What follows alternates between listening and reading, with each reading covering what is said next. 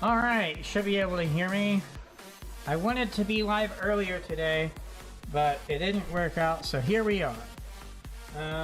So to recap, I finished phase 1 last weekend and did a YouTube short to showcase that off. And today, we start on phase 2. So let me...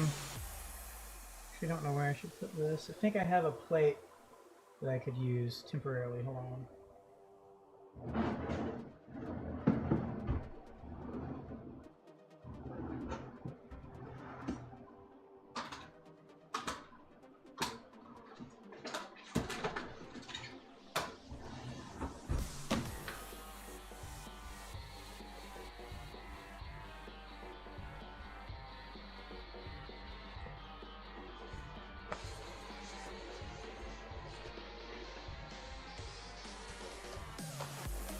Hey, Cotton, how's it going?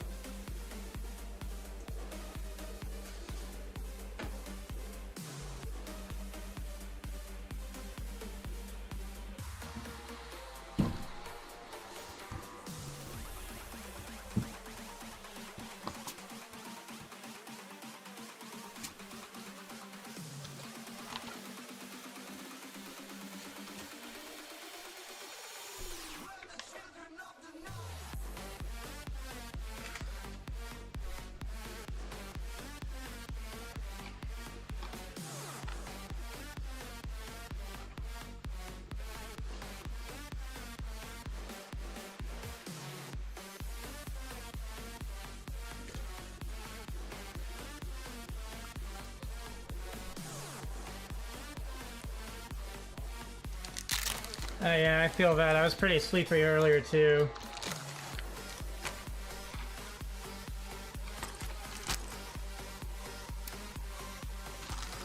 I've been busy today, doing things I had to do, and doing things I decided I would do, etc.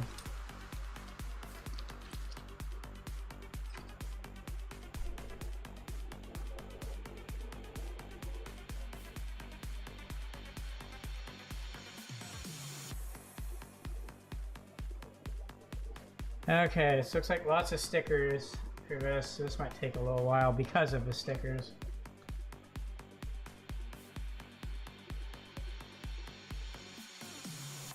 So there's this game, if you can even call it a game, Star Citizen.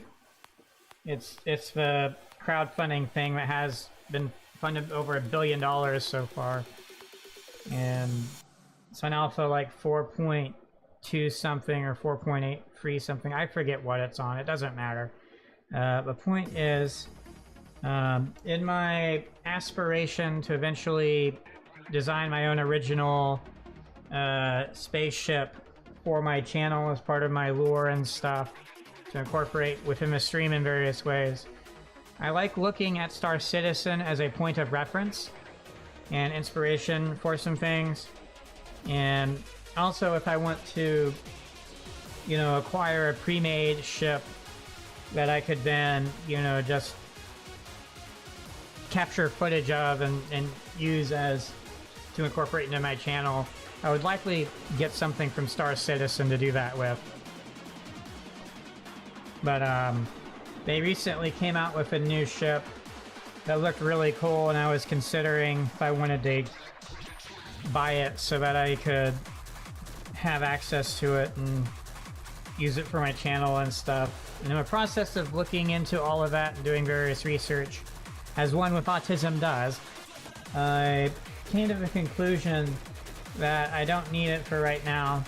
And I also was able to come up with a clearer idea of the sort of ship that I want to design myself. So the current idea is, obviously it has to be Viking themed, because my channel is Viking themed. So what I plan to do is, let's see if I can Let me see if this works. If it doesn't, cool. Well, okay. Okay, there you go. So as you can see, right now on screen, there is an actual Viking ship. I'm not sure what size this ship is, what its use case is, but I mean, that's a very classic traditional Viking ship type look. I believe it would have rows, like oars for rowing, in addition to the sail, and so each oar would go in between each shield basically, or whatever, and you know, there'd be a bunch of people on it and doing stuff and whatnot. But anyway, so the idea is take inspiration from designs of traditional Viking ships like that, or from Viking warships.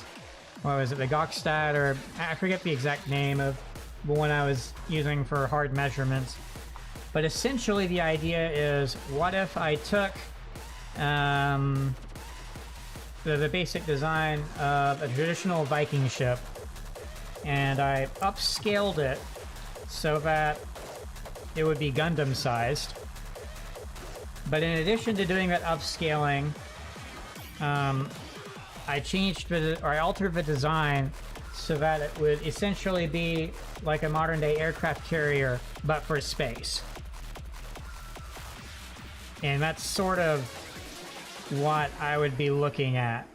And there'd be some things I would change with it. So for example, the sail and the mast, I think that's what that's called. That would be something that could be retracted or retractable. So, you know, it could fly through space with those completely retracted. And I guess it would look a bit more like, if you've ever seen any of the Star Wars movies, in, I think it's episode 3, Star Wars episode 3, there are some larger ships from one of the factions, and those ship designs look a bit more like what I'm thinking of. There's some other things I would do and add on and alter and whatnot.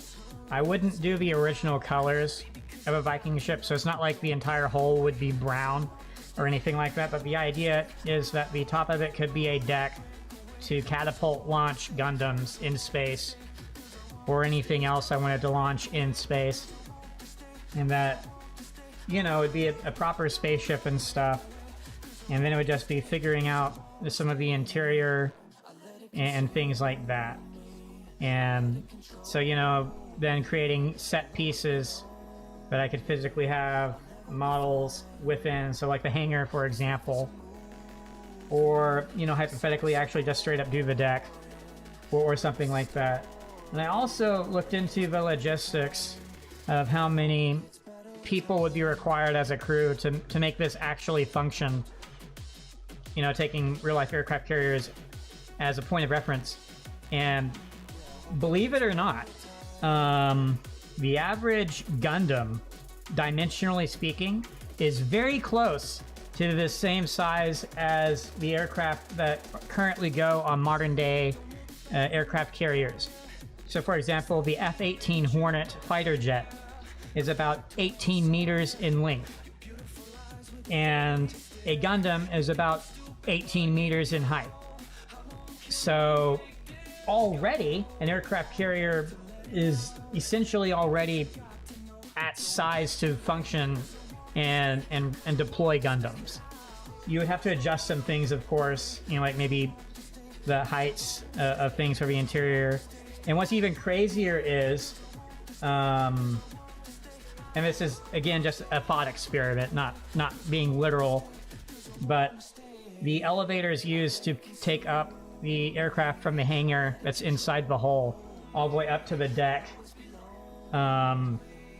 it can almost actually carry a Gundam. Like currently, it can almost actually carry a Gundam. It's not off by too much weight.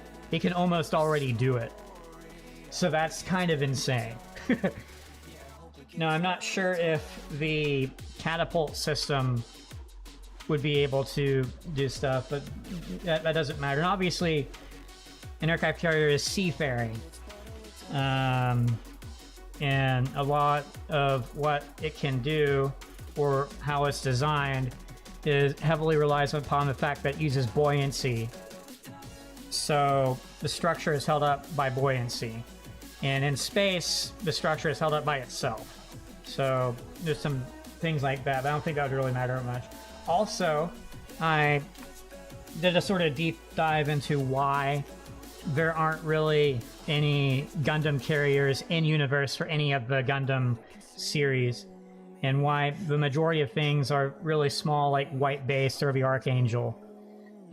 So it's because of the way power scaling works in Gundam.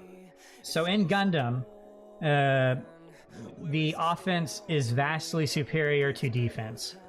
So you have all these absurdly powerful weapons that can, in one shot, destroy pretty much anything, including, what are they called? Colonies. So, you know, like in Wing Gundam, for example, the weapons of Wing Zero could destroy colonies. And as such, having a carrier for Gundams that, you know, hold more than 5 or 6 or whatever White Base could theoretically hold, just uses a big, it just creates a big target that can easily be destroyed, and that would cripple a massive amount of resources all in one shot. So, you know, just take a hypothetical Wing Zero Gundam, and maybe the enemy forces had a carrier or something. You could just one-shot that. It doesn't matter. And so that's the in-universe reason. Another reason is because maintaining Gundam takes up a lot more space than the Gundam itself. So let's say a Gundam takes up however much space.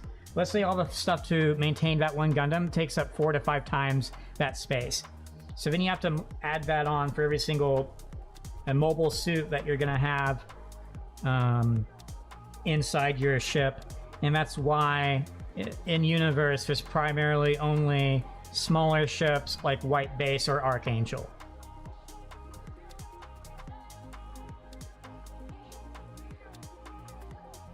So it could also be because of the Minovsky particle for camouflage. I'm not sure in universe how much the Minovsky particles come into play outside of Universal Century.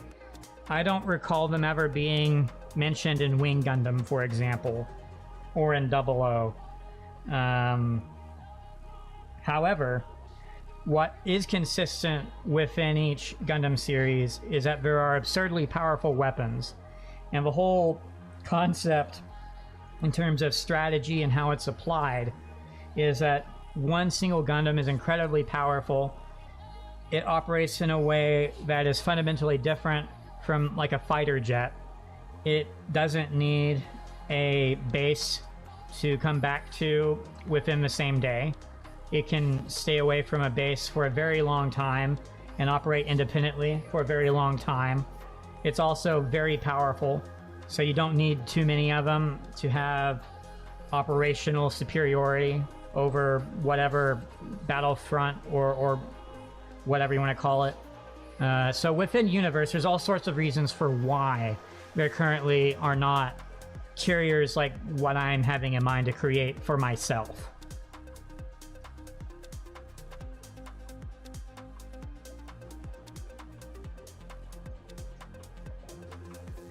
Yeah, that could also be part of it. I know that it also just depends on the weapons as well, because when you think of a laser, at least in real life, lasers do not have infinite distance, right? And because physics still applies to a laser, the further you go, the more power is required, and blah, blah, blah, blah, blah. And another thing, if we're going to talk about real life physics and stuff, visual contact and other sorts of things are sort of required to be able to do things. And the distance at which you can lose that, while the distance itself is fairly great, it would still be a very small distance compared to where things would be. So the distance at which you can engage something, if we're gonna again just talk real life, it wouldn't be as far as you think. So it's not like you could, from Earth, have a Gundam in orbit, target something at Mars, and destroy it with a laser, if that makes sense.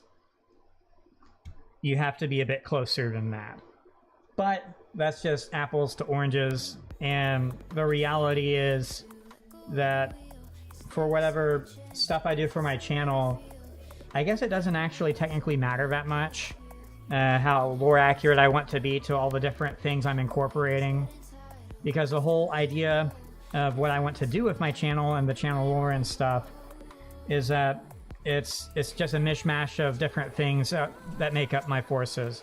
So it wouldn't just be Gundams, it would be, you know, like modern day fighter jets and things like that, or things that aren't even military related, for things, you know, like my own sports teams for racing or whatever, and then logistics for that and all that. So I'm not really sure how I want to handle all of that and stuff, and I think really at the end of the day it's more just I want to use things that look cool, and that's really all it boils down to. But it is also really interesting to sort of actually look into how it would all work and play out and see the reasoning why things aren't done certain ways and whatnot. But I've got better ideas of how long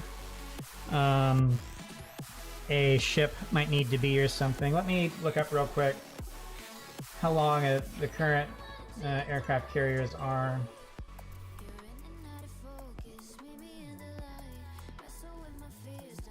Okay, so the USS Gerald Ford CVN-78 has an overall length of 337 meters, or 1,106 feet. So that's fairly long. It can carry a lot of aircraft and whatnot. I think the ballpark number for how many Gundam this theoretical ship that I'm talking about would be able to carry and maintain and deploy would be around 60. You heard that correctly, 60. It's around 10 times the capacity of White Base or Archangel.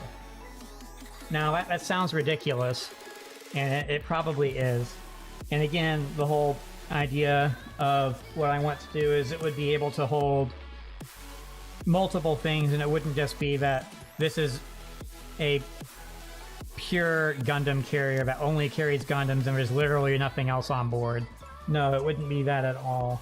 There would be all sorts of stuff. But I don't want it to be this massive, you know, like capital ship type deal that would be considered absolutely huge, to the sense that it would be its own colony flying around or anything like that. But like I said, it's just interesting to sort of think of stuff. So I think a ballpark estimate for the length I might shoot for is somewhere in between 400 to 500 meters, so half a kilometer in length. And even that just sounds crazy.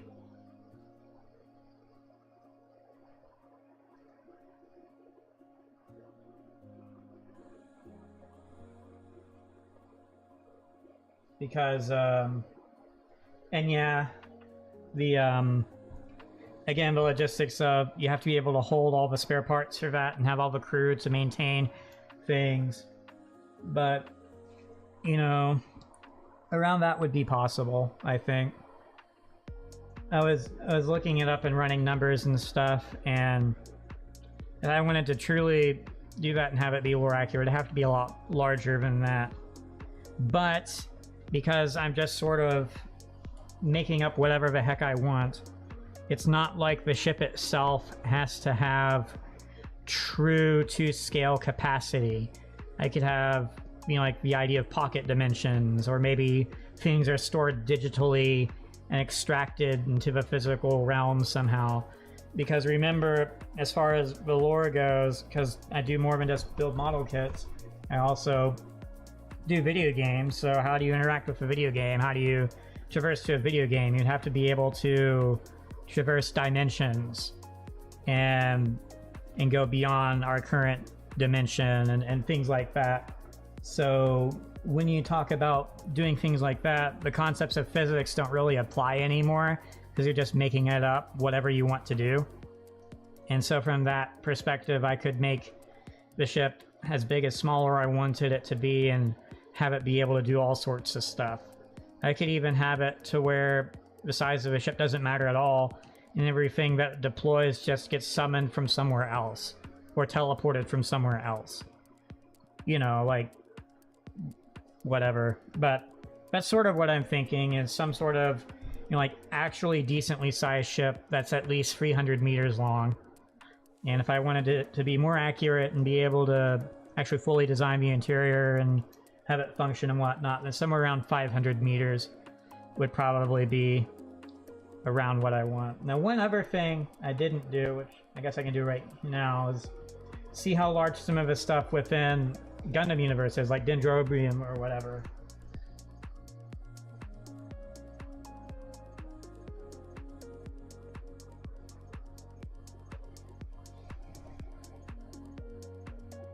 Okay, so the Dendrobium in universe is around 140 meters.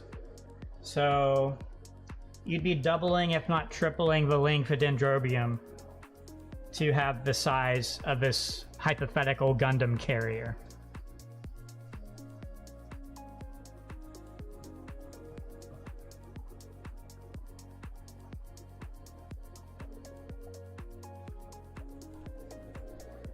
But yeah, so again, the idea is some sort of ship that's shaped sort of like a Viking ship, but also functions as some sort of carrier that can deploy things, such as Gundams. And then I want all sorts of things inside the ship, because, you know, I'm a Dragon VTuber, so the idea is that all my VTuber models, whenever I get more or whatever, are themselves dragons. And so one thing dragons like are to create hordes. So wouldn't it be cool to have spaces inside the ship for each dragon that's beyond, you know, the size of a regular dorm or crew area? That's for their horde, and then you can see what their horde looks like and stuff. Wouldn't that be a cool idea or something?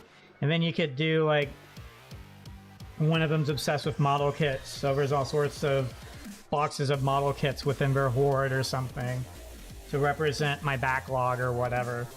So there's all sorts of things I could do or wouldn't mind doing. So that's, like I said, sort of where my thinking is right now. Alright, let's start getting out some parts here.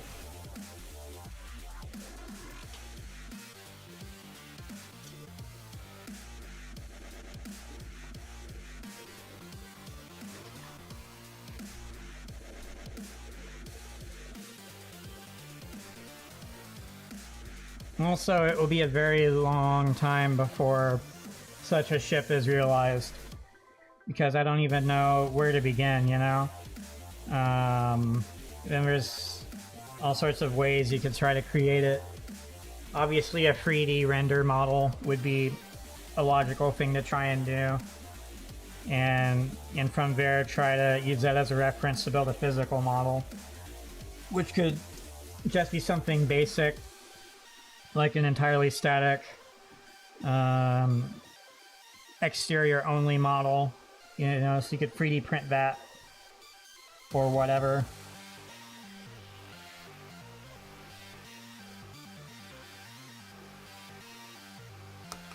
But another thing I was wanting to do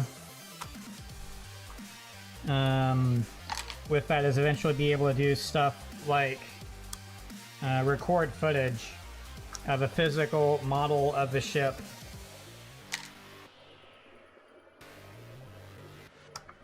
Sort of like how Star Wars does some things. More recently they did it with The Mandalorian.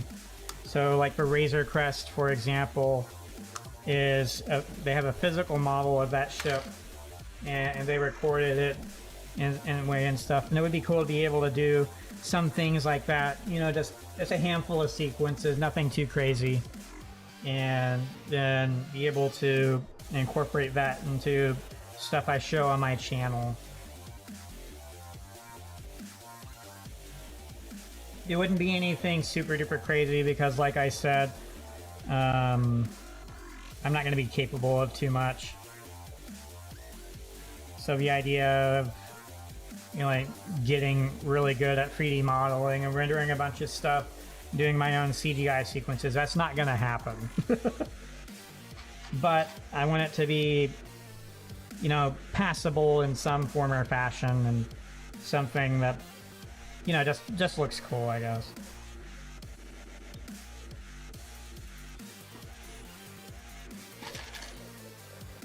Let me see here.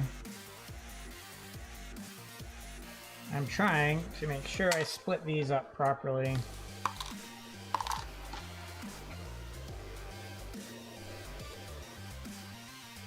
Okay, so then I need G11.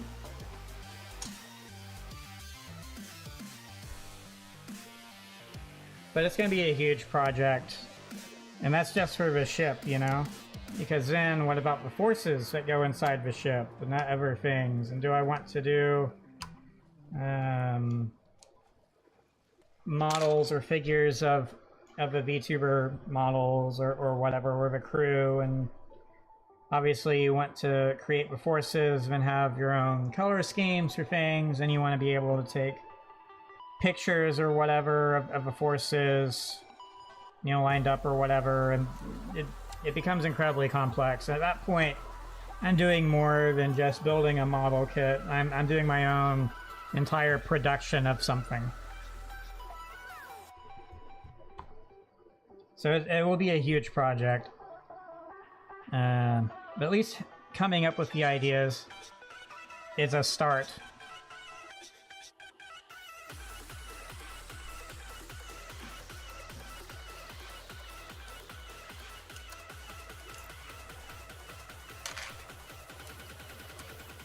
And who knows, maybe I get to a point with it that I decide that I'm already satisfied, you know? So it's not like I have to do every single little possible thing I can and go crazy with it. I can just do something basic if I really want. And I could also outsource. So let's say I'm able to come up with a rough sketch or something, or I could just hire a concept artist and tell them enough, and then they can give me some concept art or whatever, and I could go from there. Because the sort of thing I'm going to do, like let's say I completely ditch any physical thing. Let's say I just want to do it entirely digital only.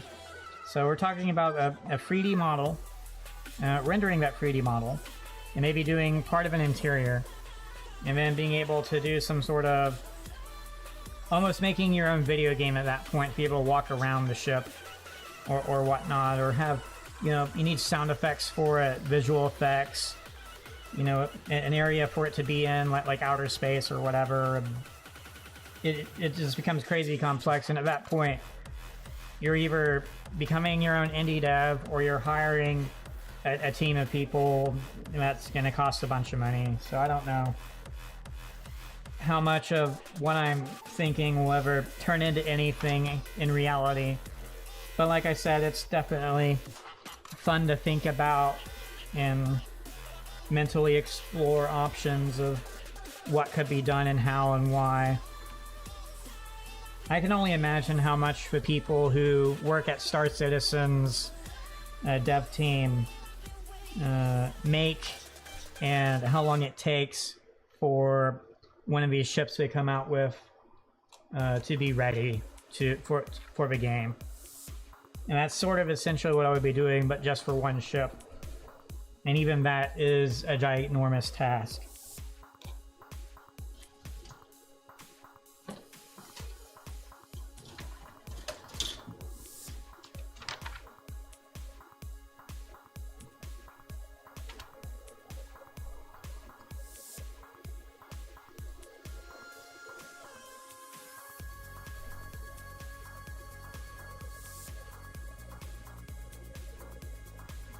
Oh, okay. So right leg is one of these, left leg is the other. So I get to choose which one's the right and which one's the left.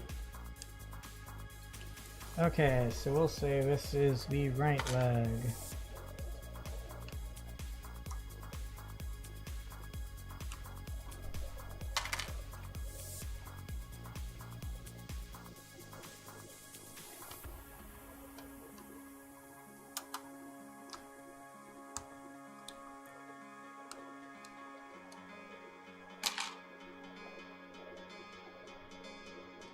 Alright, that's all parts I need from that.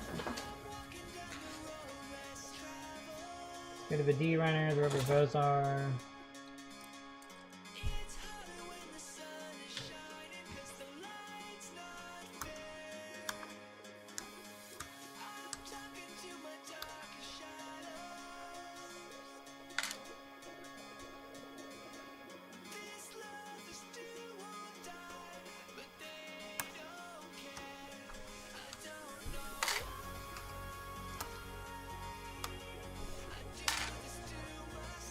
That could be it. So I remember the rest of us being for something else. You know, the internal parts that I could use for things. So I think that is it with this runner. We'll find out though.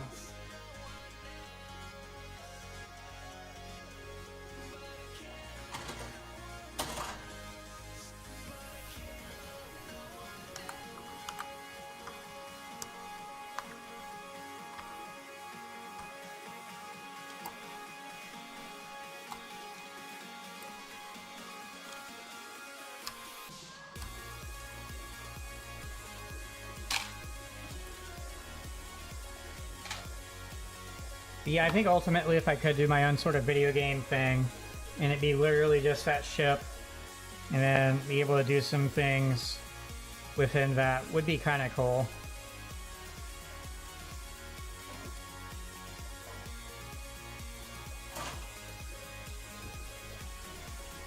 One depressing thing is that the different graphics engines that are out are just going to get worse and worse and incorporate more and more AI stuff.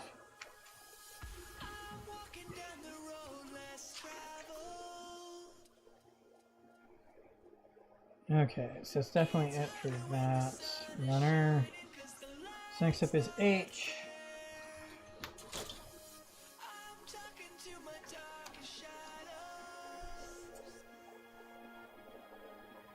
Five and five.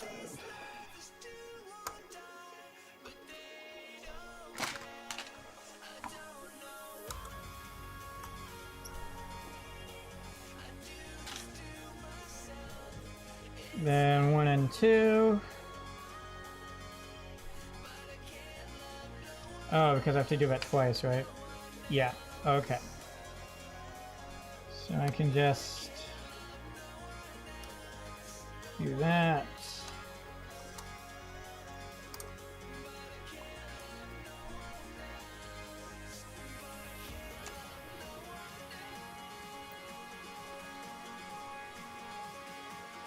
Okay, I see what you're saying. You do it. Okay, cool. Anything else for AH? Doesn't look like. Okay, we're done with that one then. The Z runner.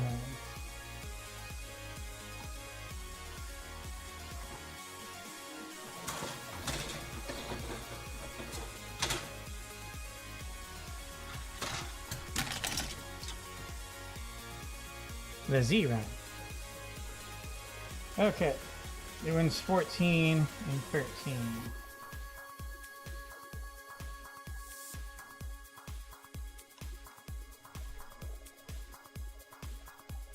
There's 13. There's 14. Just do the same on the other side.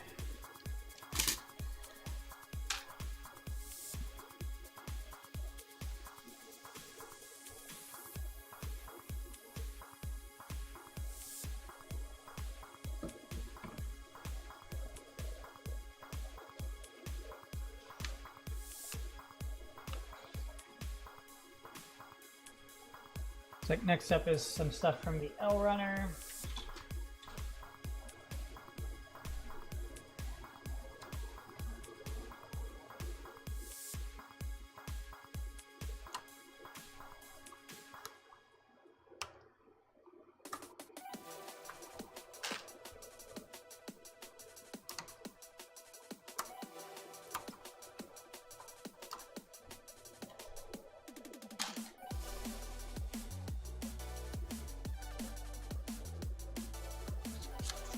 Is that it from the L runner?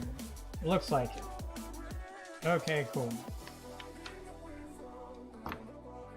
Then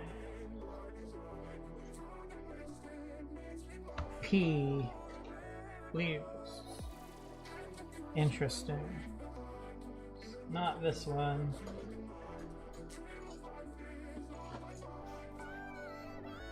It's weird because I can see the color of it and everything. Looks like I need to get out the P runner. Let me go find that though.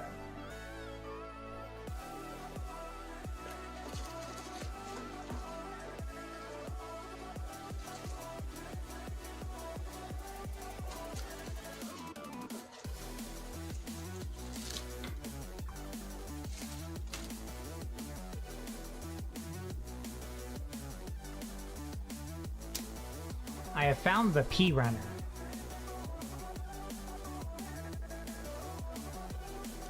B10 and 17, then 11 and 16. Okay. So one of them gets 10, the other gets 17. Got it.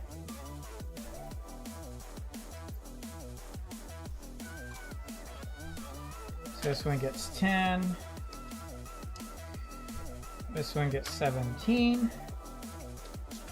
Then we have 11 and 16. That's 11, and that's 16. Wow, we're almost done with parts. So next up is P2.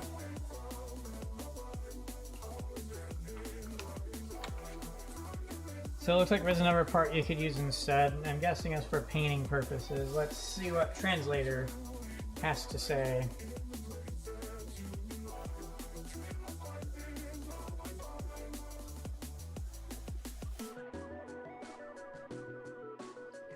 Part A can be used if painting is required.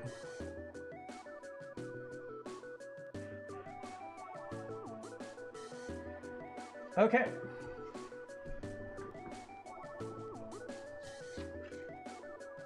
Oh, I'm missing some L parts.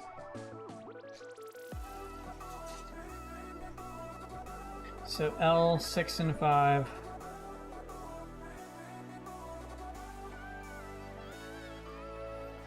Right here.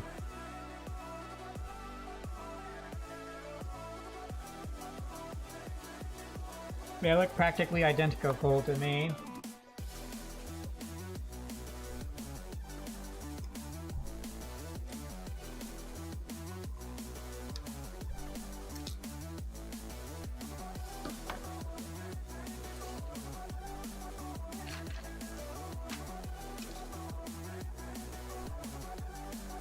Okay, the next was P2 parts. So we go right here. One's free. And I'll need 2 of those per, I think.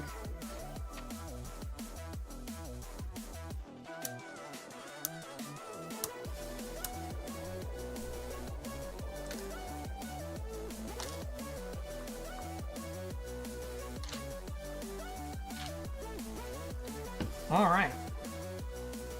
I believe I have all the parts out for this section. So that's exciting.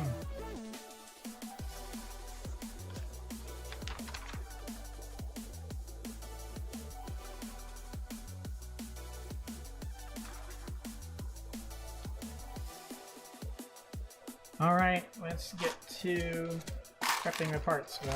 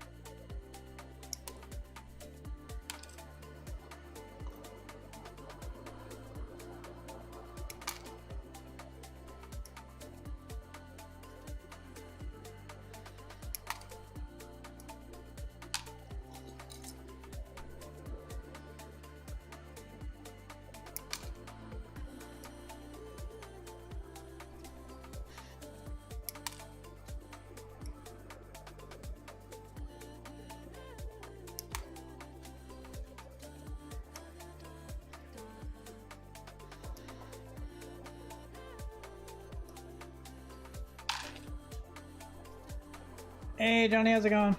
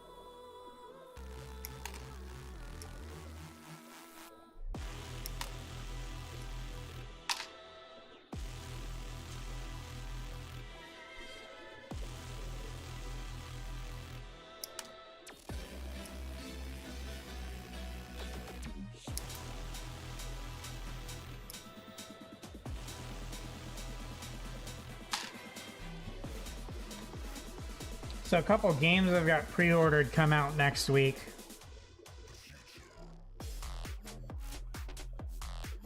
Oh, nice.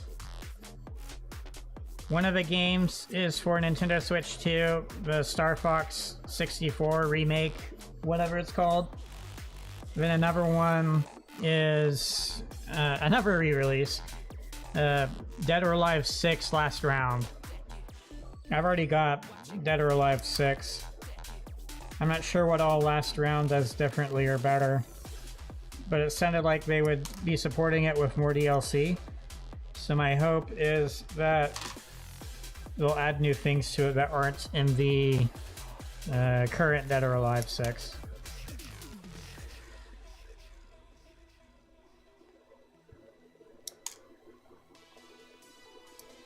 I'm also getting it because I really want to see a Dead or Alive 7. And I forget if that had already been confirmed yet or not. But, you know, whatever helps, I guess. Dead or Alive 6 is my current go-to fighting game.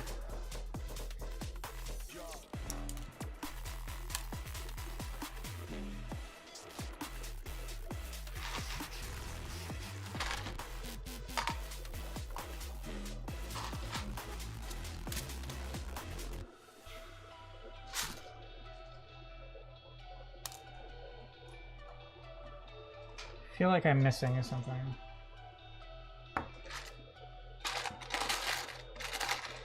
Nope, we're both fair, we're fine.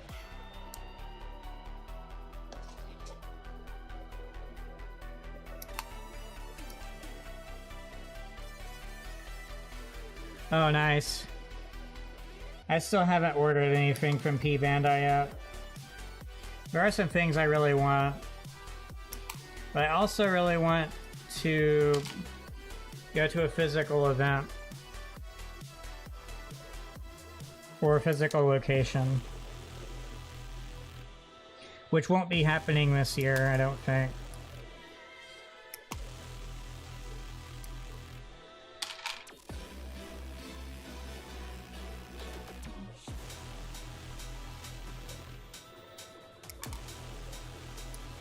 I don't know what happened to a USA Mobile Tour, but I've still not seen any information on one, unless we announced it within the past week or two.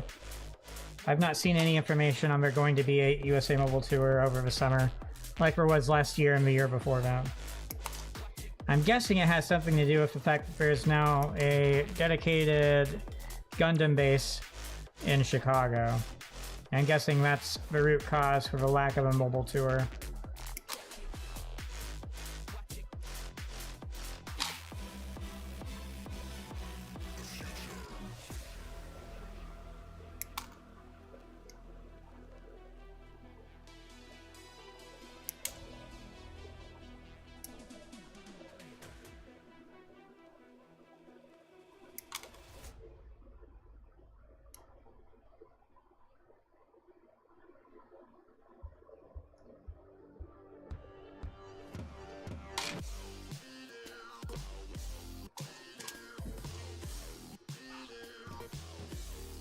I'll check right now again just for giggles.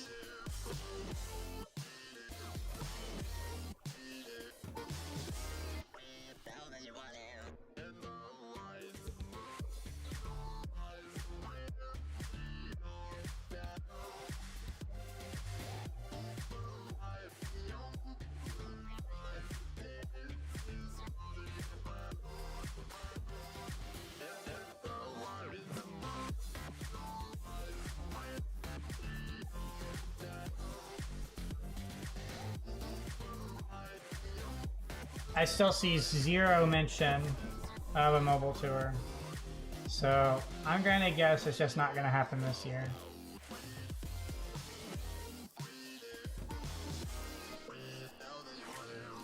What I really want to do is get perfect grade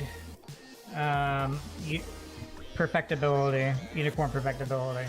That's what I really want to do. And I'd love to be able to buy one in person at the Gundam base in Chicago or at one of the mobile tour locations. but looks like there isn't going to be a mobile tour, so I can't do that.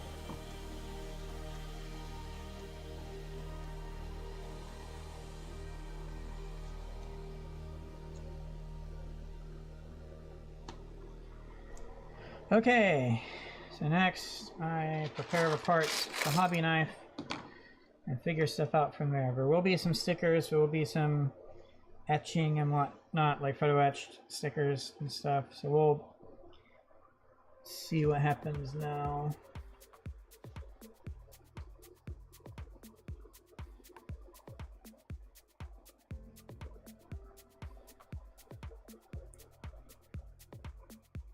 I'm really looking forward to the Star Fox game, though. I'm definitely going to be streaming that. I'm not sure if I'll do any streaming of Dead or Alive 6 last round. I just enjoy playing it. I'm not particularly good at it. So I don't think any gameplay I do of that would be interesting to people.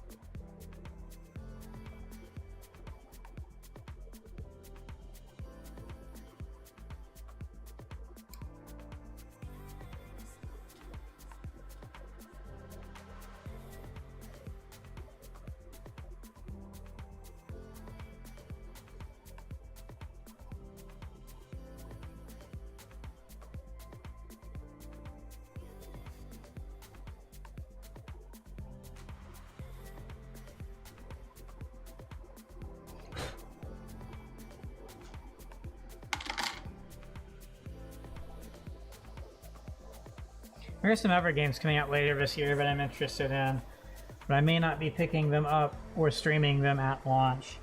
For example, there's going to be Switch 2 editions that add new content and features and functionality, as well as improved graphics and frame rate and stuff for all free Xenoblade Chronicles games. So we already have a Switch 2 edition of Xenoblade Chronicles X, but there's going to be Switch 2 editions for 1 through 3 that include all the DLC and stuff as well.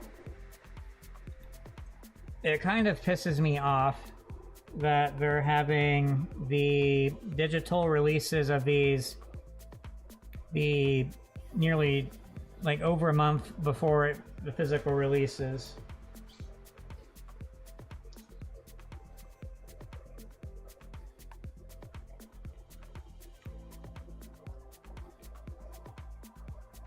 Those are never fun. You have to use a lot of mark softer and then mark setter, and you have to do it in a weird way.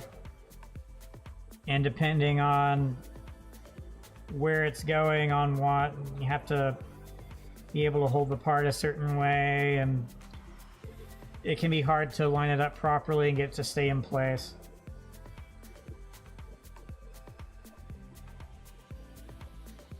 And more importantly, those type of water slide decals are typically pretty fragile too. So once it quote unquote sticks, it can be hard to move it or just adjust it in general. And you gotta be careful with them.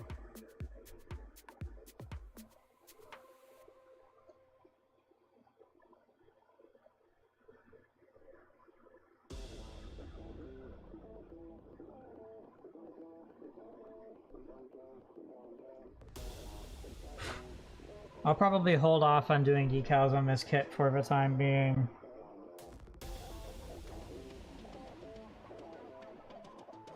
My main reason is if I do the decals, I'm going to want to top coat. And I do not enjoy top coating outside at all.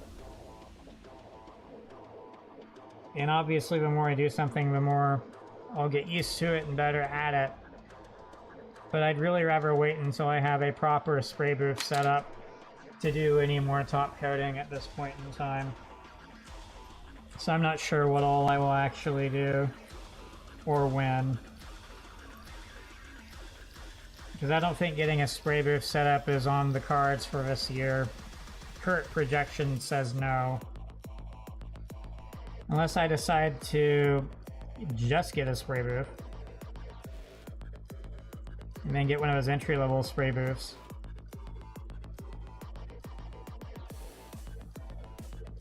I could do something like that.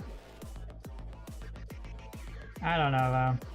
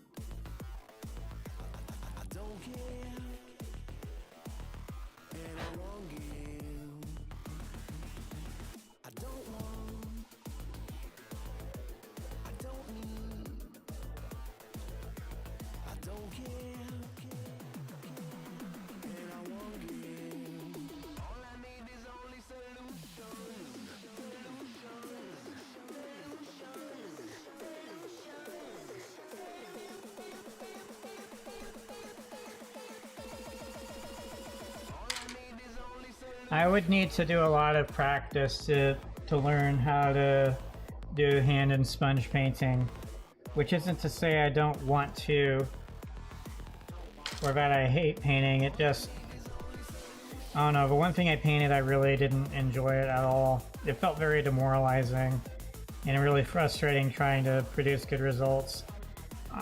I understand how to do it, but actually doing it is a different matter entirely. I have actually ordered some very nice brushes. I'm not sure how much you know about different brushes and brands and types and stuff. But I'll look up exactly what they're called here after this piece.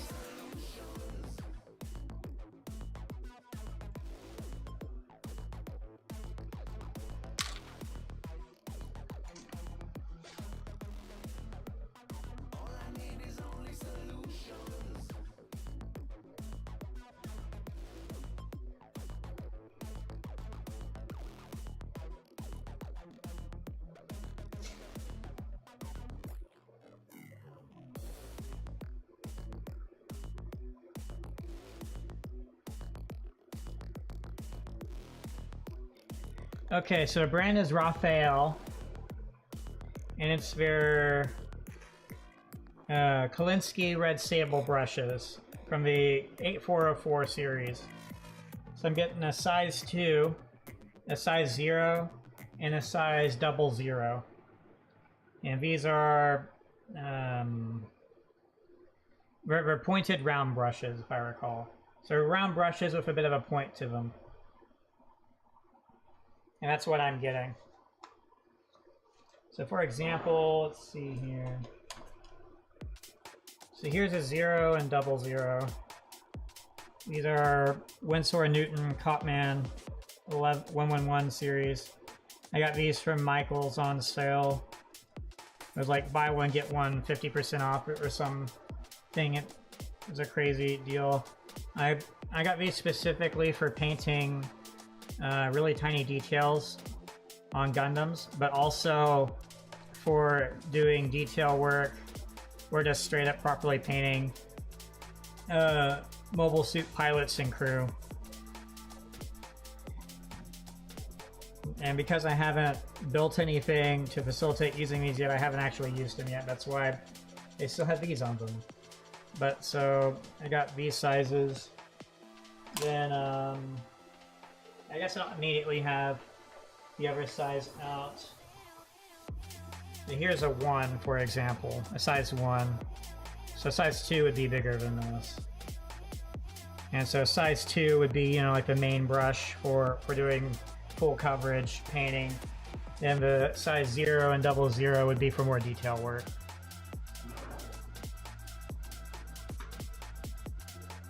So I do have those coming. Another brush that would be good to get if I was doing larger size painting, like let's say master grade, then maybe a size 4 brush wouldn't be a bad choice. I also have the dry brushes, of course, from the kit that I originally painted.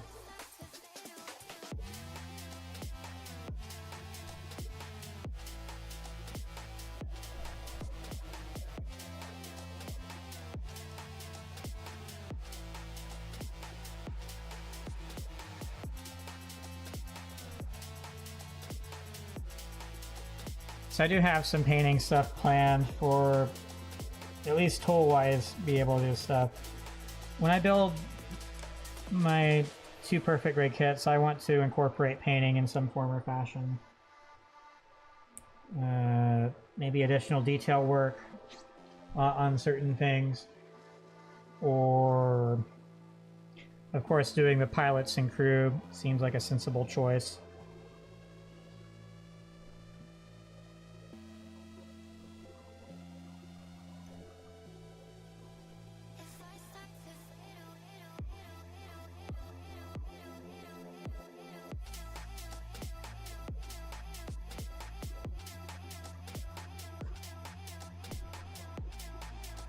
However, there's one thing you can't really do with a brush, and that's why I want a spray booth.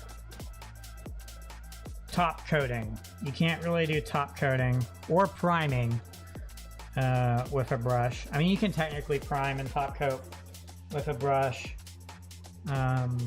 Obviously, the appeal of priming and top coating is to have as smooth a surface as possible, as smooth and clean a surface as possible, to then add on paint or protect what you've already done.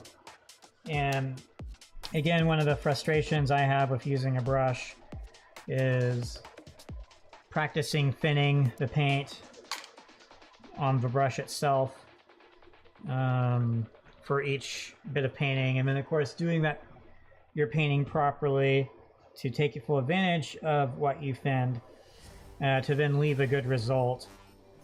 And that's what takes a lot of practice and patience to get good at. Because anyone can just slap some paint on a brush, then transfer the paint from a brush to a surface. But making it look clean and smooth, that's what takes all the skill.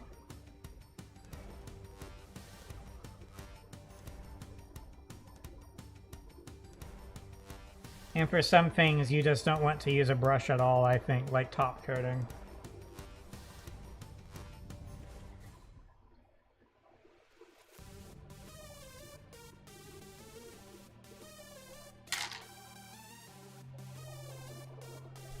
So even if I were not to get so even if I don't get an airbrush anytime soon, I could go ahead and get a spray booth and use that to top coat. I know a lot of people throw a fit. Oh, it doesn't let you do all the things you want to do with a spray can because it's not meant to handle a spray can and the output capacity of the spray can and the airflow and blah blah blah and the toxicity blah blah blah. Which I get and stuff, but let's be real here. Using a spray booth for a spray can is better than just using nothing at all for a spray can inside a house. Or just into a cardboard box inside a house. So I still think getting a spray booth has some merit and benefit. And then you already have a spray booth if you do want to get an airbrush. Or I could go the cheap method and get the disc bay airbrush or whatever. So there's all sorts of options I would have available to me were I to have a spray booth, I think. Because I'm really tired of having to observe the weather and wait on the weather to do what I want it to do, which is oftentimes in a very short window of opportunity. In any given day I'm trying to do something. To be able to correctly and accurately top coat something or prime something, you have to worry about temperature, humidity, and wind. And it's very annoying. And where I'm at specifically, in the exact specific location I am setting up my table to be able to do all this stuff, they're just... It really likes picking up wind. Even some gentle breeze can be very disruptive, and it's very annoying.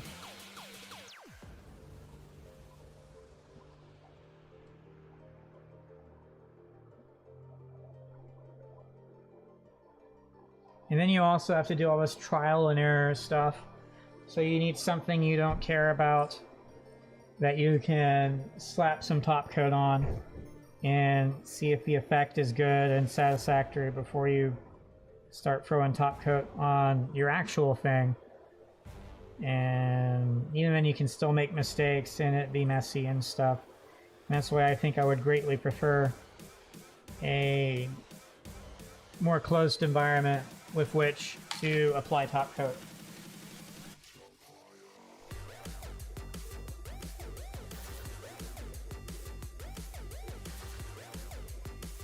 Of course, one of the benefits of top coating outside is you don't have to do it the way you think you do.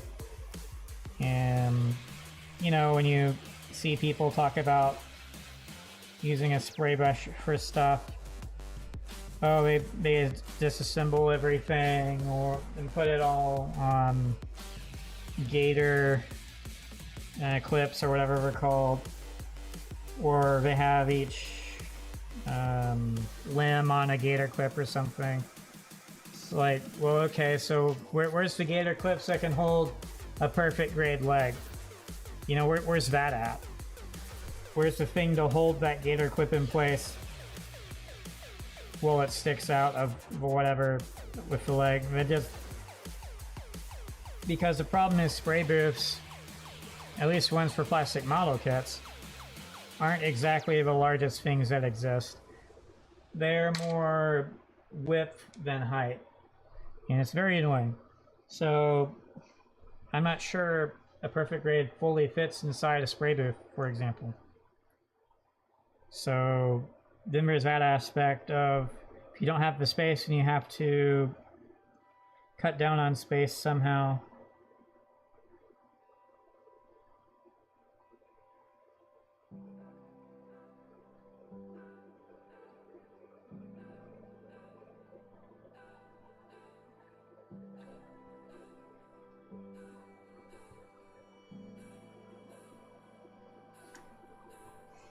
And at that point, you've come full circle and trying to figure out a good solution, all the way back to the idea of DIY. And the whole reason I'm not interested in doing DIY is I can't be bothered figuring out electronics and how fans work and stuff. That's what I can't be bothered figuring out. I can't be bothered figuring out the sort of fan I would need, how it would need to be installed, other things related to that would be needed, blah blah blah, how to power the fan, how all that works, blah blah blah. And because what I would want to do would be slightly different from just, here's Timmy's spray booth design off Etsy, you can just buy and follow for $5. No, I'd need to be doing my own thing, and once you go past a certain size beyond what is already used for existing spray booths, you have to sort of figure it all out yourself. You can't just use whatever people have made. You have to figure it out yourself. You can use it as a point of reference where, at minimum, it has to be that. It has to have to be better, or do more. So I'm not too keen to figure all that out, shall we say. That's why I would rather have my, I'd rather just buy a spray booth.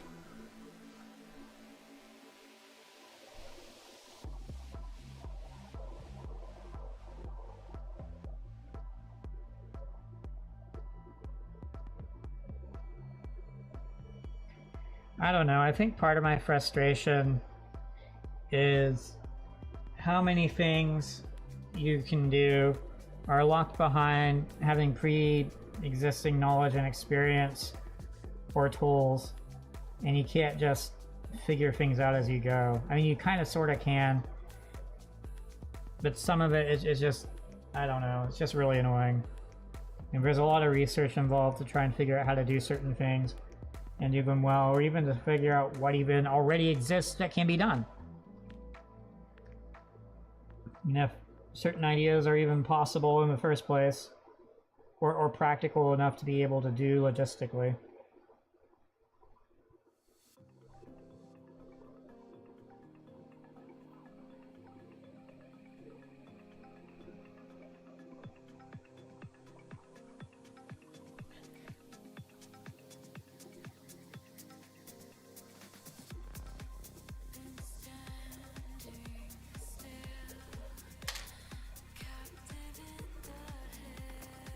Speaking of thinning, there's this really great video on YouTube. I'll have to see if I can find it. If I can, I'll put it in the Discord, if I hadn't already. It's incredible. It condenses what would probably cost a lot of money and be a lot worse at, or a lot less effective at explaining how a paintbrush works and how to use a paintbrush and how to thin and stuff, and it's just incredible.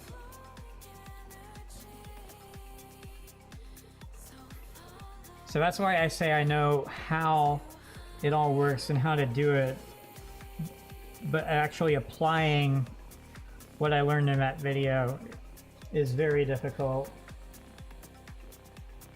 Waterfall spray booths are interesting for a number of reasons. One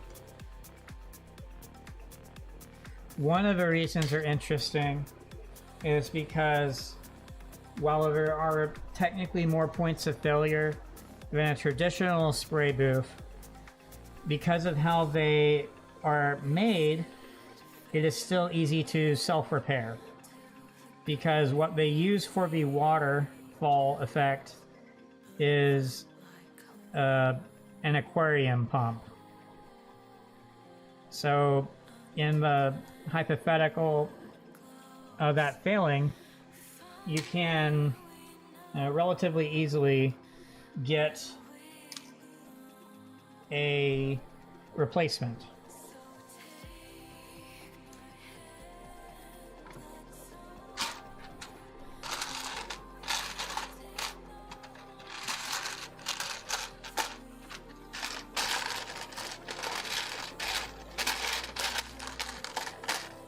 How do I keep losing that one part? If it's here, I'm not seeing it or feeling it. Here it is, wow. Hiding right there.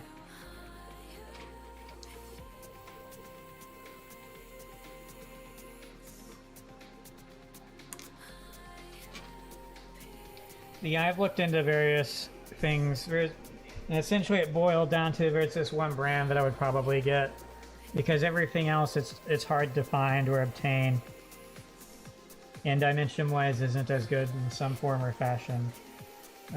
Pace. Let me look it up here.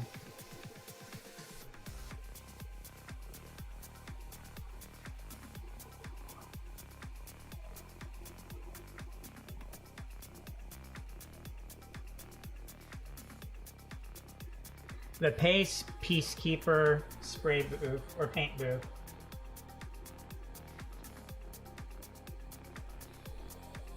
So they have things like 24 inch and then 36 inch.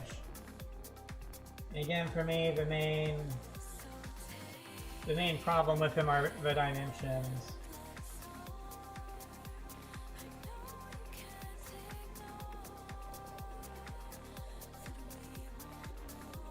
Why are they all so small height-wise? I just don't get it. But I digress.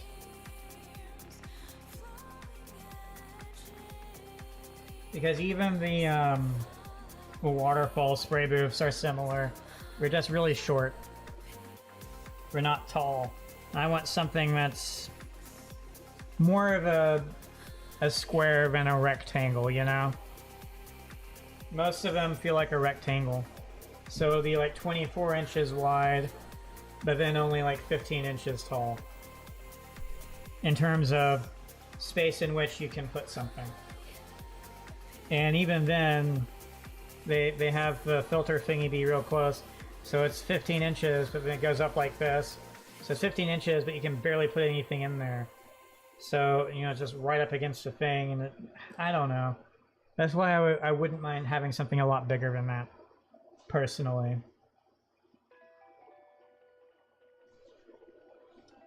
But I digress. So, on to cleaning more parts.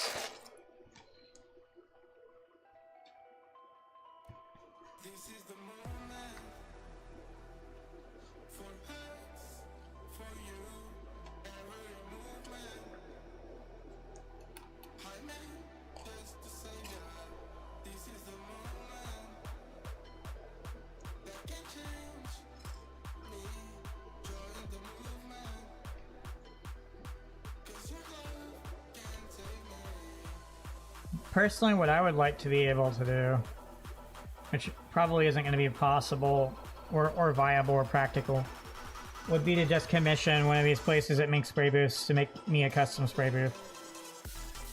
Like, does the Peacekeeper paint booth people do custom things?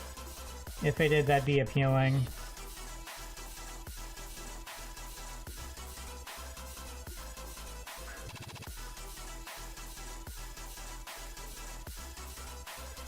I guess I just don't really understand enough about actually using a spray booth to understand why the dimensions are the way they are. Because to me, in my head, it's too small. It's always too small. No matter which spray booth you decide to go with, it's always too small. And I don't get it. I don't understand why.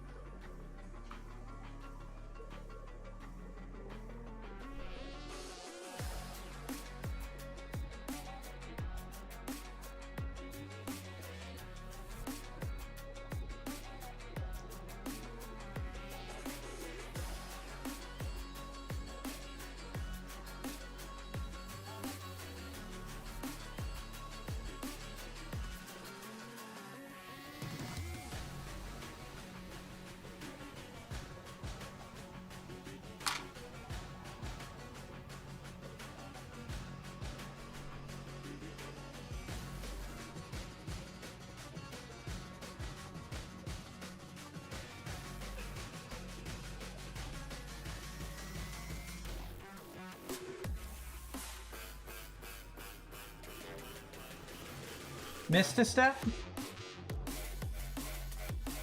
I've not assembled anything yet.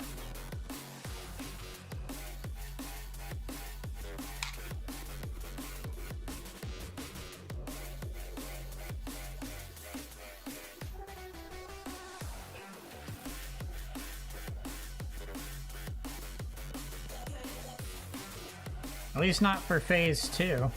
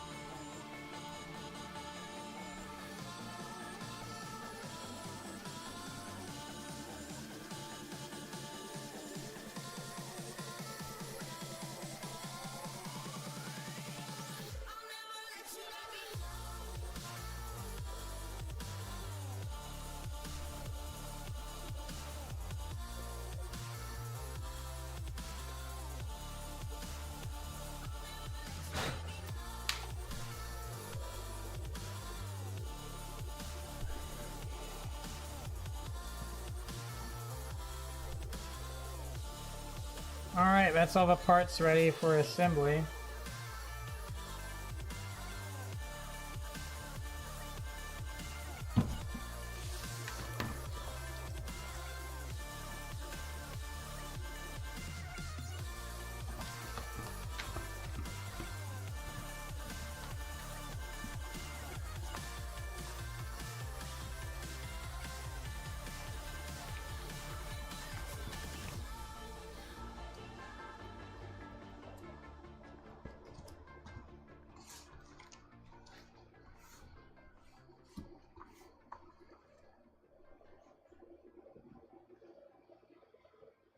Okay, before I assemble, I'm going to take a quick break, so I'll be right back.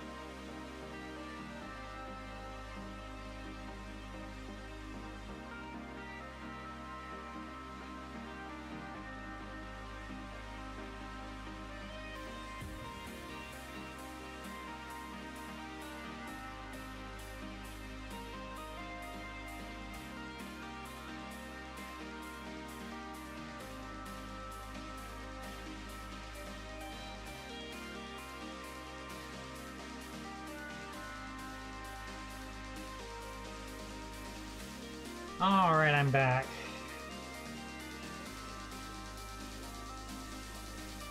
So it mentioned some stickers already.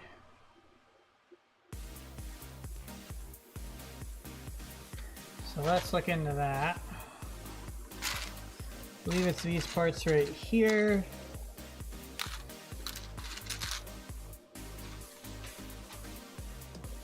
So where is it wanting the sticker?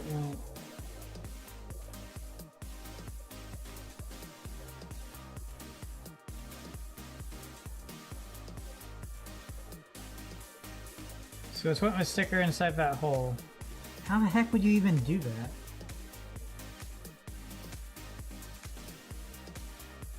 The hole's quite deep.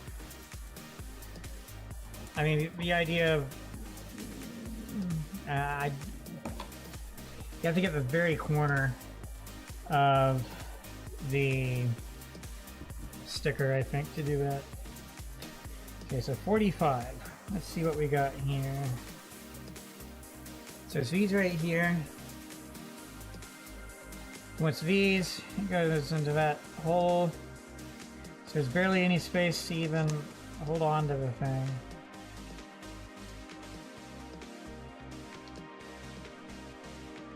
So let's see if I can do it a certain way. I was really struggling to get these out, and then I tried using a hobby knife, but in some of them I was somehow tearing up things I shouldn't have, and it just... I don't know. These stickers are very different to deal with, basically, than what I'm used to.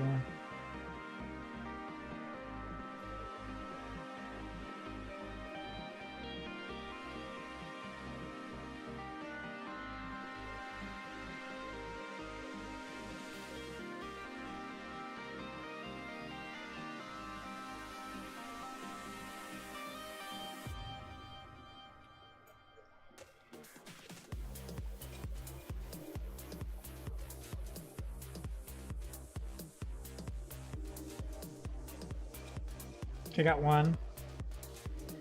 See if it lets me do anything I want it to do.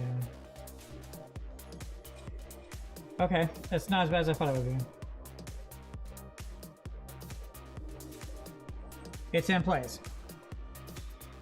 Now the obvious issue is, okay, so how do you smoosh it down so it stays there?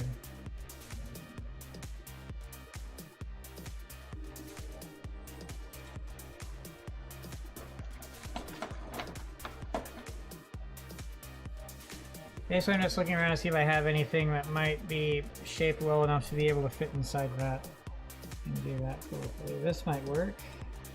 There we go. Okay, so that should be in place now. So there's one done. See if I can do the same thing again.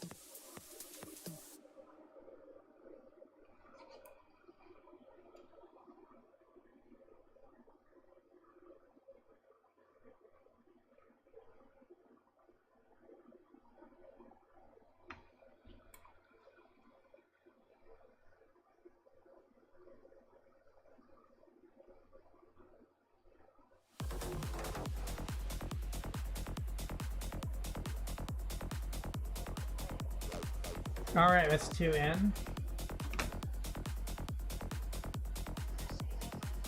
Since there's 4 of these, I'll go ahead and do the other 2.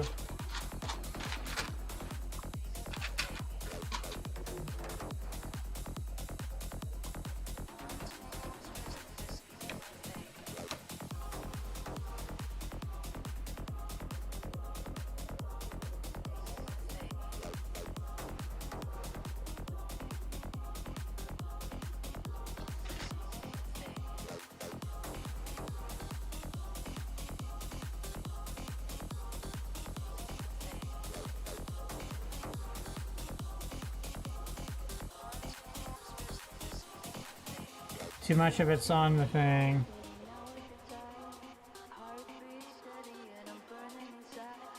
Okay, let's see here.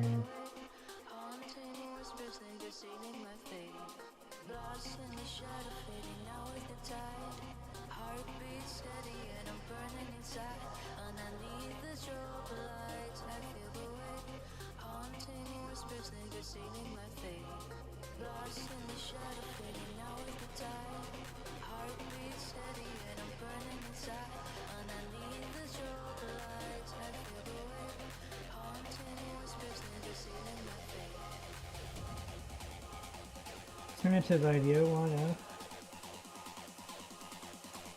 There we go. It was stuck.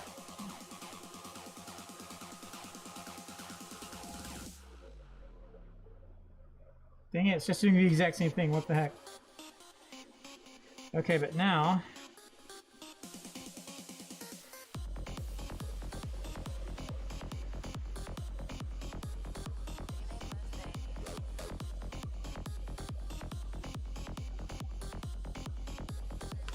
It's not on it all. Hold on.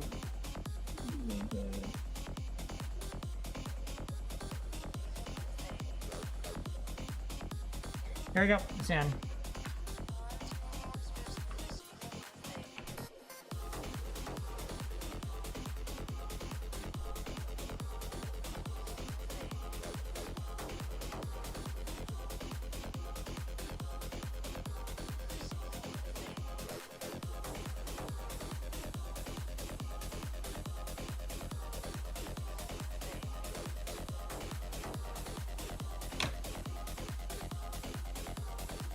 I'll also be able to use this edge. Nope, doesn't fit. Okay. I don't want to use that because it's hard.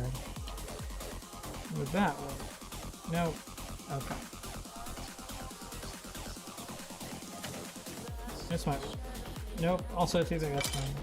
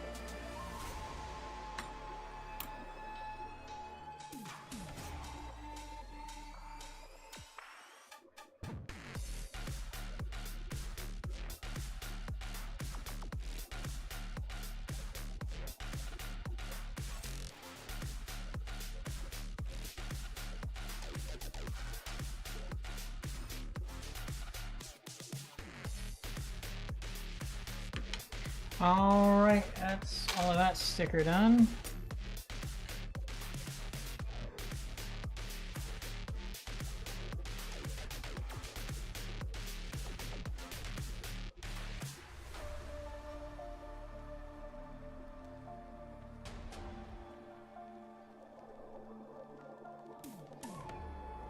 So this part gets a sticker.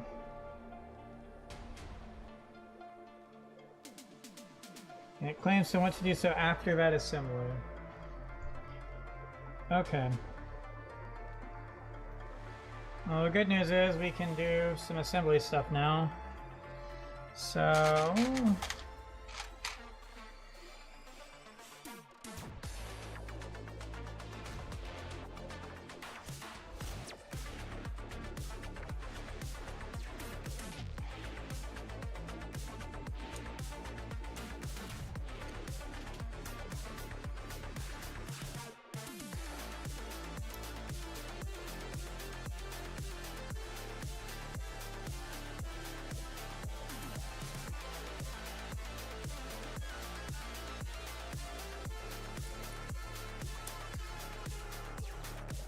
there we go.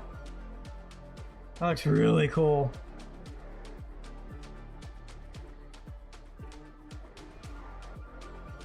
Let me do the same on the other side.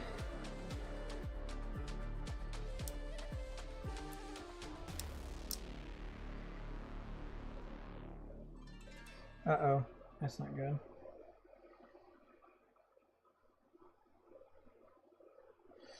It's really not good, hold on. So we can fix this here.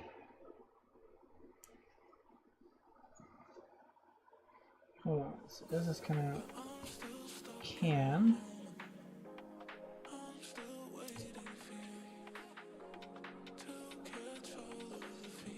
Okay, why doesn't that fit mine?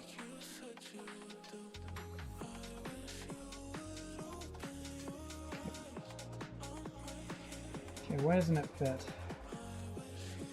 How do I get it to fit? Felt massively missing this up.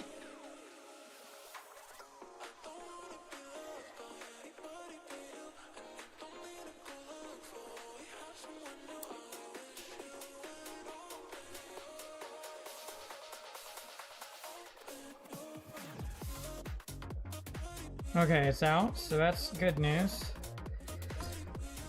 The part fell off. That's not good news. This needs to go into here.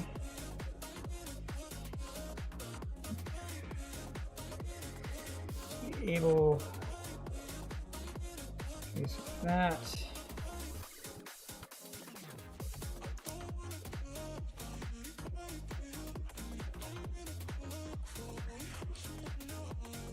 Okay, it's in.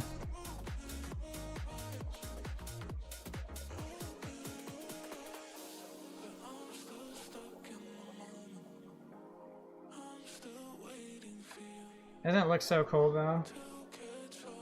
Seeing this part over that looks really cool. Okay, so now I do the same to the other leg. And I have a better understanding now of how this all works.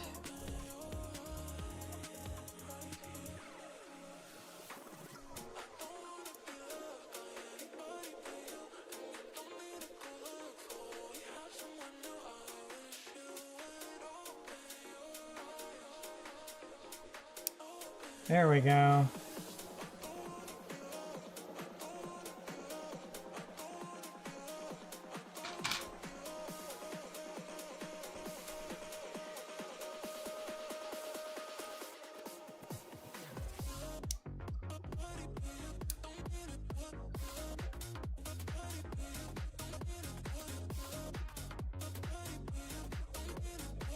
There it is.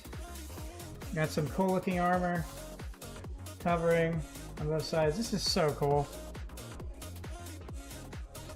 Okay, so there's that initial step done.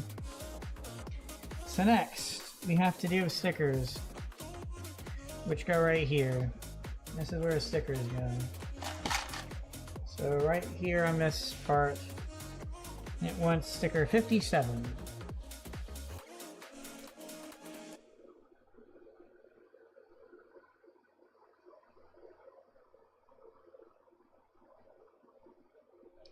So this silver thing,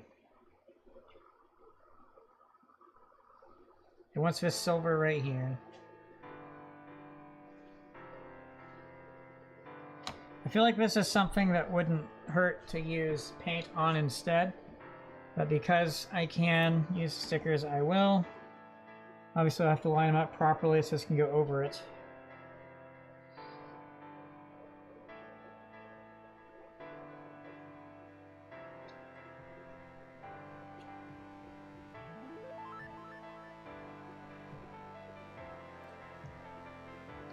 Here's one.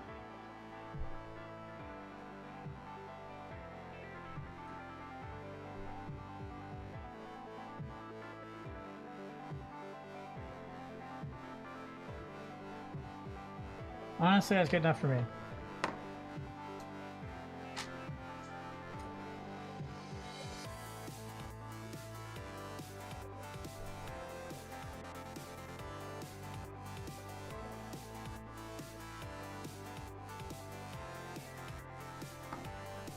Now I just do the same on the other side.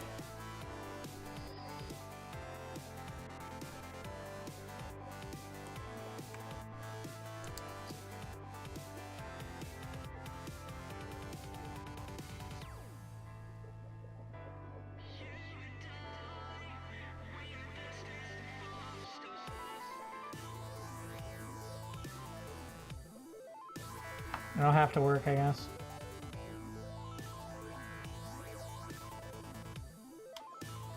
That looks cool. So there's that done. So next up, it wants this and this. And it is saying there's a very particular way it needs to go. See if I can figure it out. So this is the short side. What's the short side down?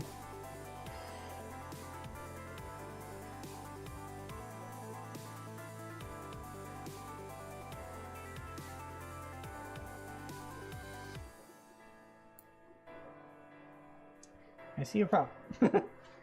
This will be fun to figure out how to get it to go the way I want. Okay, this is the short way. Nope. Okay, I may need to trim it down a bit more. Yep. One side definitely needs to be trimmed. Alright, let's see if I can even do that. I'll do my best here.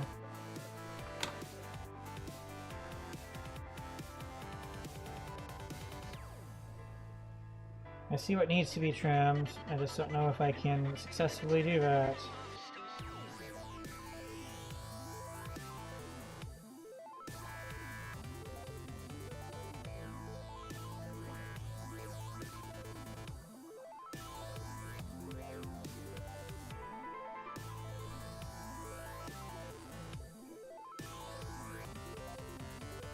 Okay, I think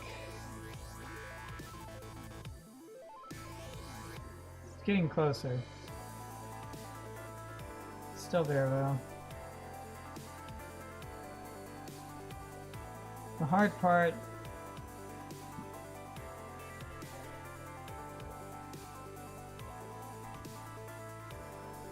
that might be it. It's so close.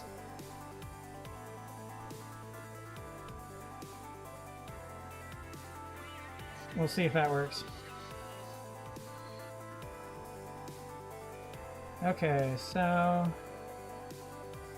the short way goes like this.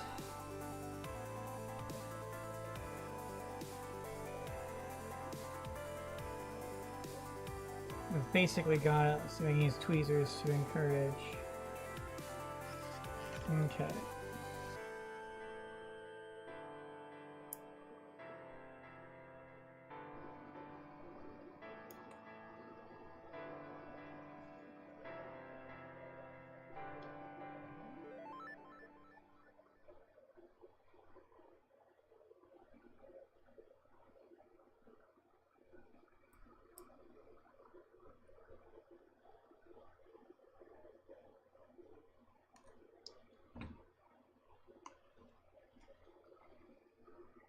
Okay,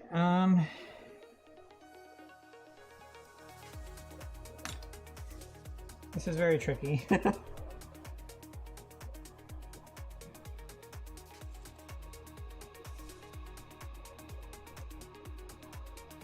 it's basically saying it wants me to take the short side, stick it in a particular way, and after I do that, I can push down on it. Except it goes sideways for me. So it still needs to be trimmed or sanded or something.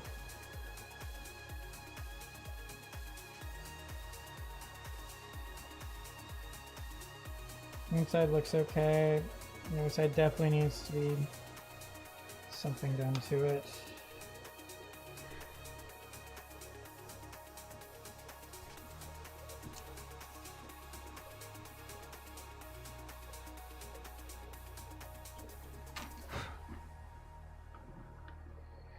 So it's saying put it in a certain way.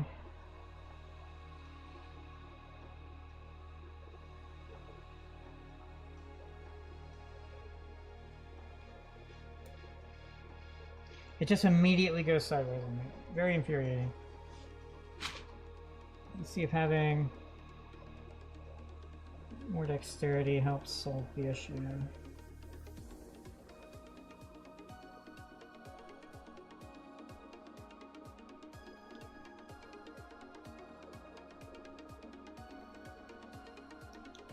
Okay, just about lost the part. Anyway, so it goes into that, right?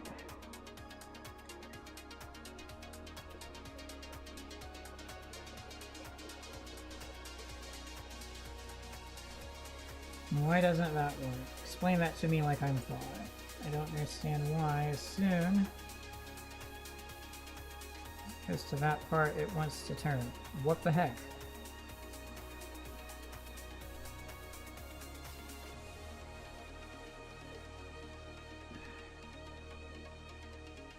So close.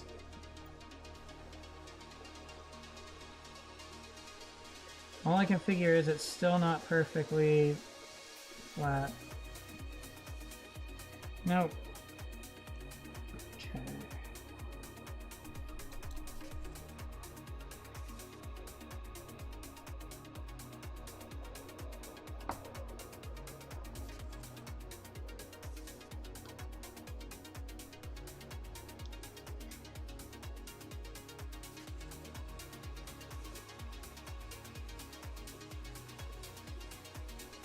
Gosh, this is annoying. Okay, I'm gonna get out something else, see if it will help solve this issue here.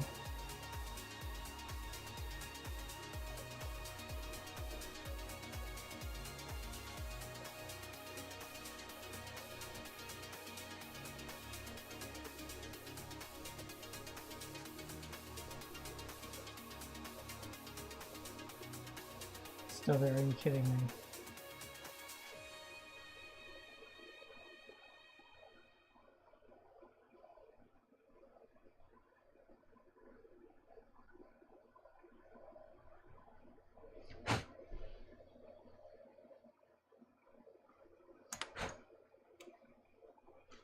Let's see if that does the trick.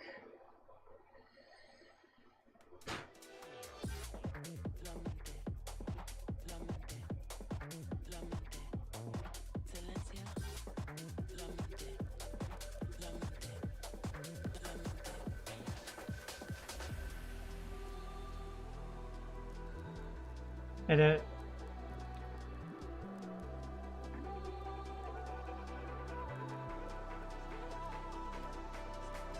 You got to be kidding me. And there it went. Okay.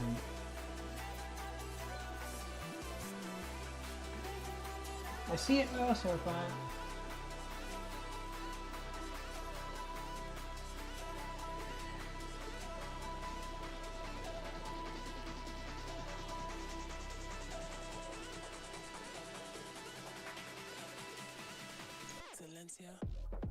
La mente, la mente, la mente.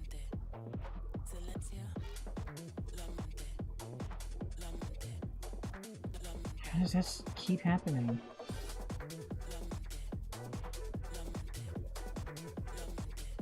What's the problem now?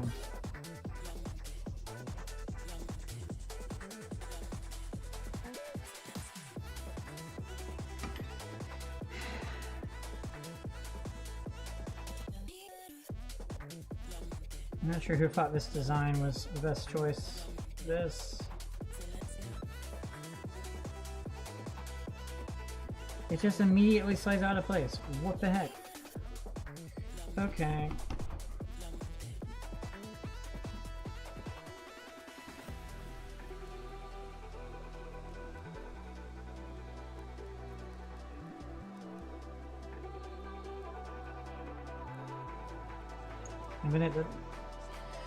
I don't get it.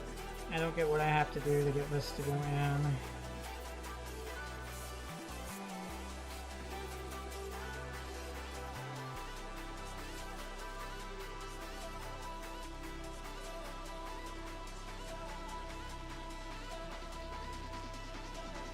I think I just got it.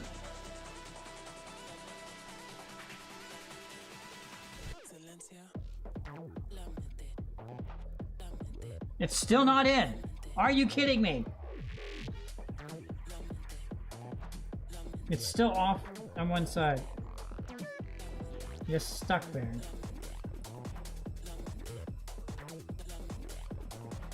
Okay, I think I got it. I think I actually got it this time. Okay. There's fun, then there's whatever the heck that was. Okay. Then it goes over this.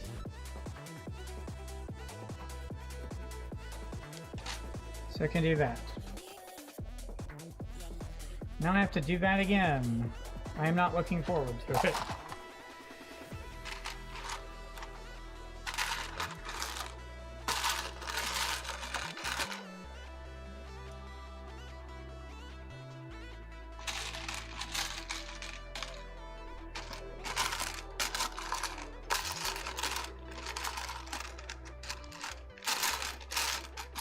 Am I missing something? I definitely took it out, did stuff to it. It's going here.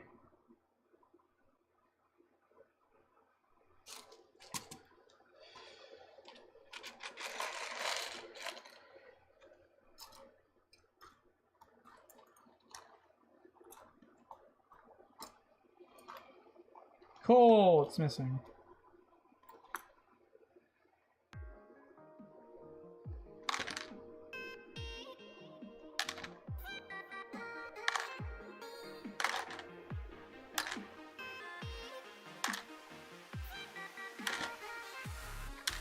How?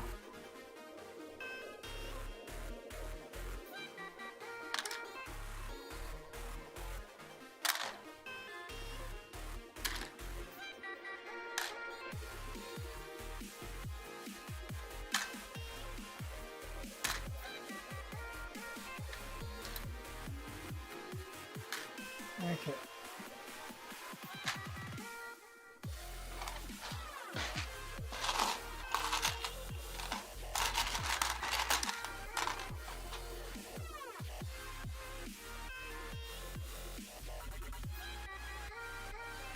Definitely remove it from here. You've got to be kidding me.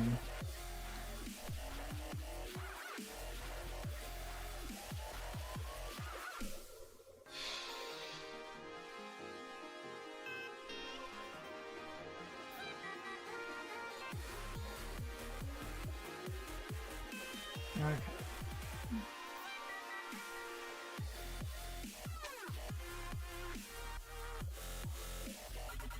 Should be right there. Oh, but I found the toothpick, so that's cool.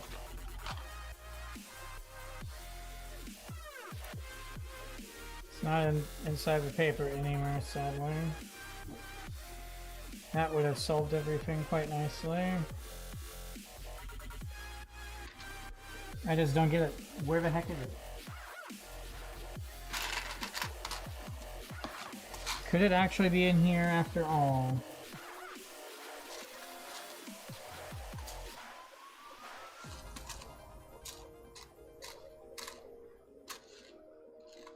I see things it was removed from.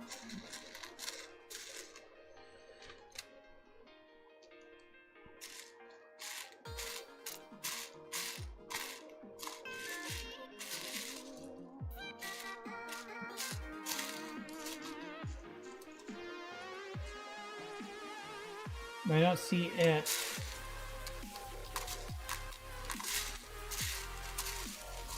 How does this keep happening sometimes?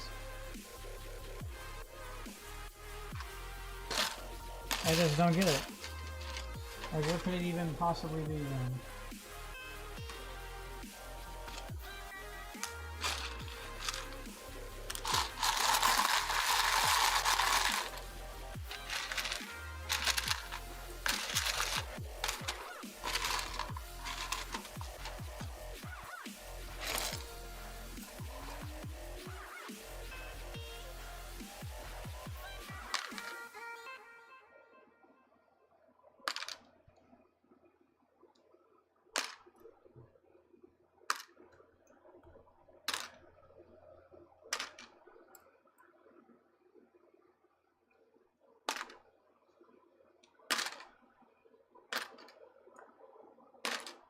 It's just genuinely not here, and I don't get it how.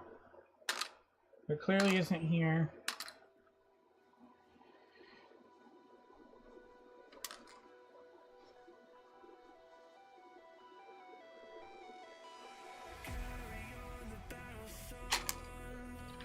Okay, let's...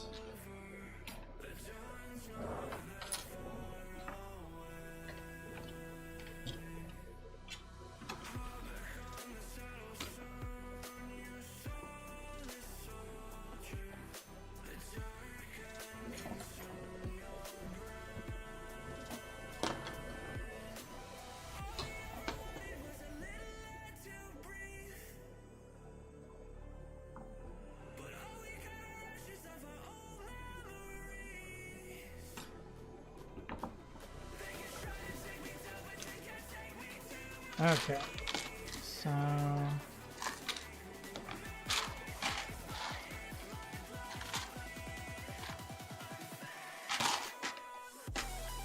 And I already checked this one as well, clearly not here.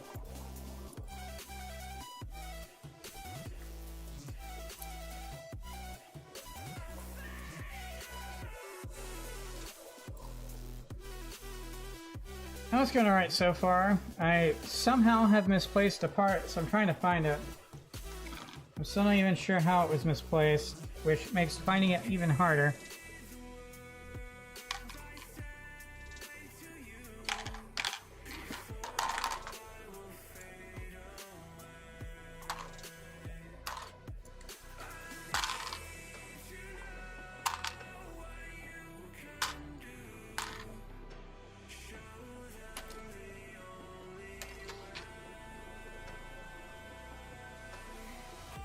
Okay, so we'll put this into here.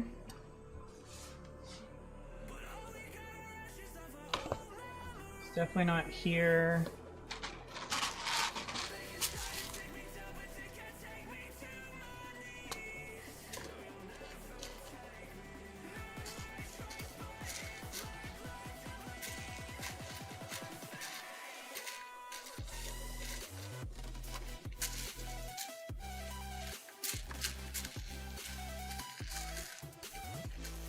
Not here either.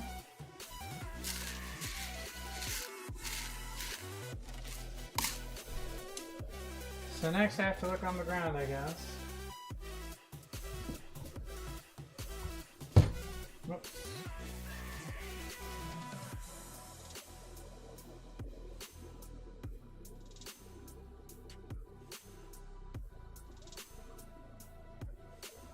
This is a second piece I've misplaced, and I have no idea where it went or how or when. I just don't understand sometimes.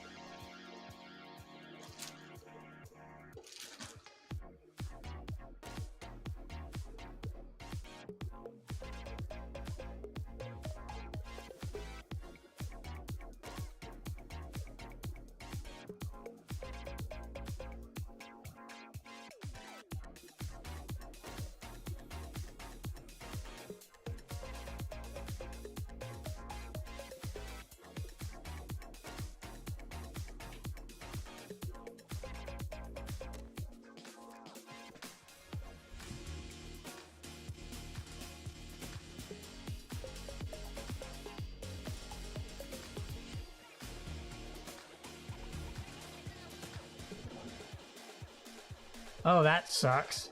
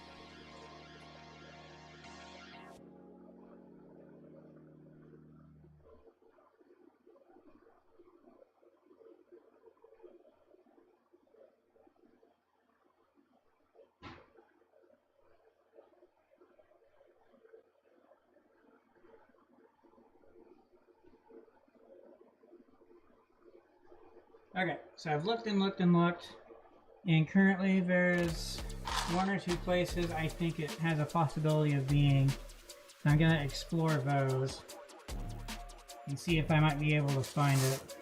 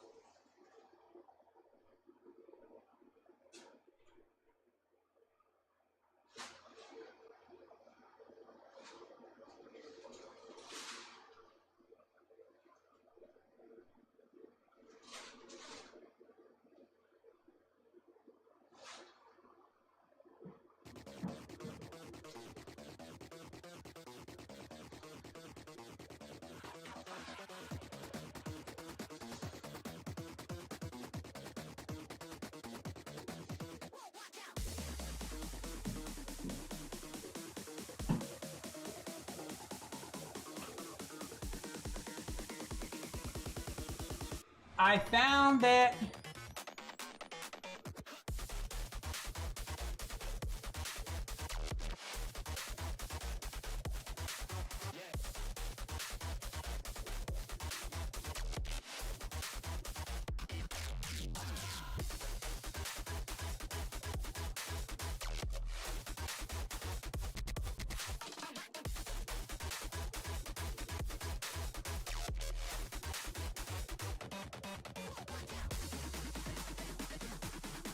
It was in my garbage can. So what happened, I'm like 99.99% sure now. Because I remembered hearing an odd sound and I looked, I couldn't see anything when it happened, so I moved on. So basically, I'm thinking it was sitting, you know, like right here somewhere. You know, somewhere where I couldn't immediately see it in the instruction booklet. When I was done trimming everything down with a hobby knife, I put this over the garbage can to clean off all the excess, and I heard a sound that sounded like something slightly heavier that dropped into the garbage can. And like I said, I looked and I didn't immediately see anything, so I moved on. Now I know 100% sure that this fell into the garbage can. So it was somehow on this and fell into the garbage can. So that's what happened, and I have found it. Thankfully, there wasn't a lot of trash in the garbage can. All I did was get out another garbage bag and slowly move things from the garbage can into the empty garbage bag. You know, shake everything as I went along. It was in the very, very, very bottom of it. So because it was so small, I was able to slide all the way down, all the way through all that stuff on the edge, and get to the under side at the very bottom of the garbage bag in the garbage can. But I did find the part, and again, always important to, you know, trust your instincts, trust your gut, and if something happens, just pay attention and stuff. And this is one of those instances.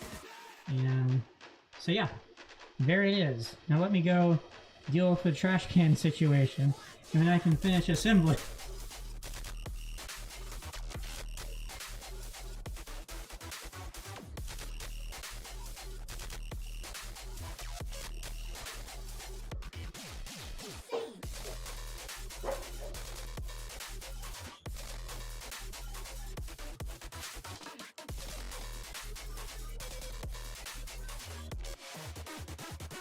Also, I should probably wash my hands before more assembly, so I guess I'll be taking a quick break and be right back.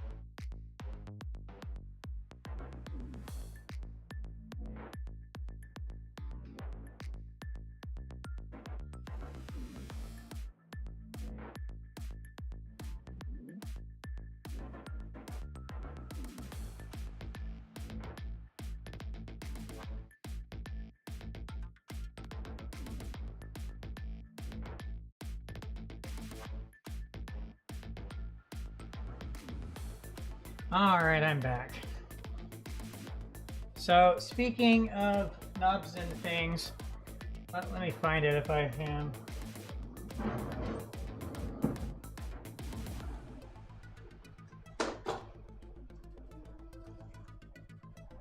So this is a container completely full of nubs. It's the same size container using Assorbi's parts. Give an idea of just how many nubs are in here. And why am I showing this? Because the pin part, the rod that goes into this hole to, when this expands, keep it from going beyond the rod, fell out. And my best guess currently is that it's somewhere within here. I couldn't find it at the time. I forget how high it was, maybe up to like here or something when it fell in. But I contemplated doing a silly April Fool's joke stream where all I did was search through here to see if I could find the pin. But that never really happened. But at some point I may still try and do that. So yeah.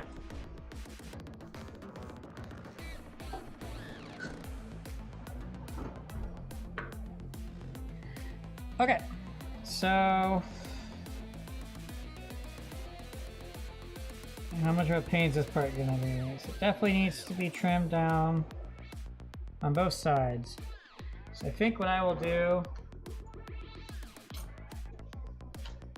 is take the sanding approach using this thing. Since using a hobby knife on this is kind of difficult. So let's see if I can hold it in a way that allows me to sand where I want to sand.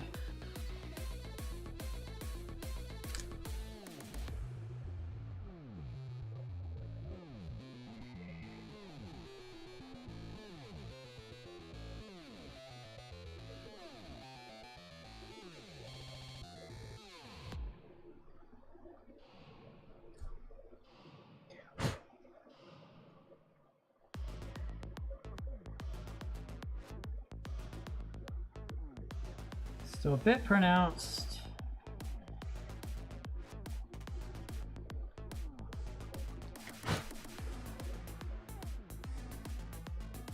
We'll see if that works. And the other side as well needs some very distinct.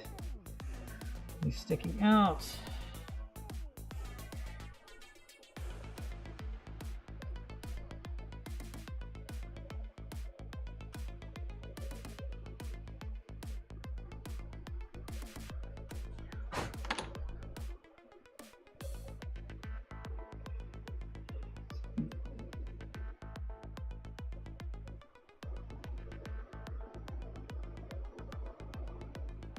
We'll see if that will suffice. Okay, next I try to do the part again. This was such a pain. So essentially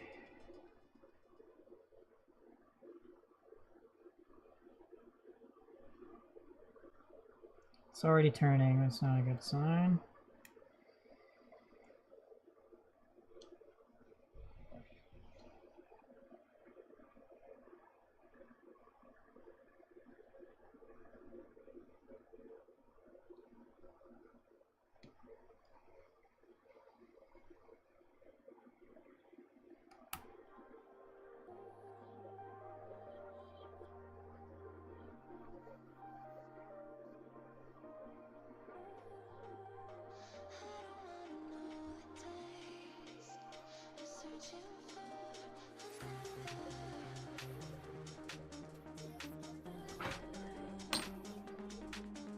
It's in. We're good.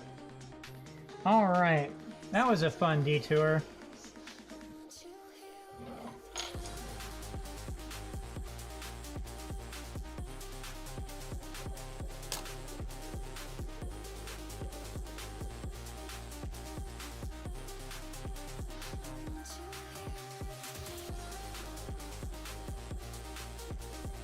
Alright, we're now in place.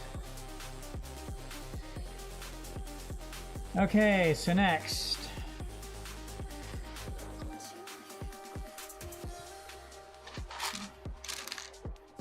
Need this part.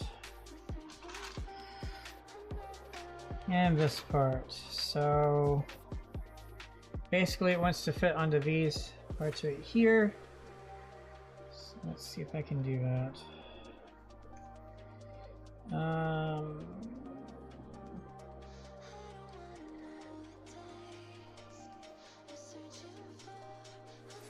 There we go. I was able to move it.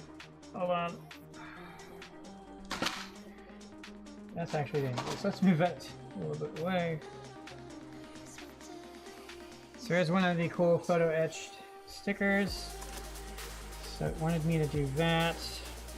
Then I can pop this on into place.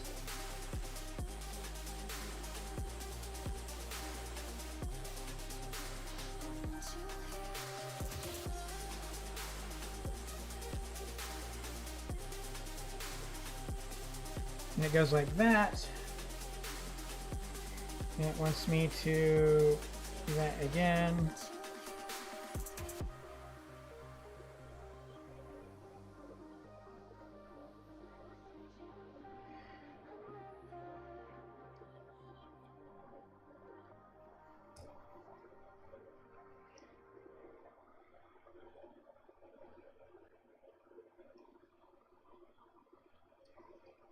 There we go. So next, once these two parts, so it's saying that this part should be pointed down. Okay, and it goes onto there. Okay, cool. Well, that should be interesting.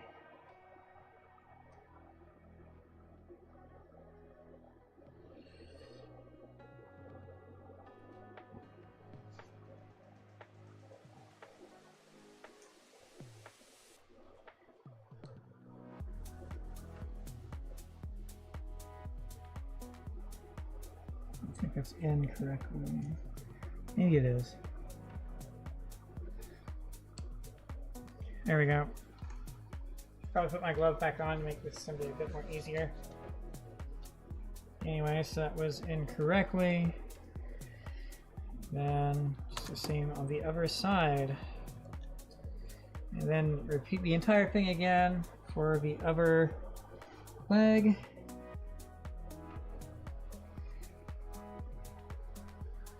Okay, yeah, I see now. So this is the same D shape as the other. So once you get that in, the rest is gonna for sure fit.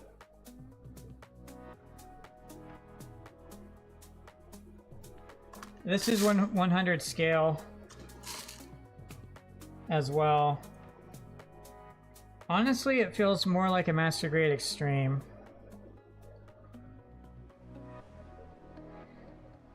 If I were to try to compare it to anything. I mean, all the assembly and stuff, very unique in terms of steps and phases and stuff.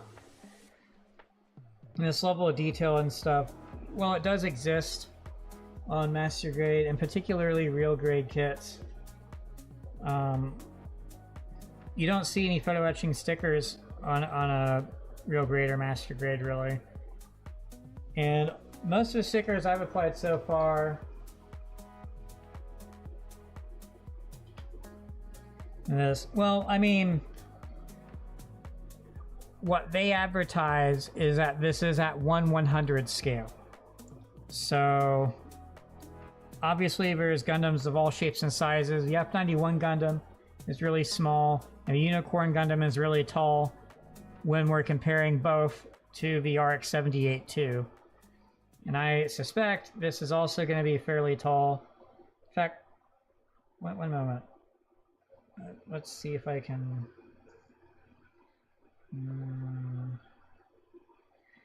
we'll just have to do it this awkward way here.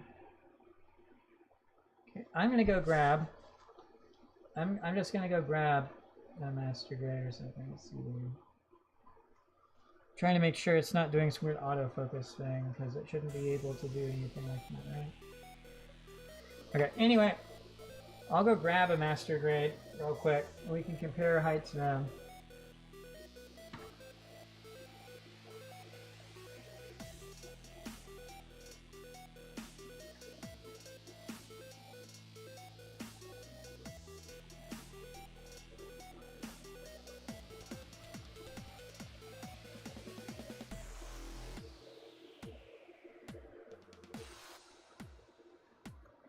This is Yark 78.2. If I do this,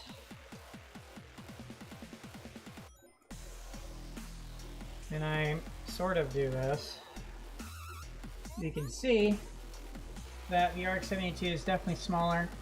I'd say height-wise, this is similar to Unicorn Gundam, maybe slightly taller than Unicorn Gundam. Keep in mind, this is just the inner frame.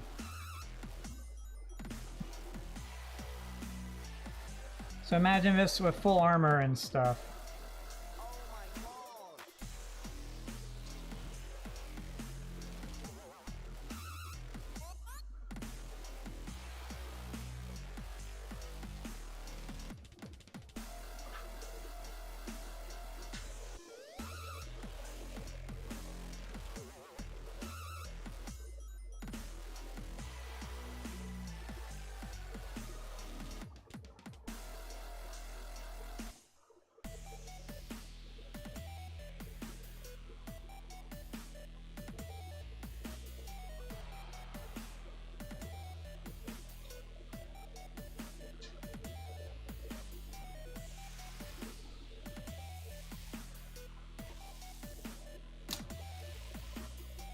Another thing about this kit is it does come with a crewman figure. I forget which runner I saw it on.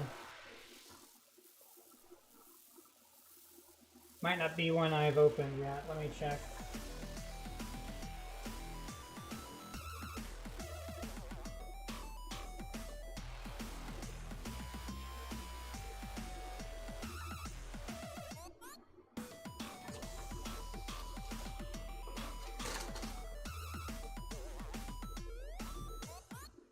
Found it.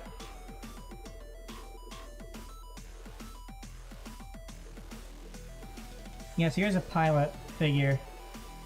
As you can tell, that's 1/100 scale, right?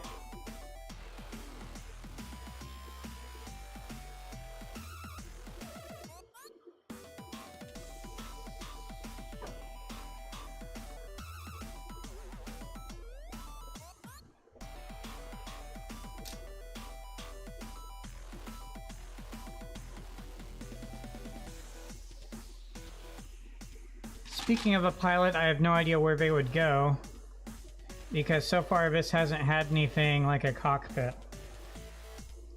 And so I'm not sure where the pilot is in the instructions. So let's actually look for that. Just for your goals.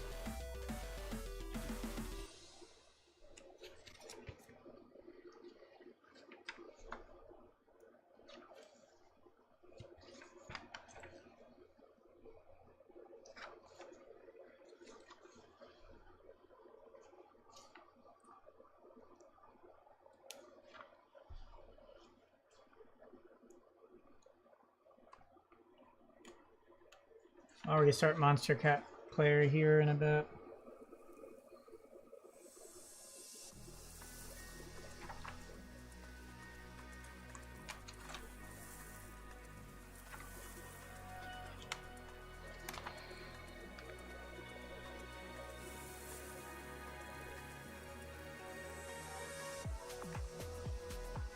Yeah, so nothing in the chest armor is for the pilot.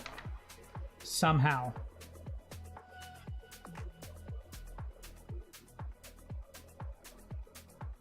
There's no indication of where the pilot goes.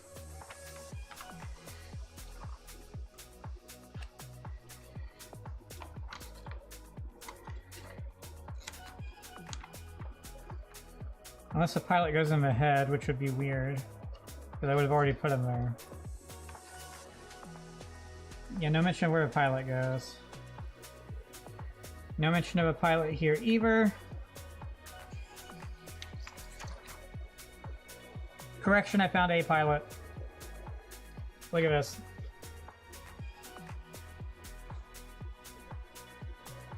Why the heck it's there, I don't know.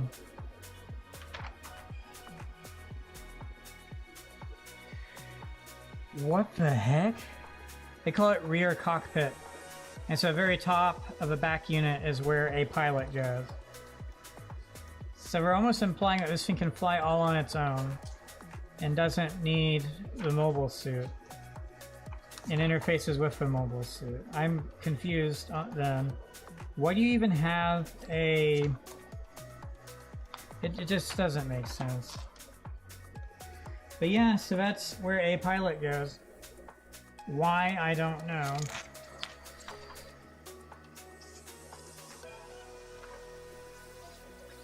And they show all this stuff, of course, and how you can interface it all to that.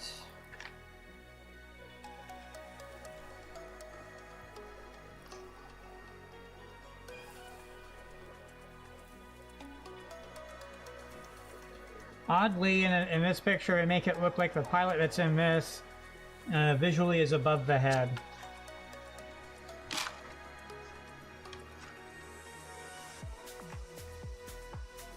Oh, never mind. I was looking at it wrong. Maybe. So pilot's in this part. Right here. And then it can go there. I'm just confused on why they have the pilot where they have the pilot.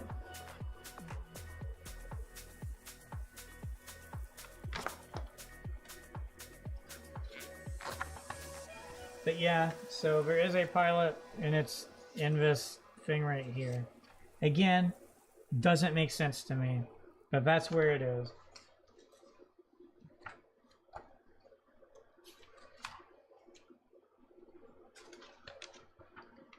Okay, back to this.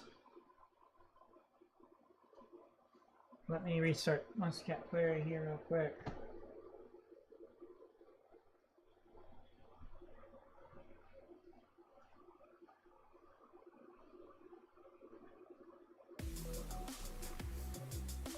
Do that. Okay, so next was this thing.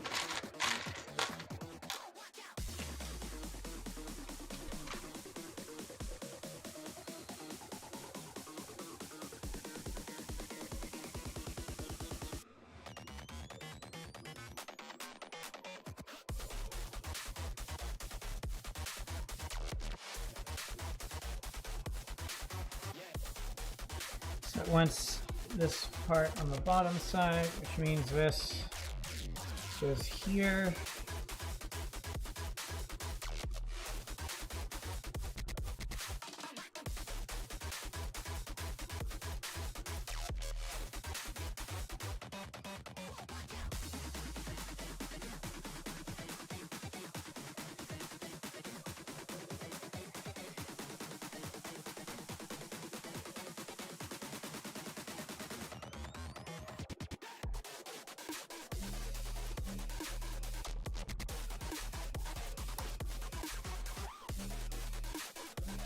All right, it's on. So there we go, it's on both sides now, so that's nice. All right, next we do all this shenanigans, which does not involve this, so we'll move it out of the way.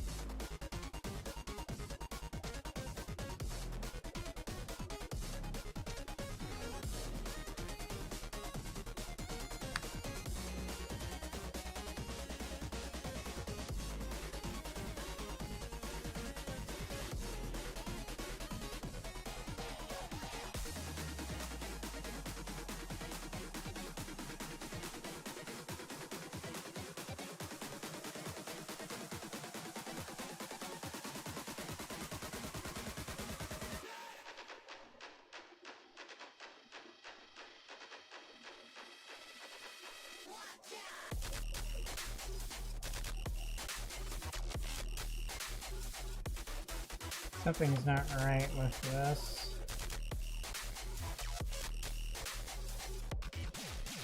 It's like it just won't stay in place.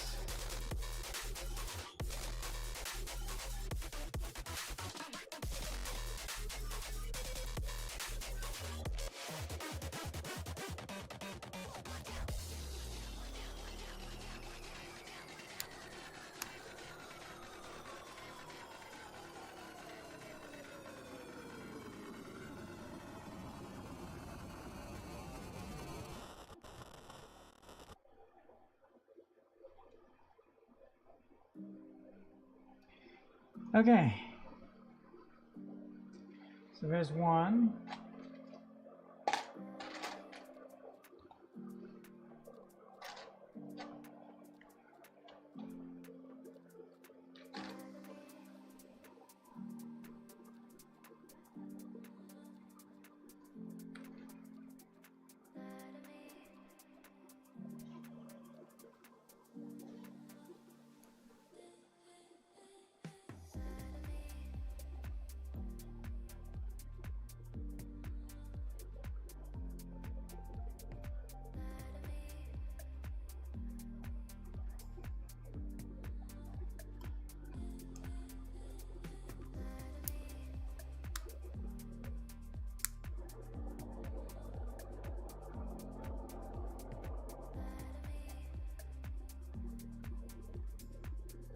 All right, there's that done.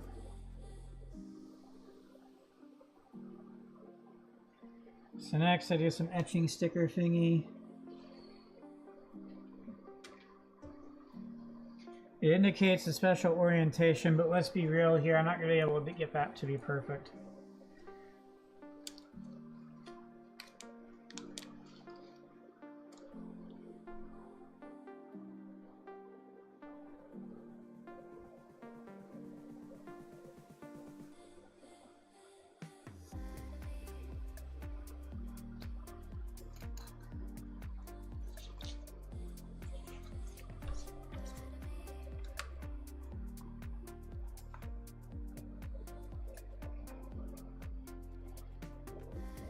Where did I put the toothpick?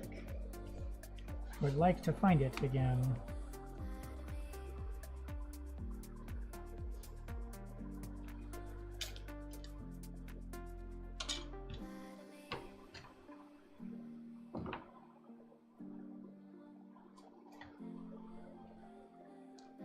There it is. Okay. So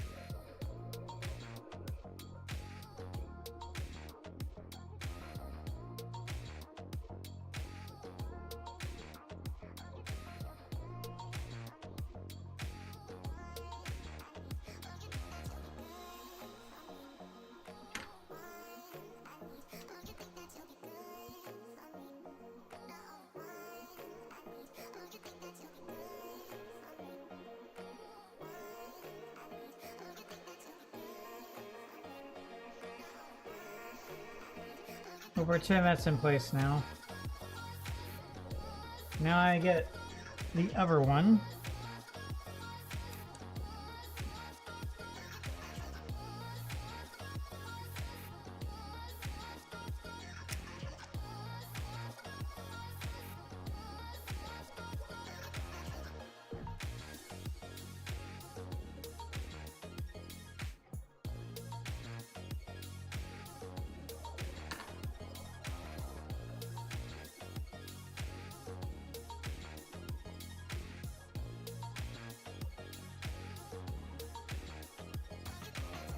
Alright, that's both in now. We can proceed with assembling.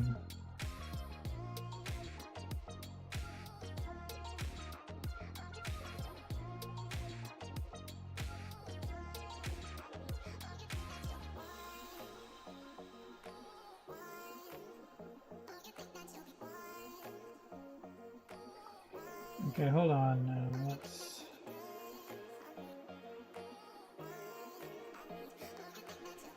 make sure these are actually exactly the same. So if they aren't, then I'll have to change. Nope, they are the same.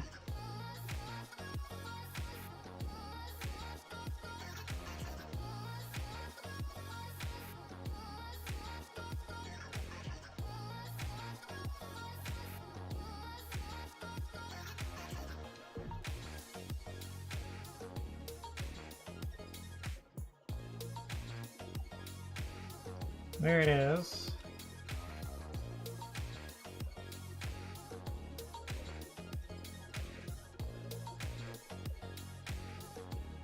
And there it is. So...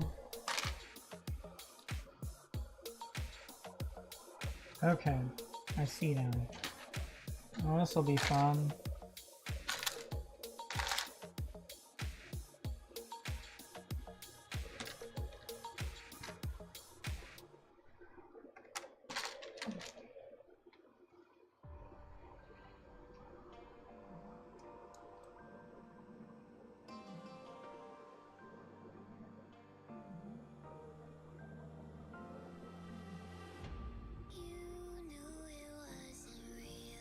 Okay, this might be difficult.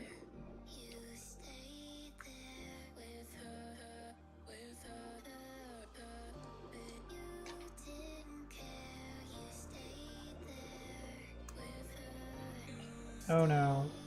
Hold on.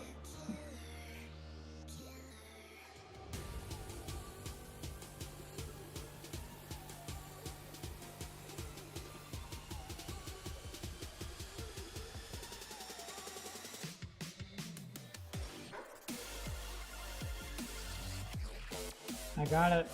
It's in.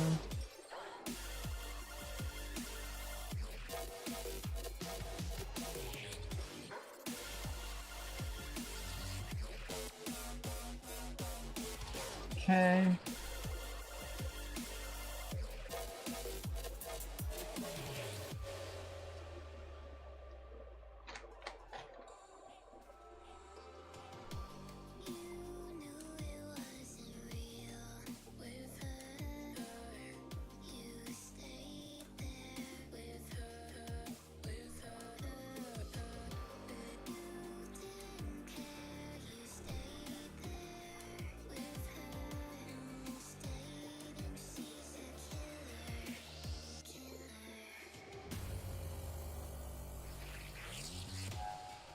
Got it.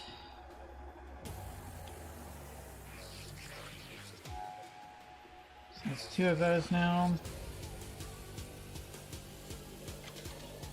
Now we'll do this side.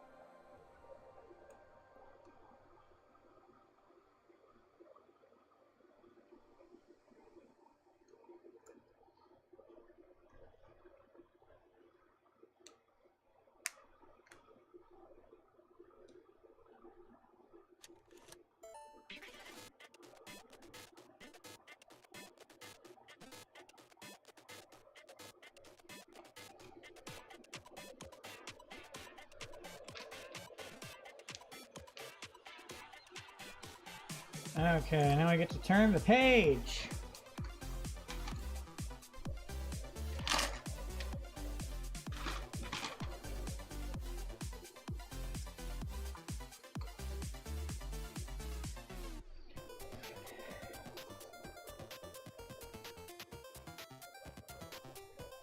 So next we get to do 2 more of a sticker thingies.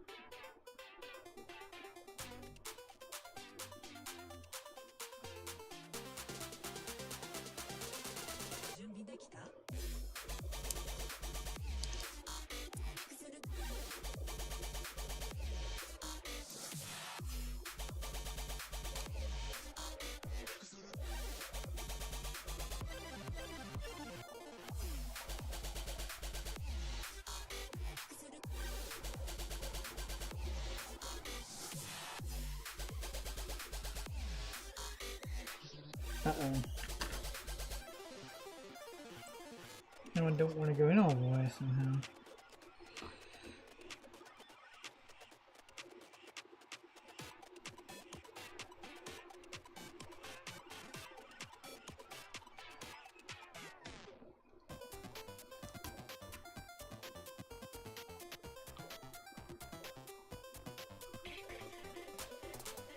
Oh, whatever, there it is.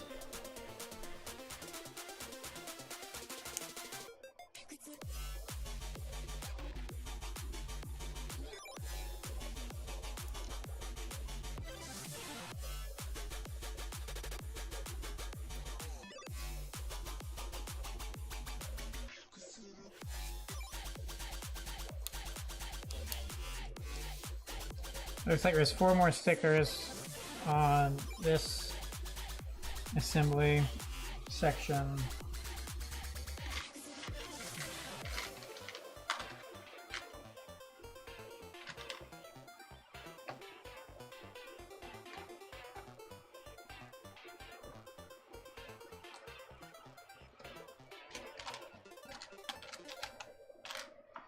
Okay.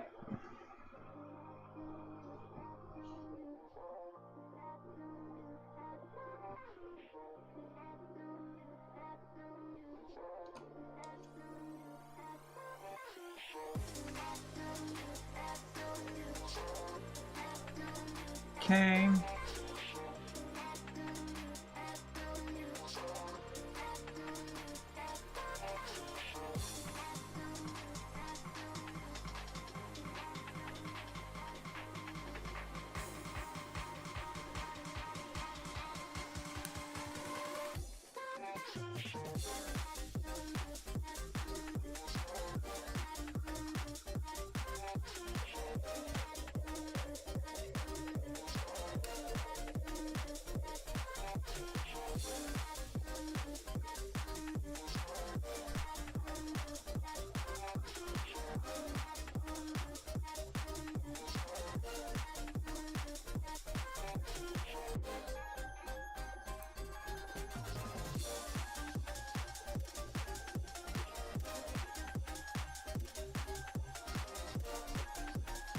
I don't know why I'm having such a hard time with this part.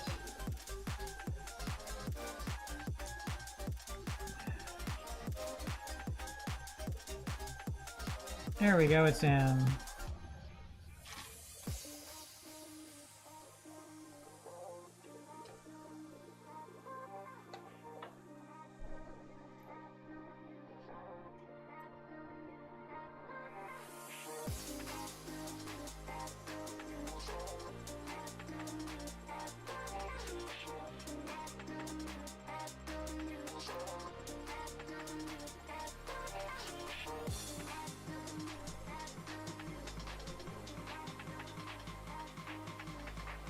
All right. These are now done.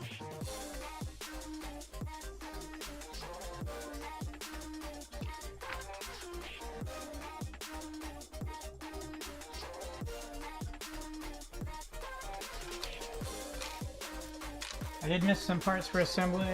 The good news is it doesn't matter as much. So let me do that real quick. This right here, this is what I missed.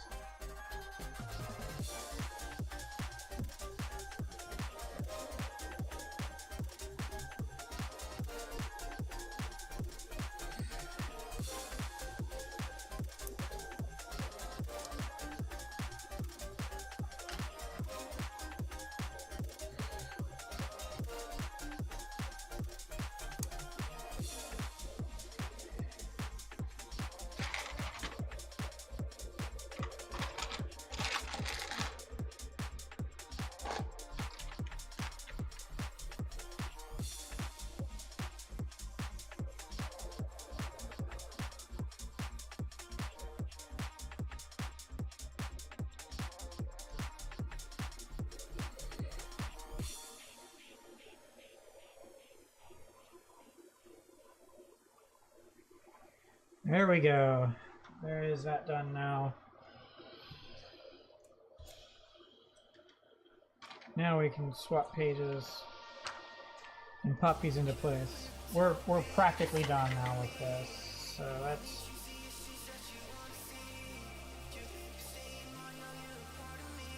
okay. So these go into these things from the looks of it.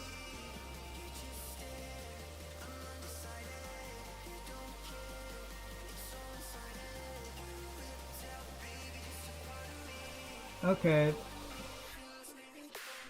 So you're specifically saying it only does that.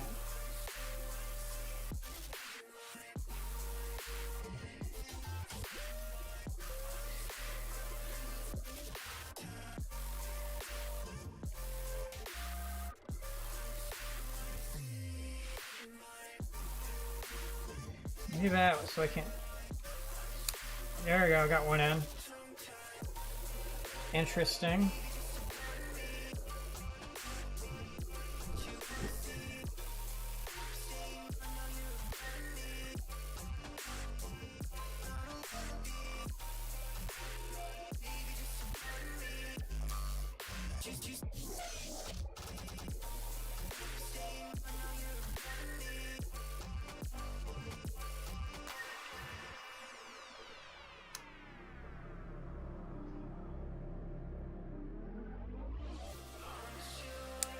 Got it. That's definitely interesting.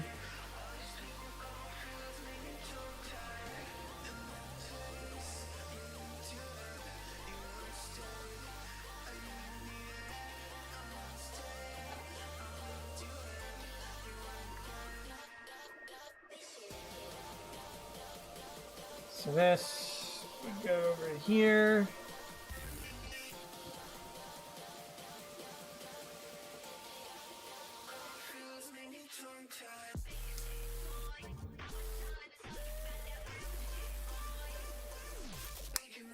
Got it in.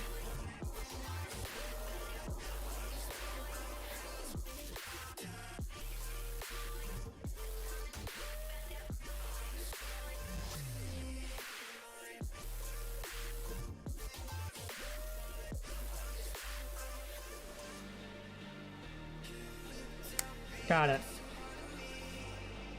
It's a bit weird, but there it is. Okay, so now it's this stuff.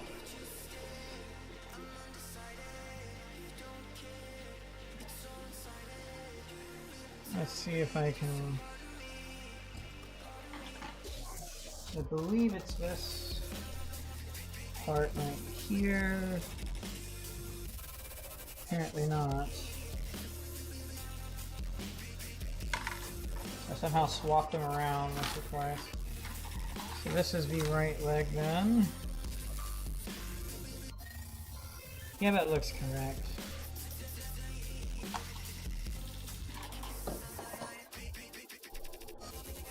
So 36.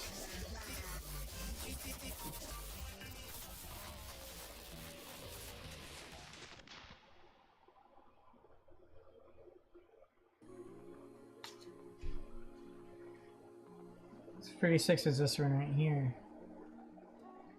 It goes right there.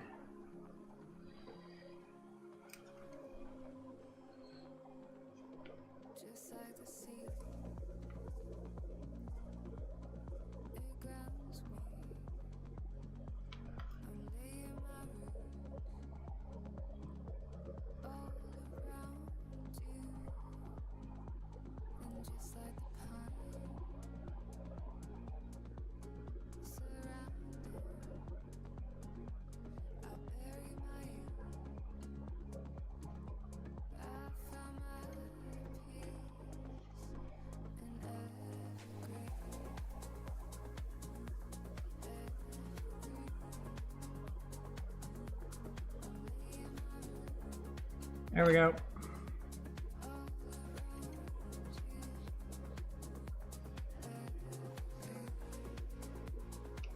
So there's that.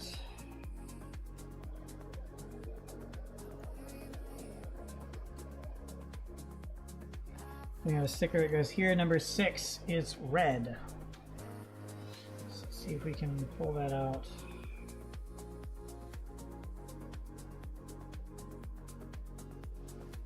I got it. Whoops.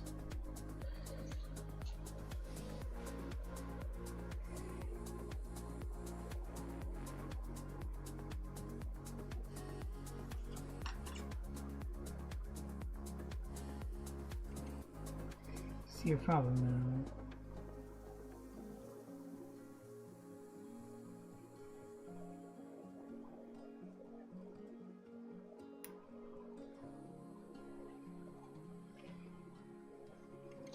Good enough.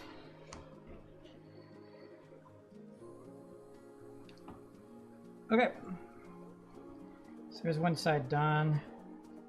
So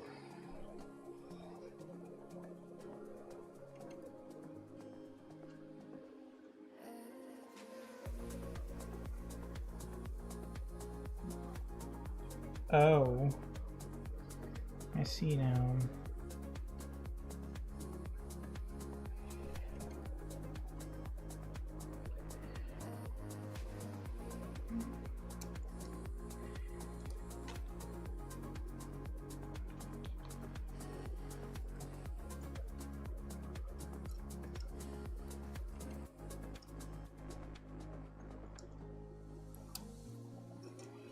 This might be hard to attach.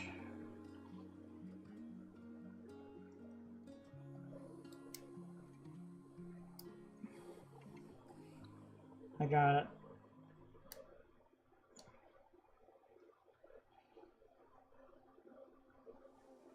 Okay. And then I feed this through that somehow.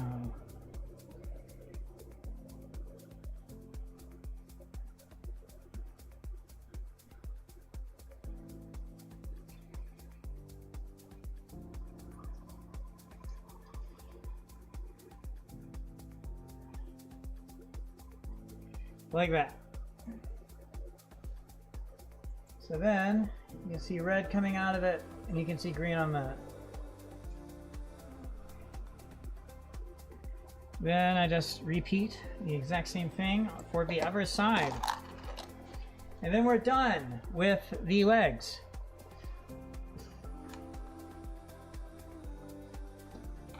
For phase 2.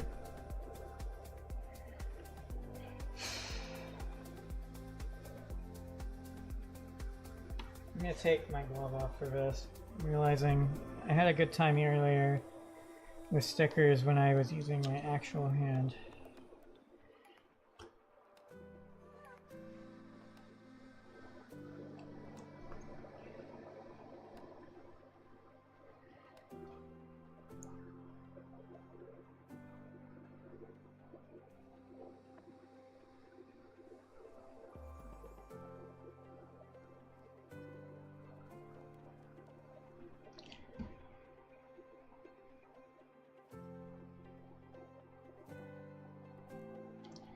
Okay.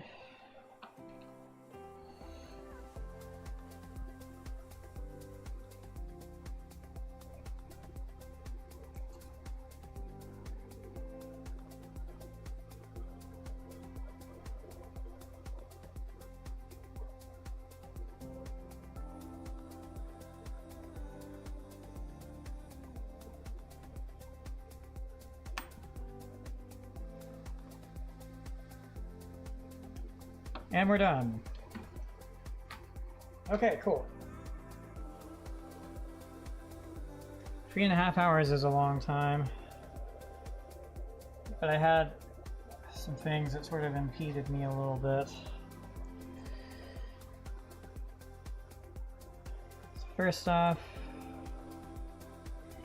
to move that out of the way a little bit. So this can go into place over here.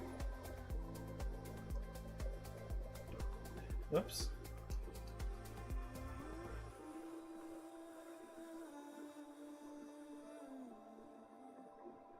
Similar, but not quite in all the way yet. There it is, it clicked. Now it's in. Okay, so now just pop this bad boy into place. Goes like this.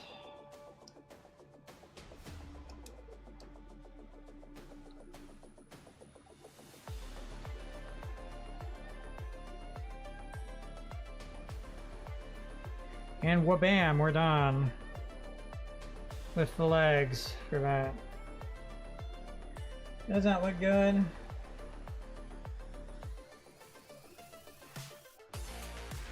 I think that looks pretty cool. Waist is going to be embarrassingly easy.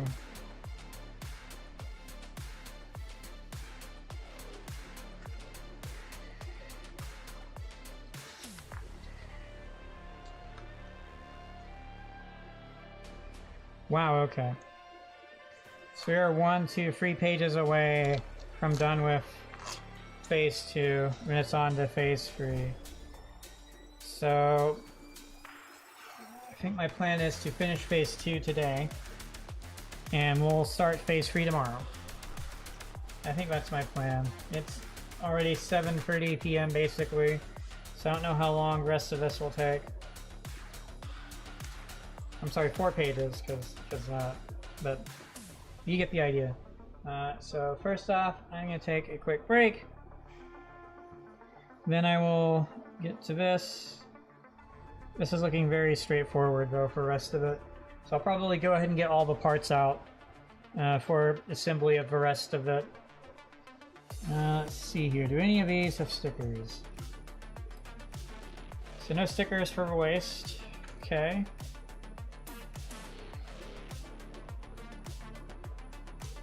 There's 2 stickers for the chest.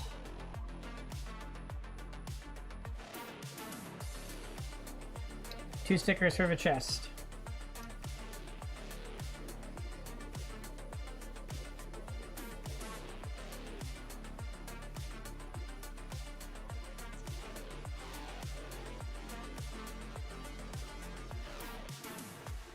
Four stickers for the shoulders.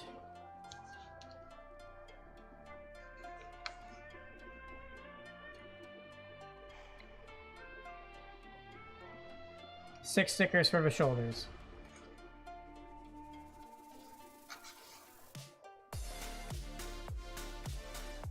Oh, there's a sticker here too.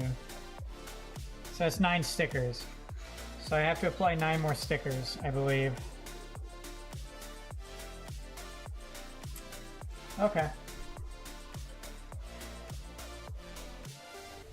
That's fine. Okay, so I'm gonna take a quick break and then I'll get back to it.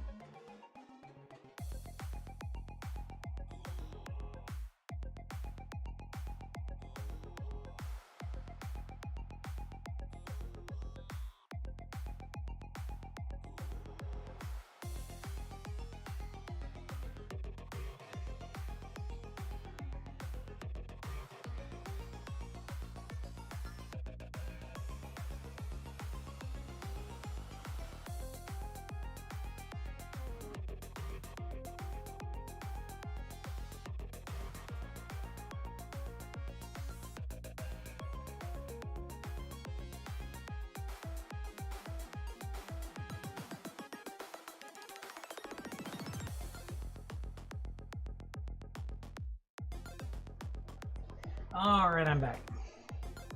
So I'm gonna move this over to the side for now so I can grab some parts.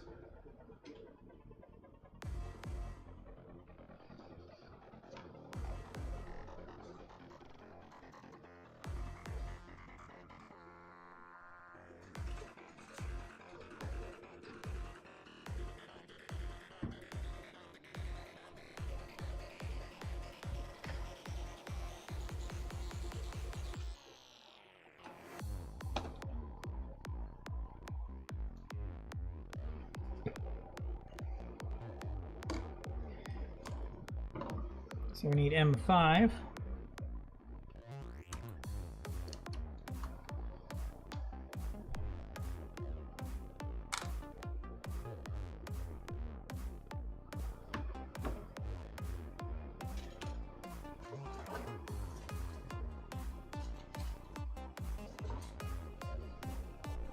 Bunch of parts from F. It's F22 and 9.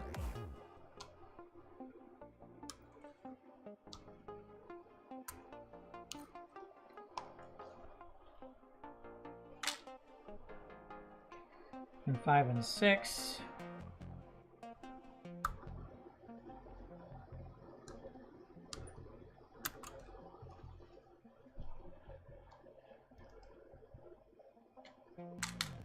And 4 and 3.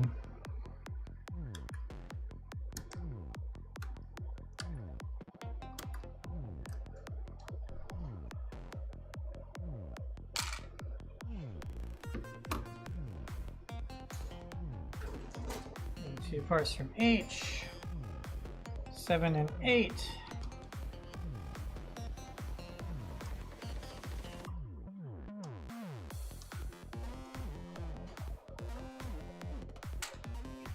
All right, that's it for the waist, somehow. Next, we need the chest. Apart from F. F14.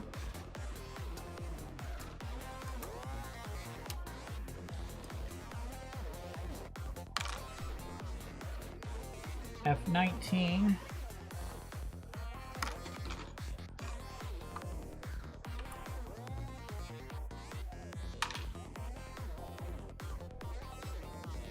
And F2021.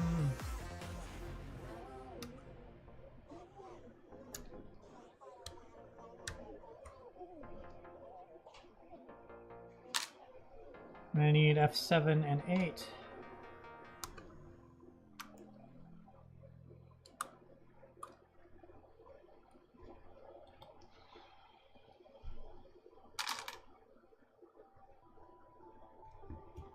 Another part from H.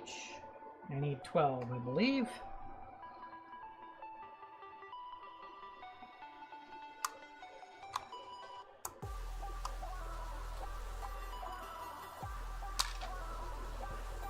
All right.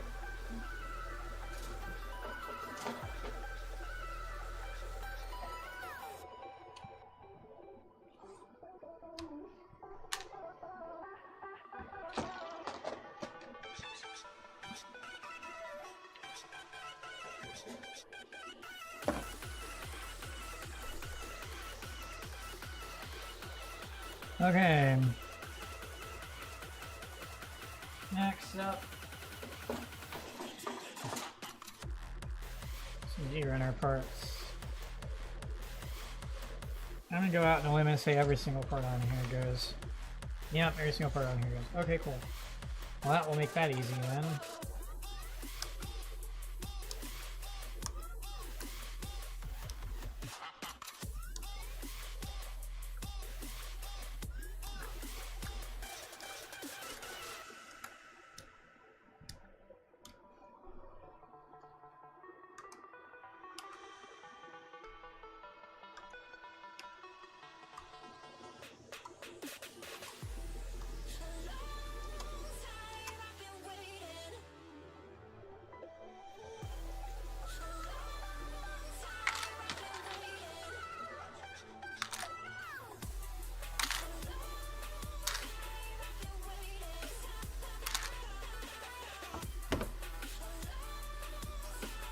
Okay, need some M parts.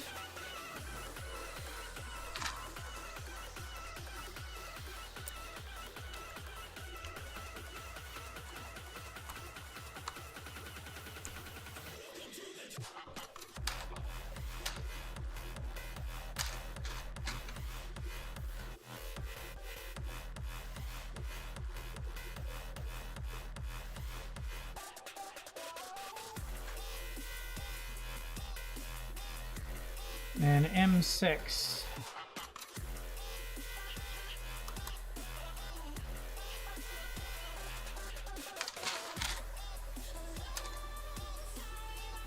All right. Next is B23.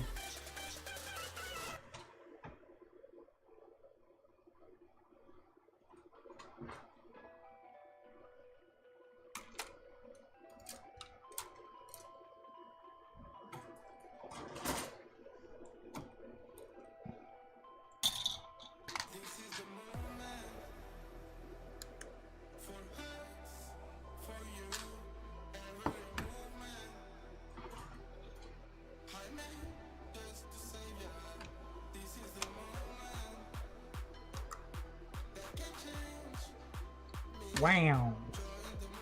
Crazy.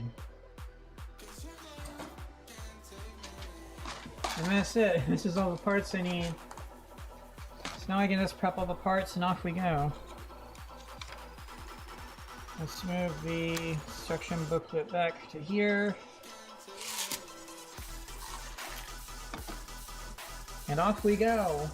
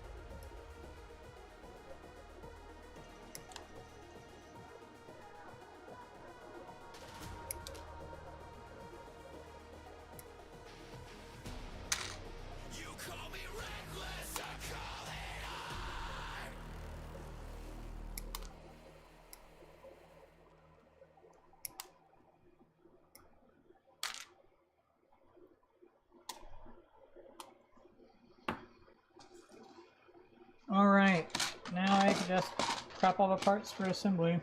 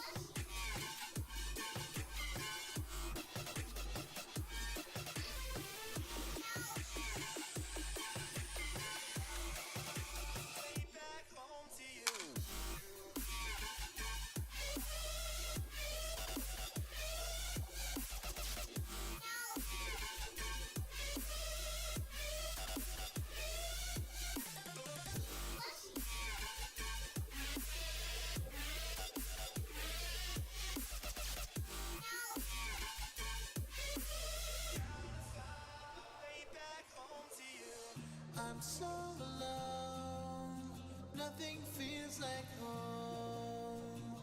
I'm so alone, trying to find my way back home to you. I'm so alone, nothing feels like home. I'm so alone, trying to find my way back home to you.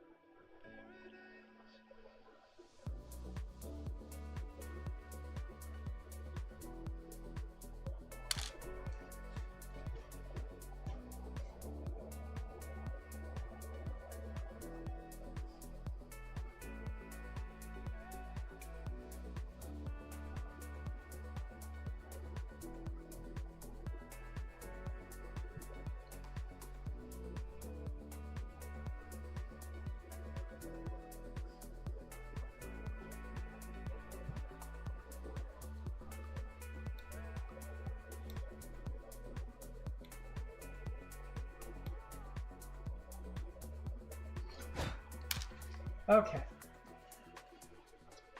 Almost done now. Just these parts to prep. Then I can begin on assembly for the last 3 sections of phase 2.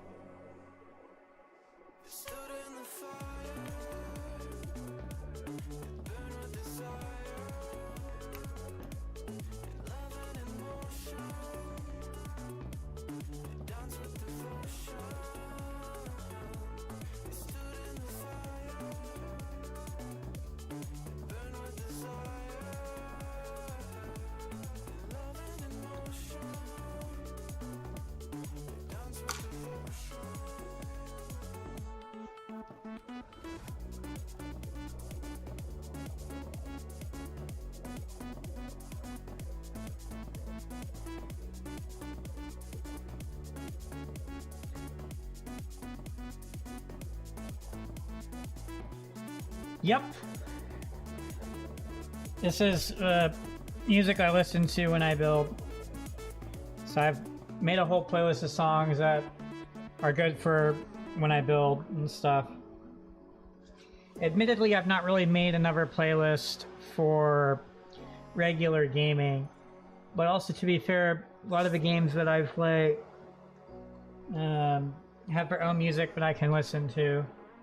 And the only games I play that would justify listening to music like this, I don't really stream anyway.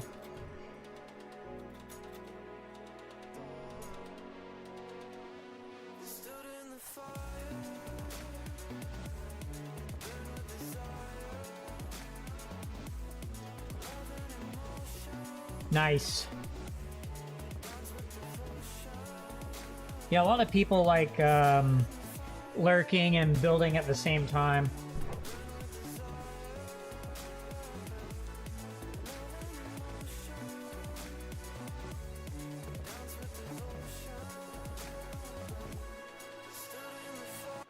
There's also people who are in my Discord who share updates on the kits that they're building.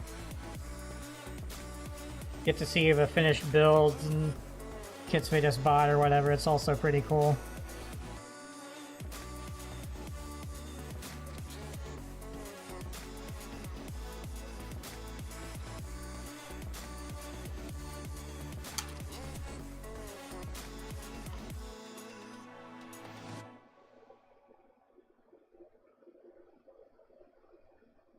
Like there's this one viewer and or rather person in my community. If it's, I think it's !Discord is the command. It'll pull up a link.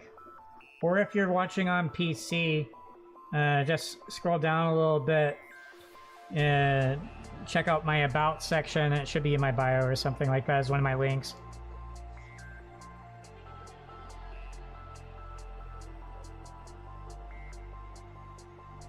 I can also do the command myself here once I'm done with this part.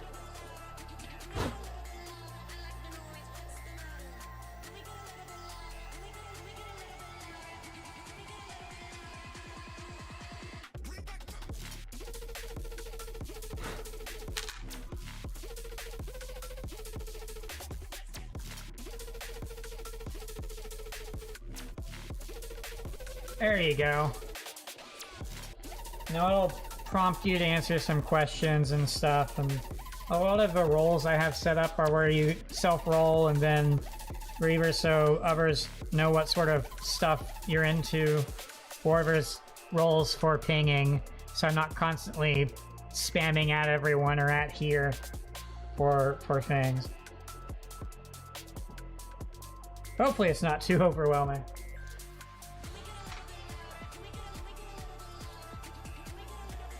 I also try to keep stuff related to my channel and then just general stuff a bit separate. So you have to sort of self-roll to be able to see things related to my channel, like when I'll be streaming, what I'll be streaming, type stuff. But things like the Plamo General section where you can see what everyone's building and whatnot will be automatically available at the start immediately.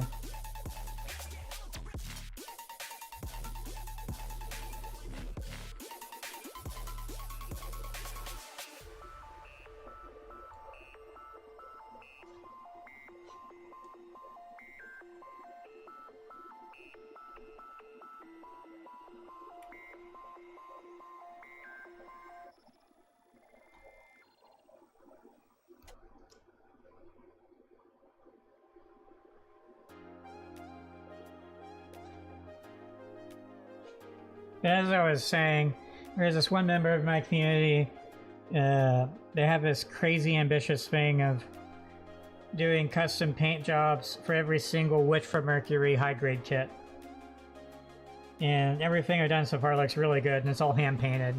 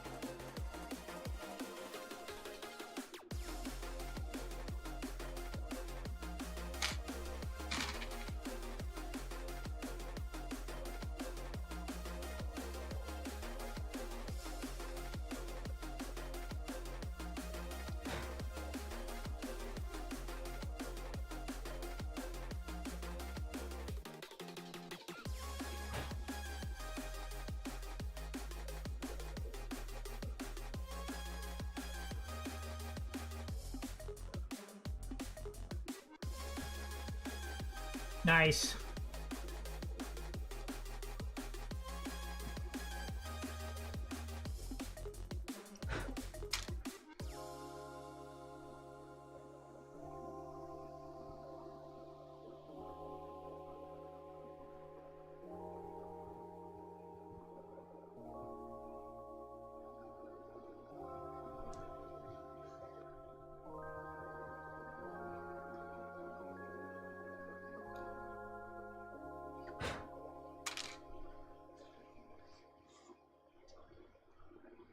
Okay, I'm finally done prepping all the parts for the remainder of assembly for phase 2.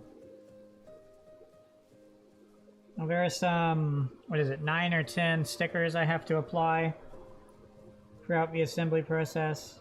But beyond that, it should be pretty straightforward. And then I'll be done for today.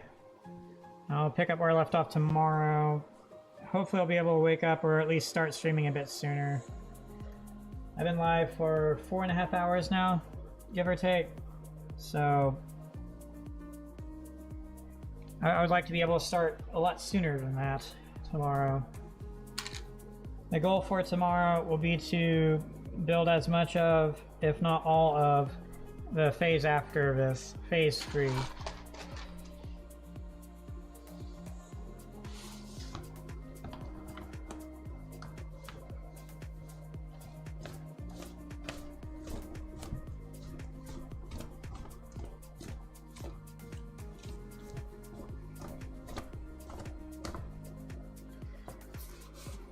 And then, of course, next weekend should be really interesting because I will be starting my 2 weeks of work, of being off from work, which means I'll be able to stream daily, basically. So I'll definitely finish this build next weekend or the week after next.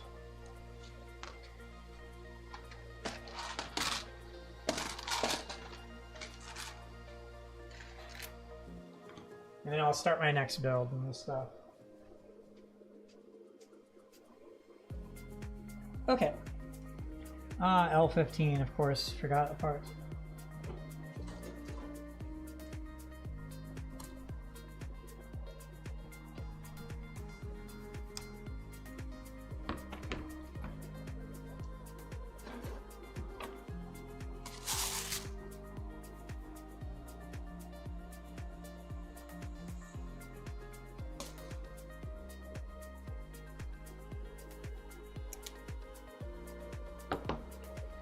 I hope this works properly. I really struggled to get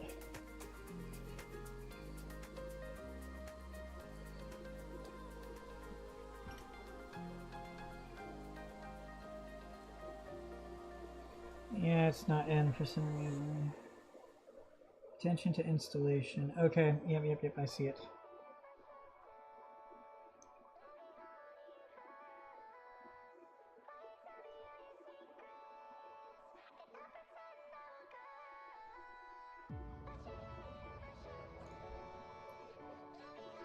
And it already falls through. Okay.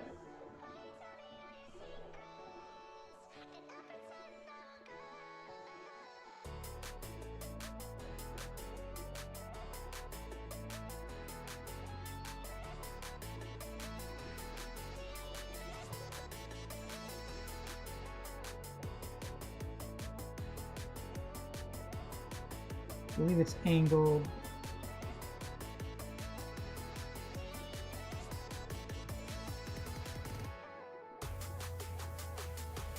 It's only sticking up oddly on one side.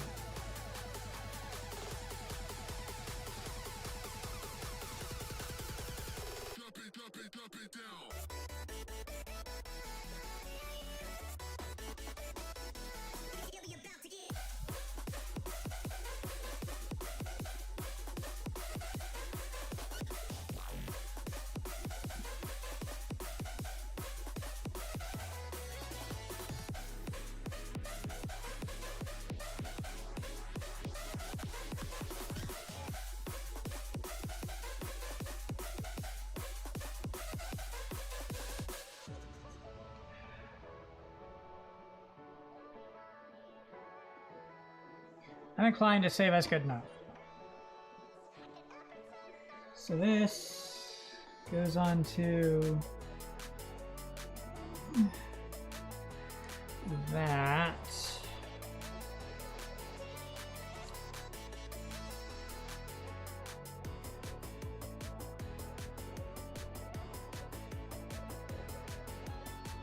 All right, that's in place now.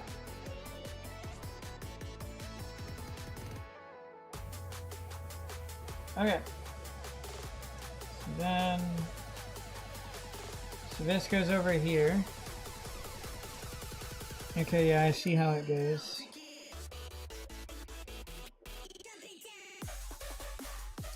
Up.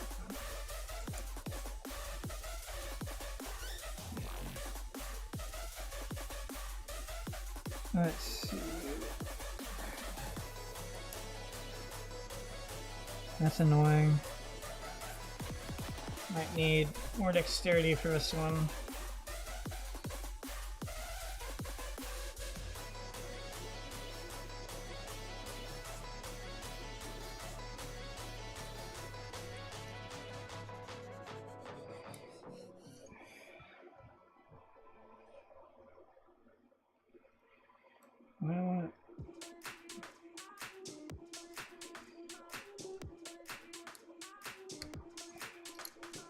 Uh-oh.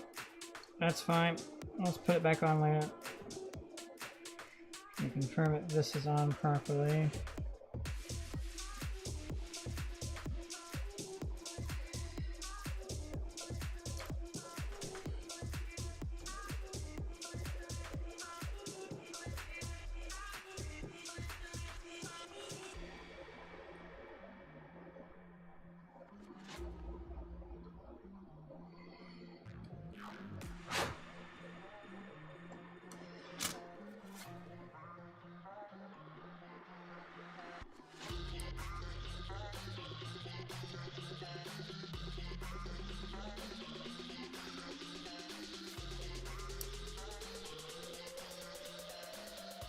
Come on, you good man. There we go, 10.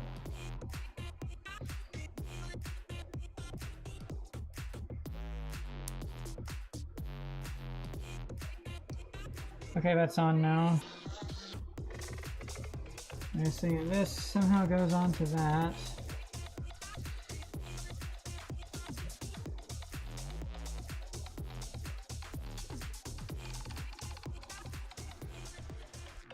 It is in place, so we'll say that's done. I'm concerned that it can fall off easily, but there it is. This is as good as it's going to get for right now.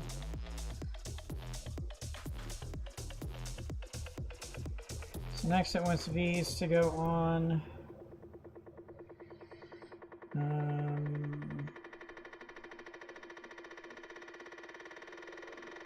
Oh, okay.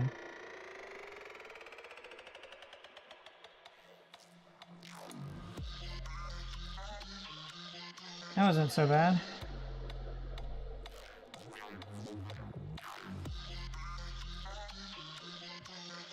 Just attempt to do the same thing on the other side.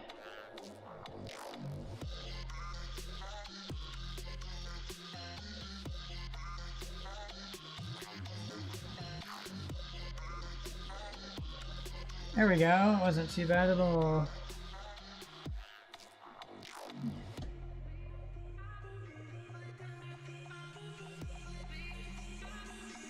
Okay. Now it looks like we turn to the back of it.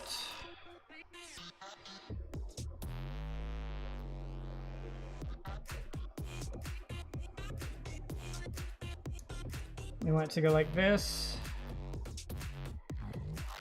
which means that one is now on.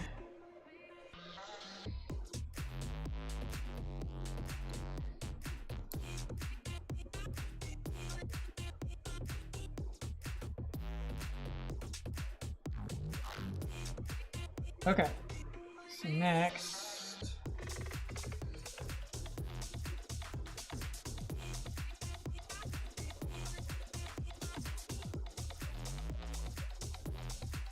okay, so which one is it?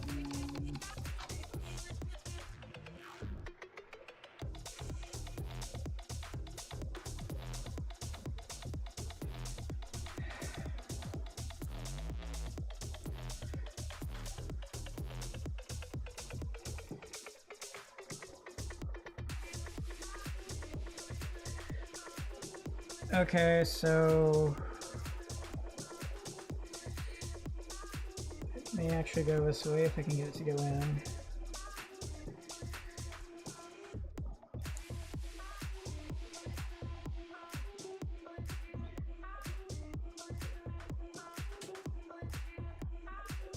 Wonder why it won't go in.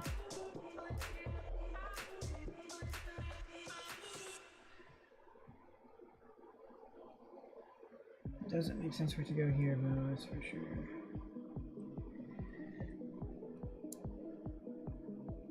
Yeah, I don't think it goes there, so it has to go here. Let's see if there's something I can do about this to make it easier on me to try.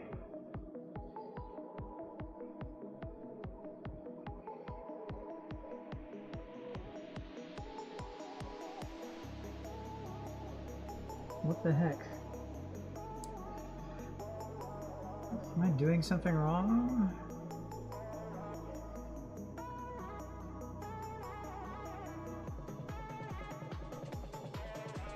Okay, hold on.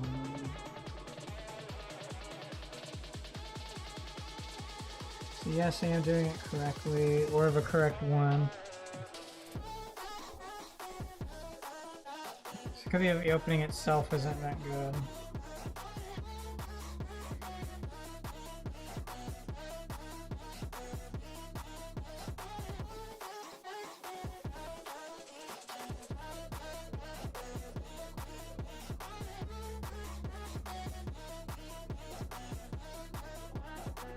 It just won't go in, so I may have to trim that down a little bit.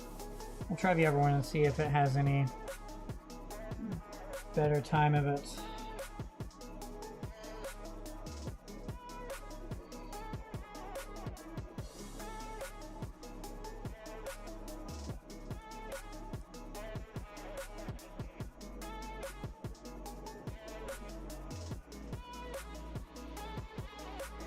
Interesting.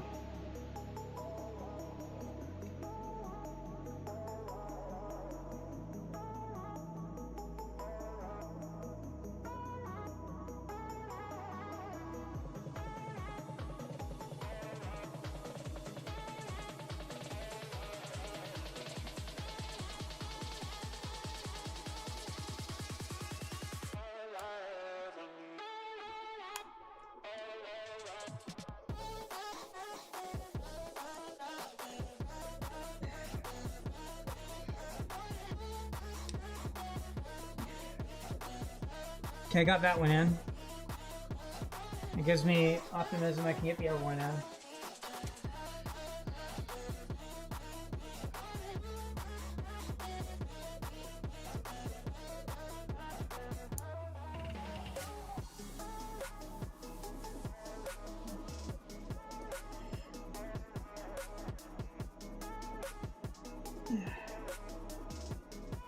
This is annoying, to say the least.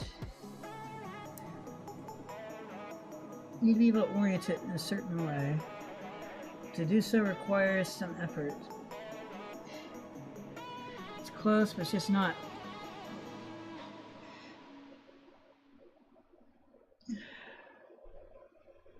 It's like I just can't hold it in place properly. Let's see.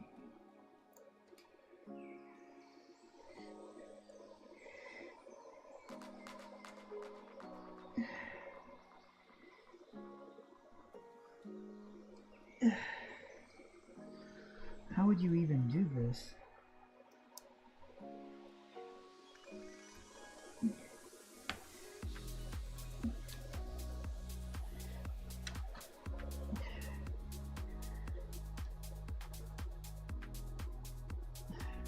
So confused.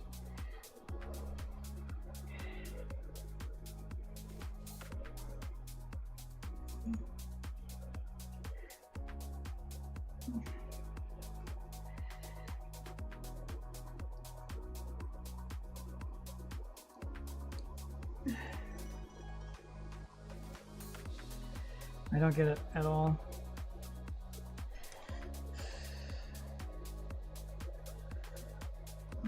Well, what do I do?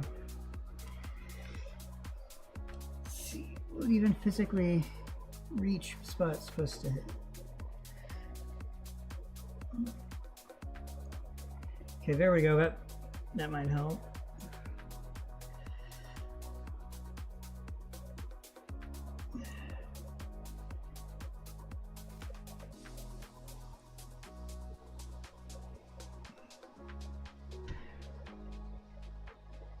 I'm close.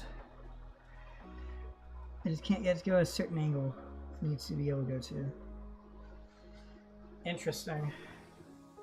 Some of these parts can be kind of tricky.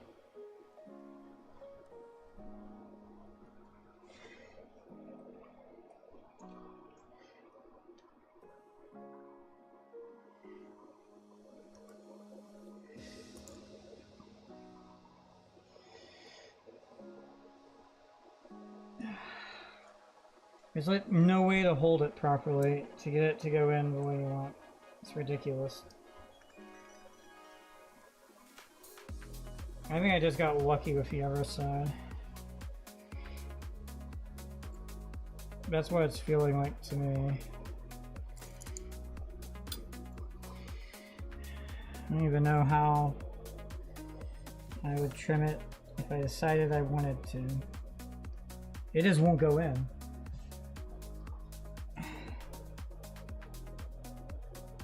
Could that be in the way somehow? No, it looks to be where it would be for the other side.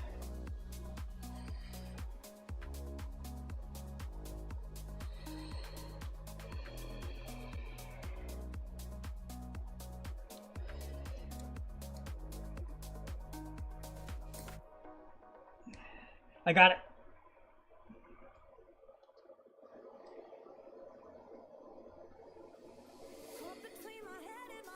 Maybe not, hold on.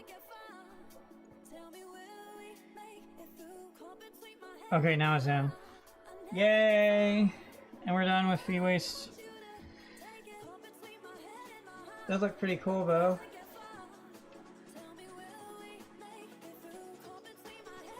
Okay. Now we can move on to the chest.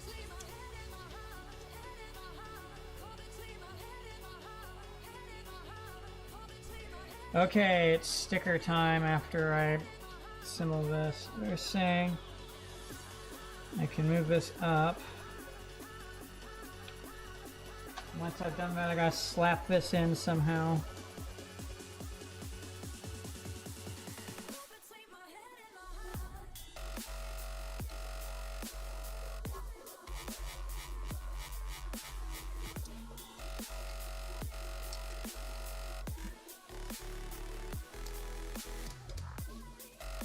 It's in.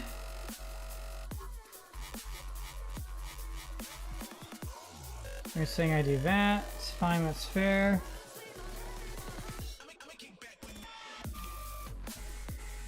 Okay.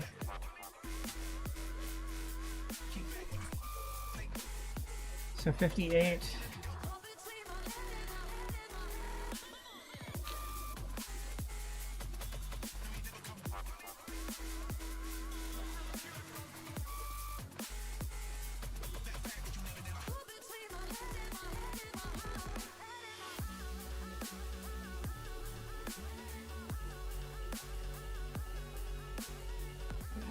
There it is.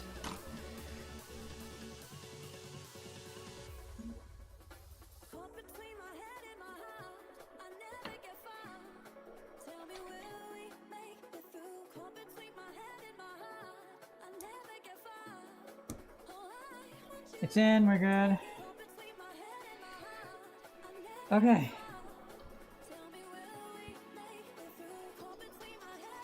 Now for 2 photo etch stickers.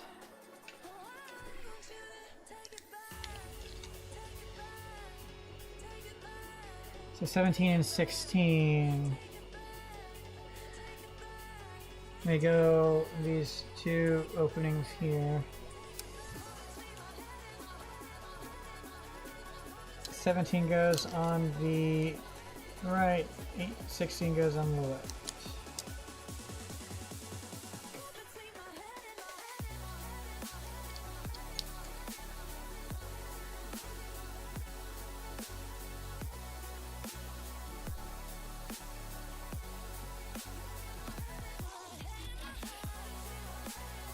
Not sure why they would do it that way.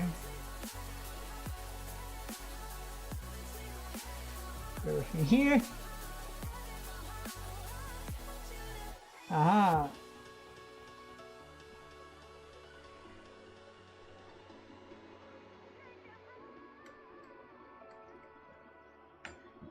GG easy. I don't get why that's there specifically.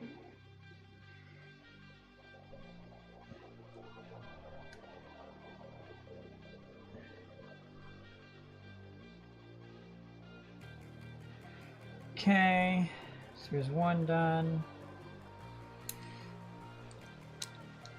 Let's get the other one.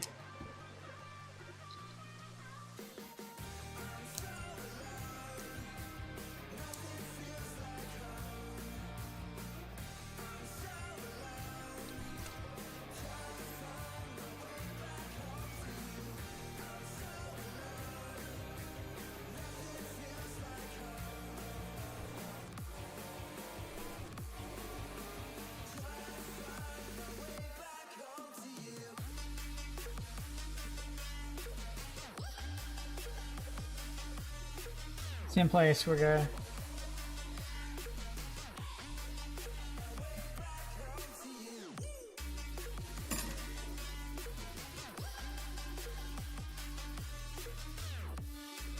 Okay, cool. Does look pretty cool though. So next,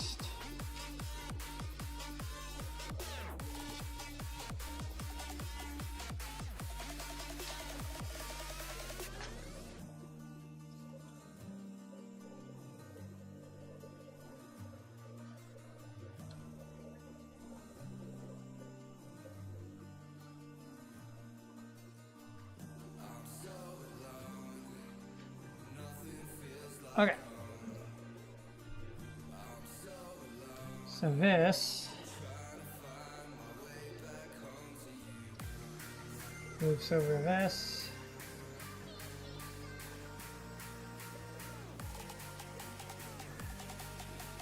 And then closes down, like that. That worked out pretty well.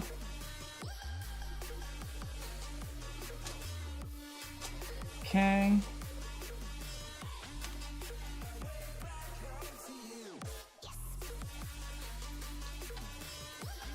Next are these two parts.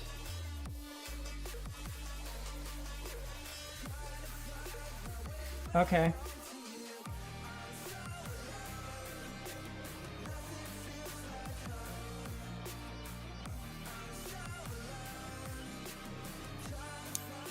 Got that into place.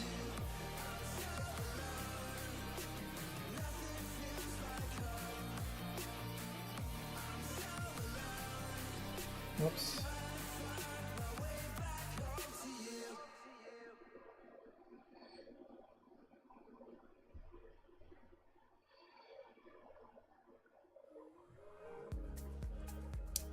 Got it.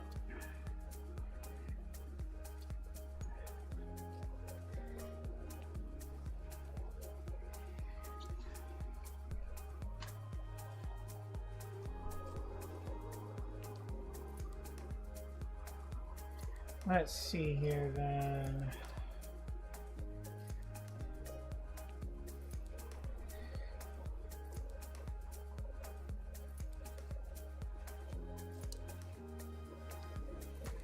Of course it would be something that wants to turn on me. This is gonna be very annoying, I can already tell.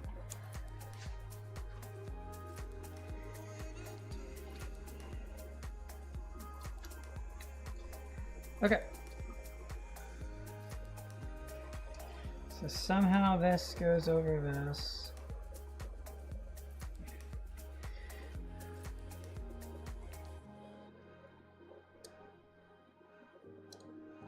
Oh, come on.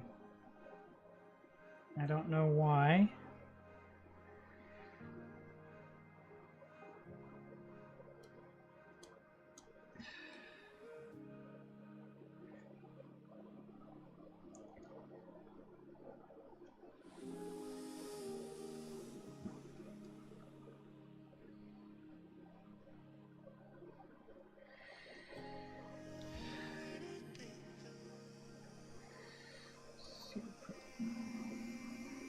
got it in. It's in.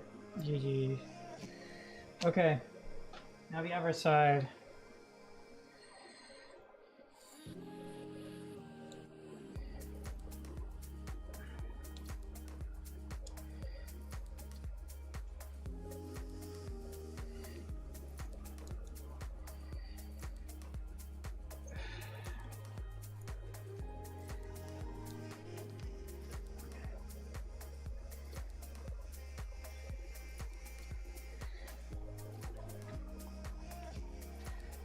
Then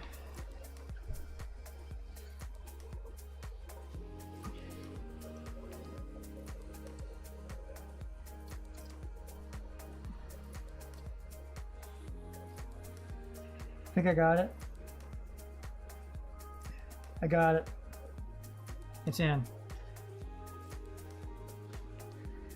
Okay. Now for this part.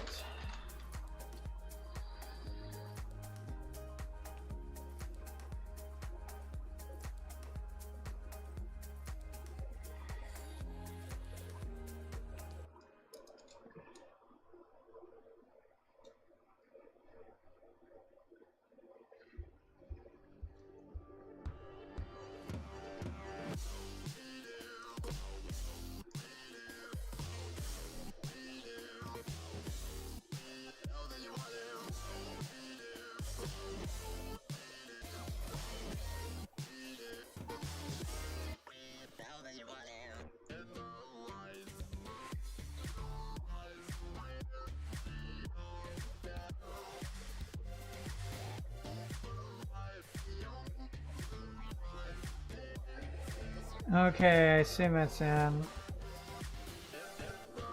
Yeah, it looks to be in. So that's it for the chest. Looking pretty good. Next up are the legs. I'm sorry, the arms. This is where it gets a bit annoying.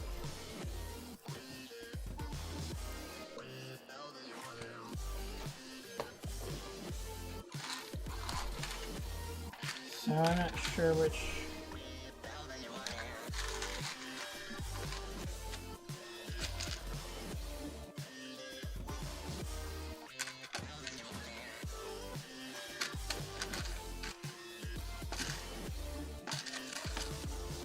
So I need this part for sure.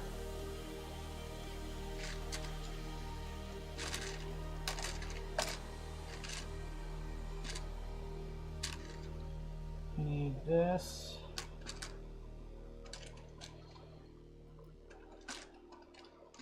And I need this. That's all parts of this page. So first off, it's these.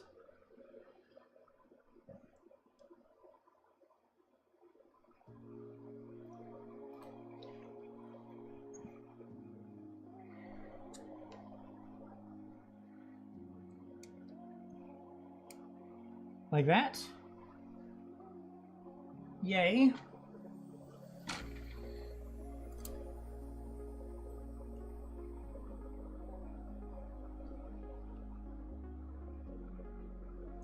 Okay.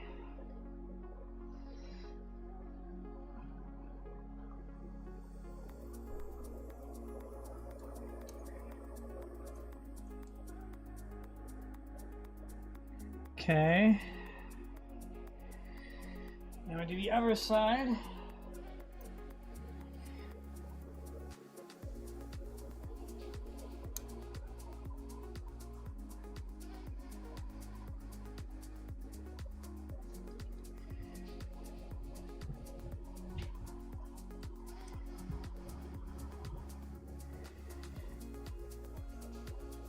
Yay! So there's that done. So then, it's these things, and I'm not sure what it is referring to doing. So this goes up. So I think they are referring to this.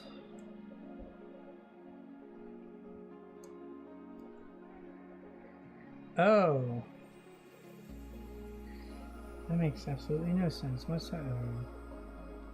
Well, hold on then. Okay. So it does go like this then. But on this side. Looky there, it fits. That looks cool. Yep, so this one goes on this side.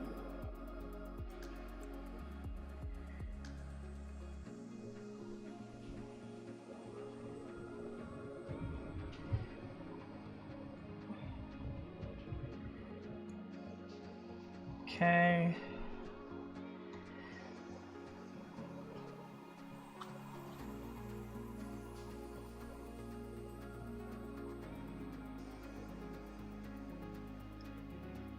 It's definitely in.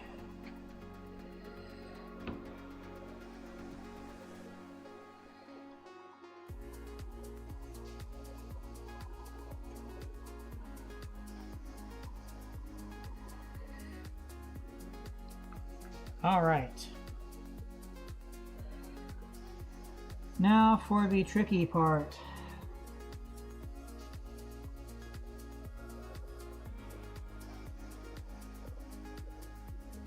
Okay. I may need to this off of this part. So let's see if I can. Okay, so specifically what they're showing here is that there's a notch right here, part to go, and then I'm supposed to pull this out. So let me, will this work for what I want? Kind of will, yeah. Okay. And then, let's make sure I get it correct on which one goes where. Oh no, sticker time. Oh no, stickers.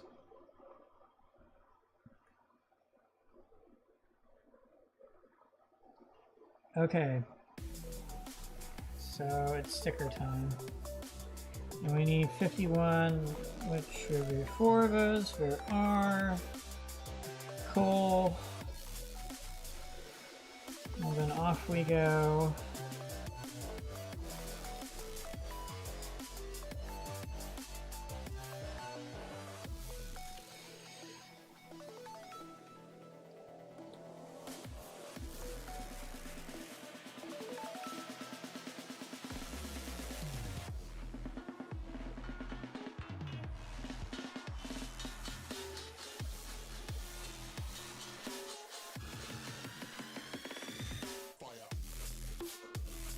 There's one sticker in.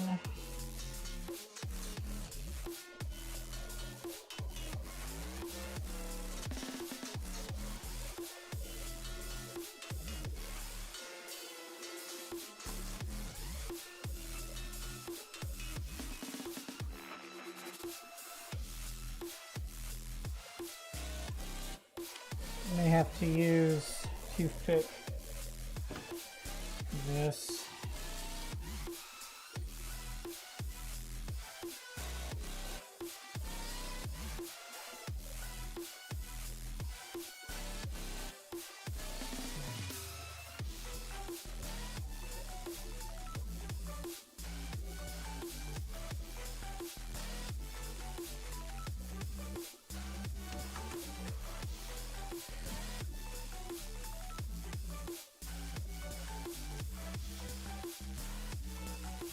Okay, that's 2 in.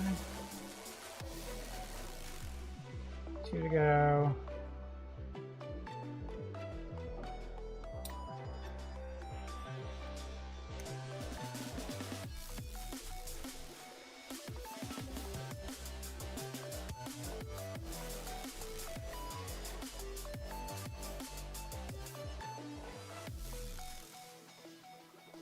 No, no, no, no, no, no, no, no, no.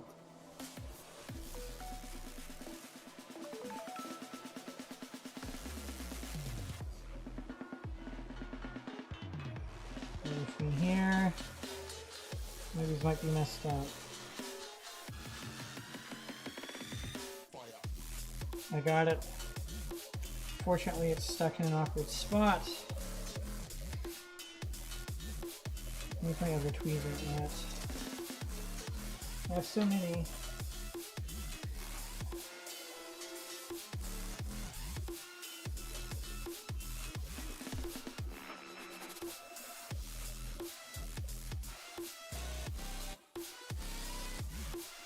Okay.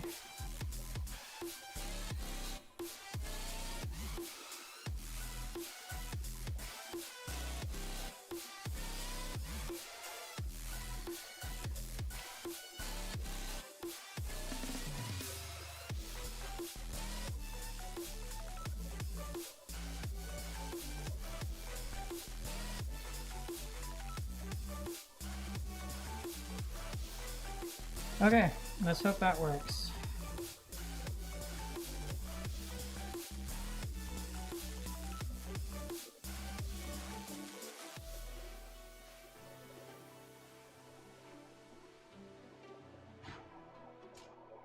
One to go.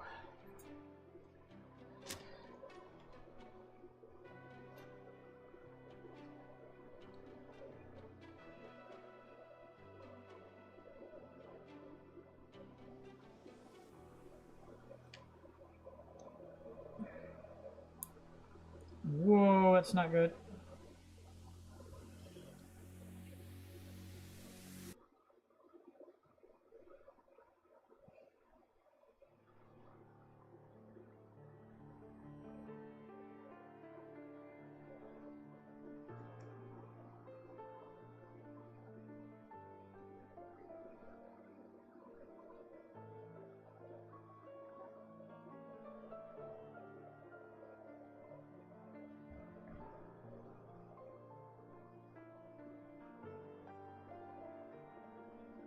It's in.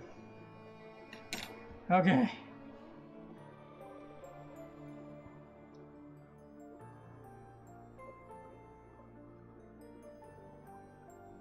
So there it is. There's those stickers done. Okay.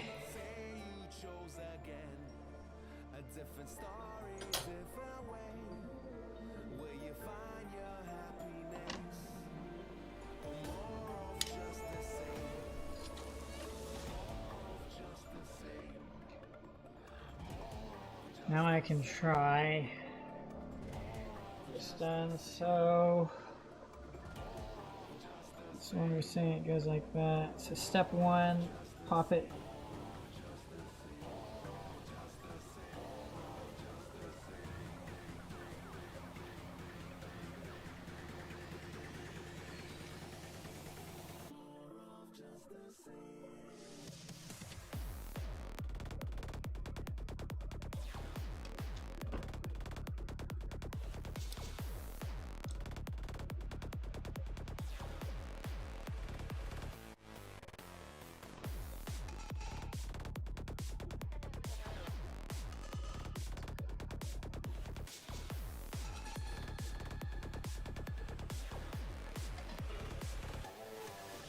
I got one of them in.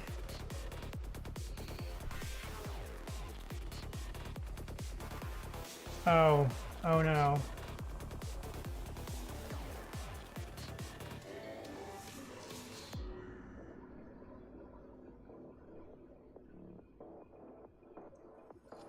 Okay, I see now.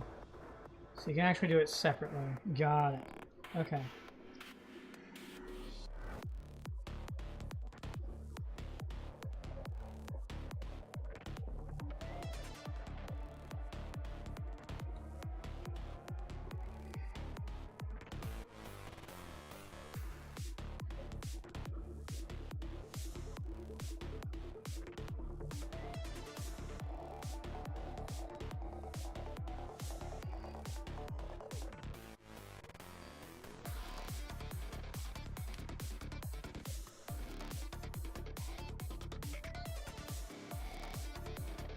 Oh.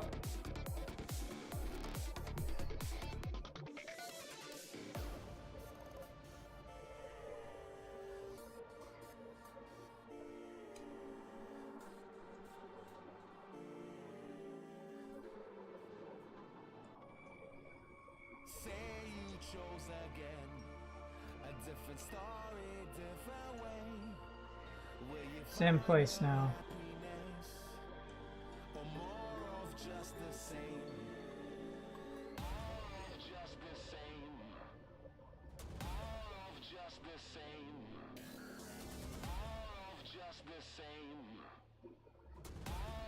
Oh.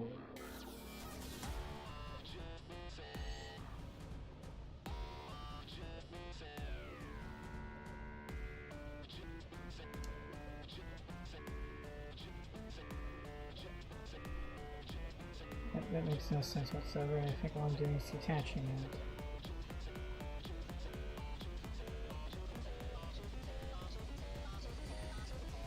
What are you even talking about by completed status?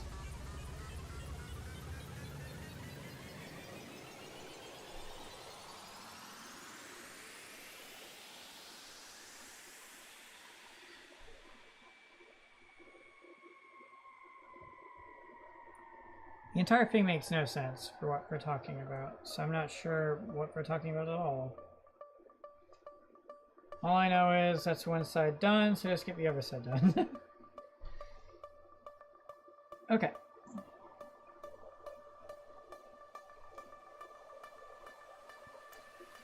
So we're saying, let's hold this in place. And you get this out.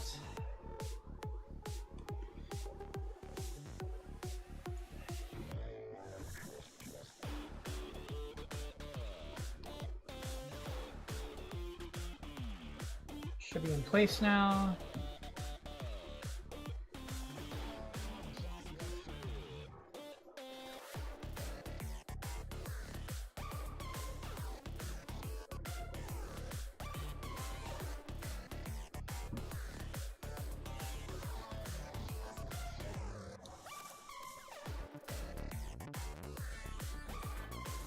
Hey Hobby, Crosscore, how's it going? Bill's going pretty well. I'm making good headway.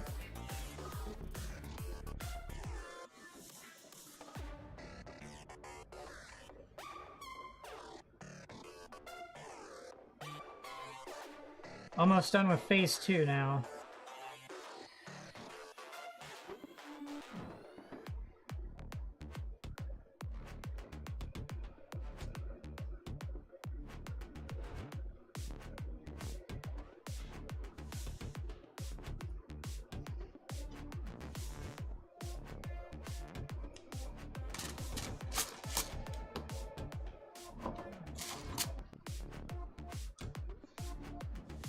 Oh, I love this tool so much. The Bandai Spirits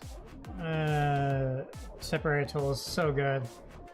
It does a lot of cool stuff. Obviously, I can use everything. Like I got a toothpick here. I can use these. You know, there's all sorts of stuff I could use.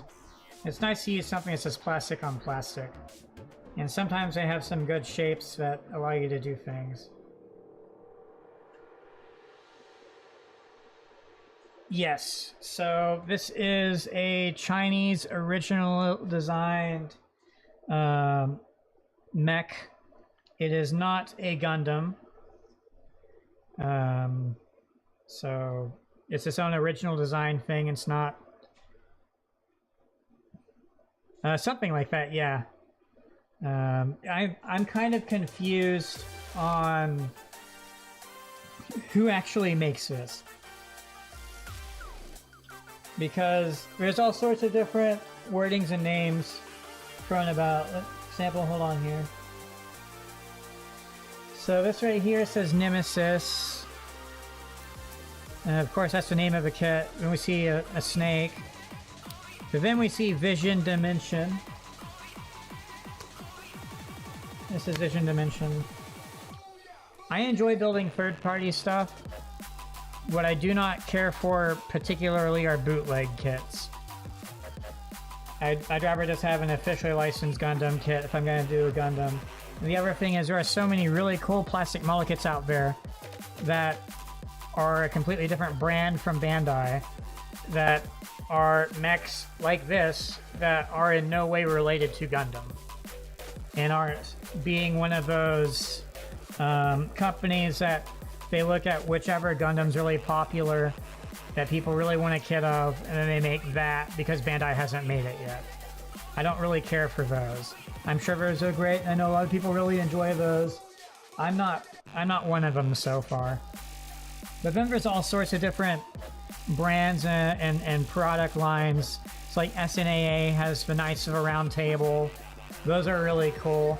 Then, of course, we have Motor Nuclear with the Legend of Star General kits. Those are amazing. And then let's not forget all the Girl Plow or Mecha Musume stuff, like the Cyber Force Fantasy Girls, or ATK, or the Seven Deadly Sins, or whatever. Like, there's all sorts of really cool stuff. Well, see, the thing is, there's more to bootleg than just Daban, but you are correct. Daban's definitely one of the bootleg brands. Well, then there's things that are like Axis Solomon, or Solomon Axis Aerial Dominator, whatever it's called. Osiris Aerial Dominator, aka the third-party Kshatriya MGEX 1/100 scale. It looks really cool, don't get me wrong. I'm interested in other things right now. But like this right here, this is really fun. And I've also built some other kits. Mecha Core Industries. I don't know how to pronounce it correctly, but Karen or Chiron or something like that. That one was a lot of fun. I know they've done some kits that are just straight up rips of Gundam. Like, they have the Ixchel, which is the Moon Gundam or whatever it's called. Lunar Gundam or whatever, but with that special back unit thing. Okay. I don't know. To me, if I'm going to build something that is a mech that is not Bandai, I want to support the companies that are doing truly original, unique things. Not, this is just a combination of these 3 Gundams as a kit bash, but it's an official kit. Or whatever, that it's a product you buy. Yeah, I don't really care for those, or the upscaled real grades by Fat Cat. I don't care for those right now. Maybe one day I'll get something like that, but for right now specifically, it's not what I'm looking for. And I think kits like this are amazing, and it's great that things like this exist. I really want Sky Defender at some point. That kit looks amazing.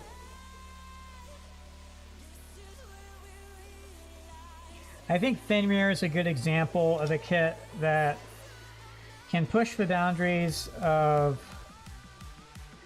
inspiration versus direct copy of. I mean, obviously some of the inspiration for Fenrir is Barbatos from Iron-Blooded Orphans. But it's also its own thing, and it looks really cool.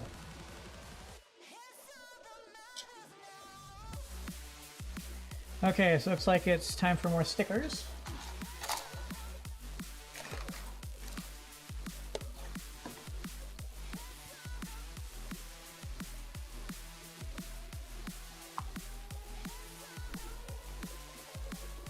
If you've not built a Motor Nuclear kit yet, definitely check them out.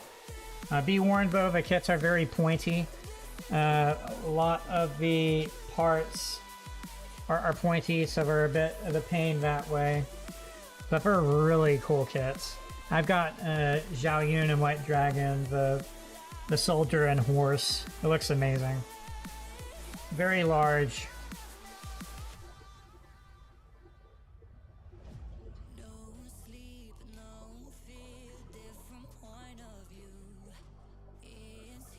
It's so big it makes perfect grade kits look small, basically.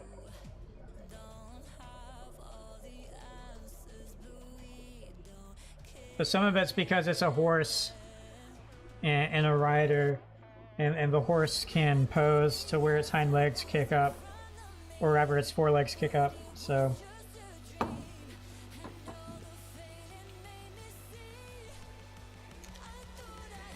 Alright, so 31, and it goes there.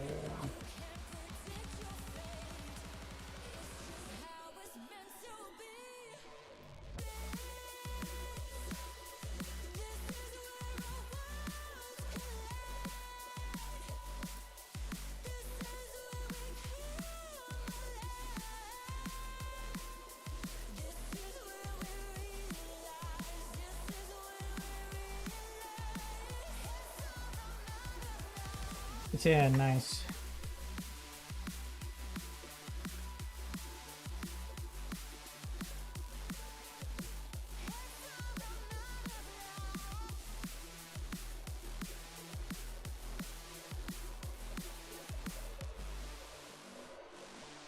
One more sticker.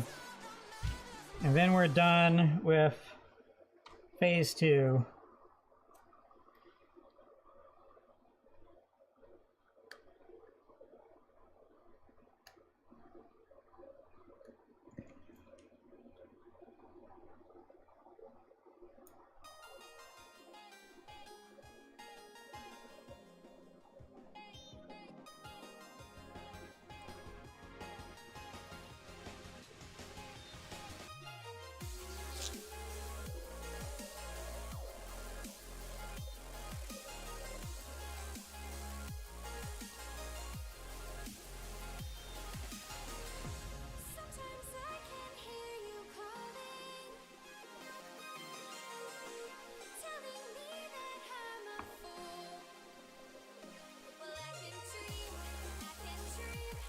All right.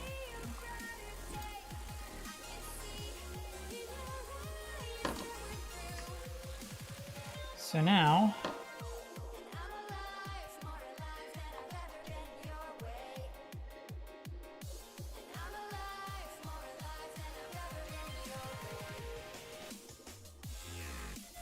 do that. Do that.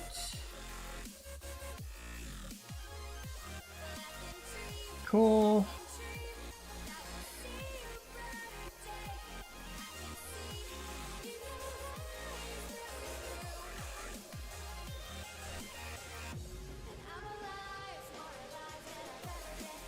Okay.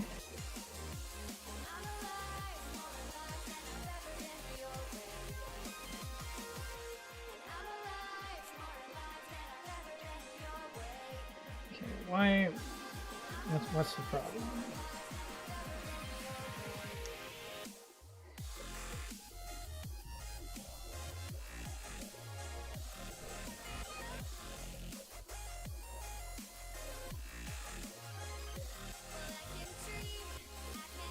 That looks pretty cool. Now I just do the same thing on the other side.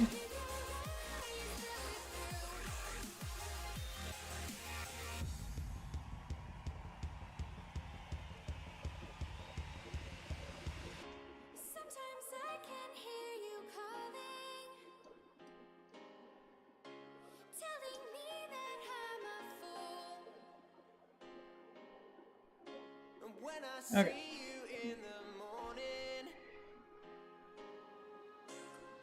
Here we go. Got it.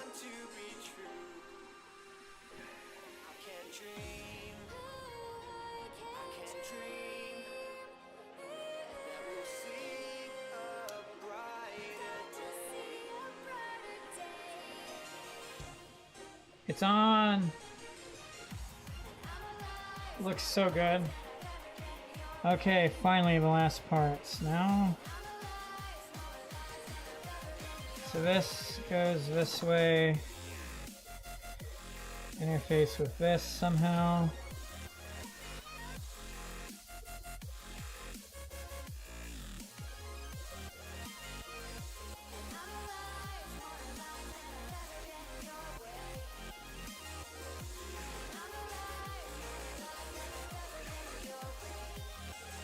I guess that's correct.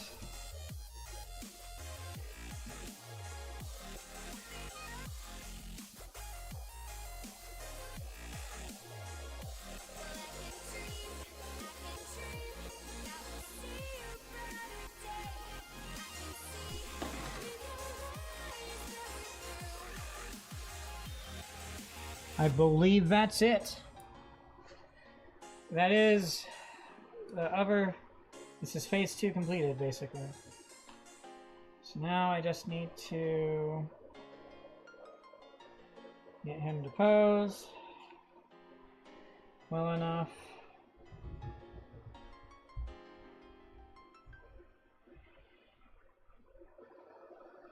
Ta-da! Man, it looks so good. check that out. All this crazy detail added to it now.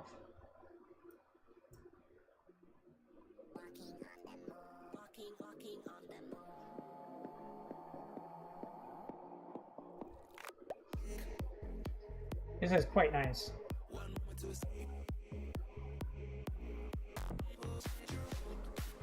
Now this song's amazing.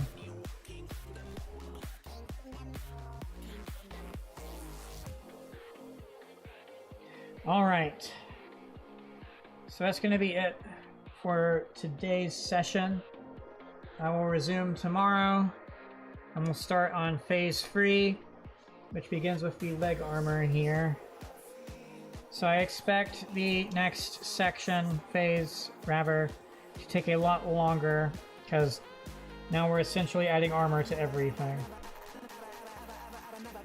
And this will be the final armor that I add to everything, basically.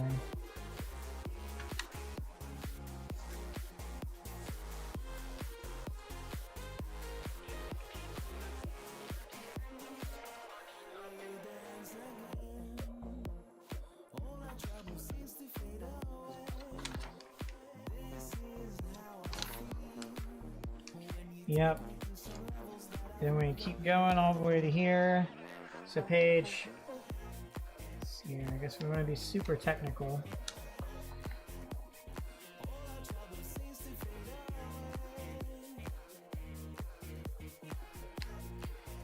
So page 36 is the last page of assembly for this section, and this starts on 24. So 12 pages worth, or 13 pages worth. But yeah, so later, before I start next stream, I will record a little quick showcase of this, take a bunch of pictures and stuff, and put the YouTube short up of this phase and drop a bunch of pictures in my Discord, etc. Alright. Well, thanks for tuning in. Hope you all enjoyed phase 2 assembly for Infinite Dimension Nemesis. I will pick up where I left off tomorrow and see how far I can get through phase 3. Ideally, I will be able to start tomorrow a little bit sooner than I did today. I went for almost 5.5 hours today, so if I can start a bit earlier in the day, I can go a little bit longer. We shall see. But yeah, so I hope you all have a good rest of your day / weekend, and I will catch you all later.